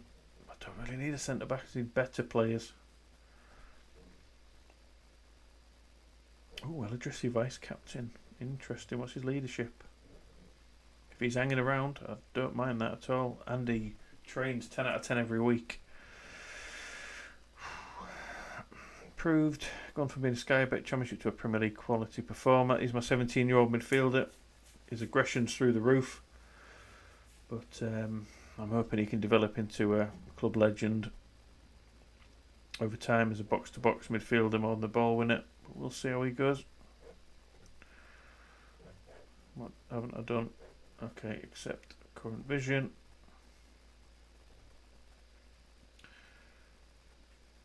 Yeah, he is effectively the next Roy Keane, isn't he? Aggression, determination, natural fitness, strength, stamina. At 17, he'll turn 18 at the end of this year, well, in a month's time or two. Yeah, he's got a lot of potential. Already Premier League standard. I need to sort of get him into the team next year more. He's ready. He's ready for that level of football, I think. Mr. Roy Keane. But yeah, there we go. Budget 1.4 still. I know because I'm qualified for Europe, but still not a lot. I need to shift some players out. Transfer budget 63, which I can swing into the wages if need be. Facilities, let's have a look at that. So we need to improve our training facilities. Club info, facilities. No, in this game, it's a lot higher than ever before. And that's not, 63 isn't a great amount of money in modern day football when you think about it. Like to get a couple of good players in. So I think it's relative from 2014 to 2022. It's an equivalent. Mid-20s in 2014 is an equivalent of a 63 million budget now, I'd say, or 50 million budget now. But excellent academy, excellent youth recruitment. Moving to the stadium at the end of next season. Great youth facilities, good training, but we're going to improve that. Corporate, if I can get that up, I will. Well, that should improve along with the new stadium, I'd like to think. Well, that's Burnley, isn't it? We are pushing for European football. Burnley are just pushing to turn over a profit for the board now. Pleased to say the plans of the training facilities cost less than £1 million. Construction will be completed by September, which isn't great for us, so we'll have to train somewhere else. But that will help us to improve our players' training, to improve their progression, so that is a massive bonus. In terms of the coaching staff, we're actually pretty good on a level with the Premier League's training. Recruitment is okay, medical isn't bad. That could be improved upon. But I'm happy with where we are with our coaching staff at the minute. But yeah, it's going to be a tough decisions to make this summer. I'm going to have to let some players go because the squad is far too big to not have European competition. We need to sort out the goalkeeper situation. I thought I had, signing him up to a long deal. He's still classed as a wonder kid and he's been here 3 years. So he will be homegrown as of next season, but homegrown at the club is pointless if you're not in Europe. What's the point? No, it's not massive. No, it isn't. It's not something I could alter at all. That's just something they've decided to spend on. It is an improvement on what we've got. To be fair, it's best to have a stadium that you can fill, I suppose. And I'm expecting that stadium, the Brian Clough Arena, will have the ability to expand upon in years to come. So, like some of the stands could be improved, but going from a 30,000 to a 40,000, you're increasing your capacity by a third there from what it was. So it's enough. It's enough for now, despite them splashing out another loan of £58 million to pay for it. But we've got the money coming in regularly. We've got a net transfer debt minus, so we're in credit in our net transfer debt. Yeah, exactly. So we're not owing any money out in transfers. It's all coming back into us. And I say projection looks really good. As long as we stay in the Premier League, we're always going to be earning money, but we want to be pushing for that European money and competitions as well. So it's in a very healthy place. I just need to try and encourage the board to spend a bit more money. It just depends really, because you want the bank balance to stay topped up, and we're not earning over money, like 95 million in the bank for a 63 transfer budget. I think that's fair, to have 30 million left over in the club account.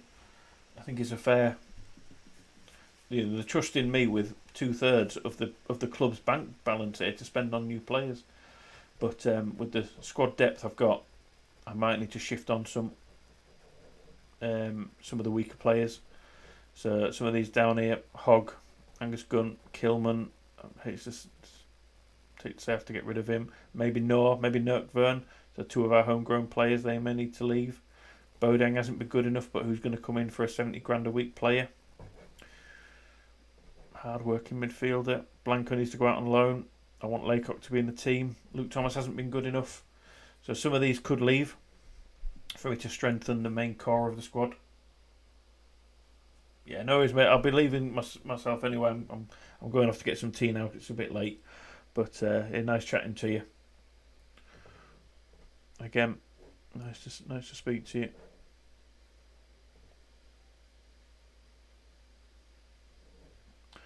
I will save it myself over that one just in case. But yeah, it's a lot to do in game. Shame we just missed out. Everton have done really well this year. They've really bounced back, and Southampton have deservedly finished in the European spots. They've been building for the last few years, up and up the league. And they've recruited really well. Rojas is someone I would have loved to have brought in. I don't think he'll want to join us now, which I can't blame him. I don't think our weakness is up front. Our weakness is definitely towards the back of the team.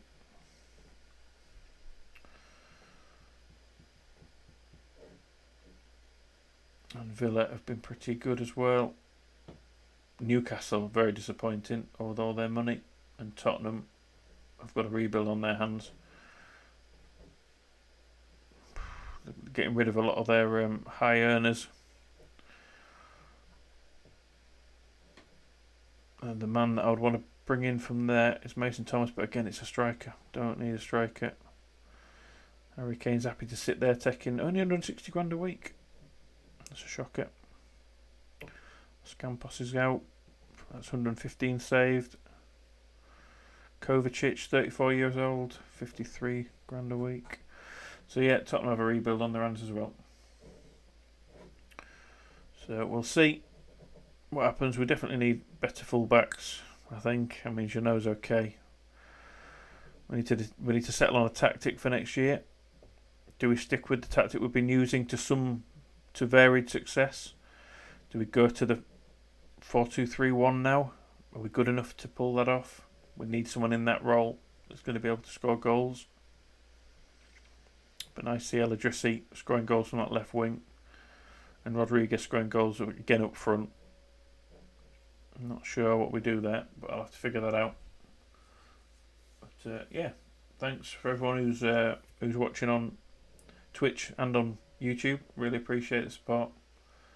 I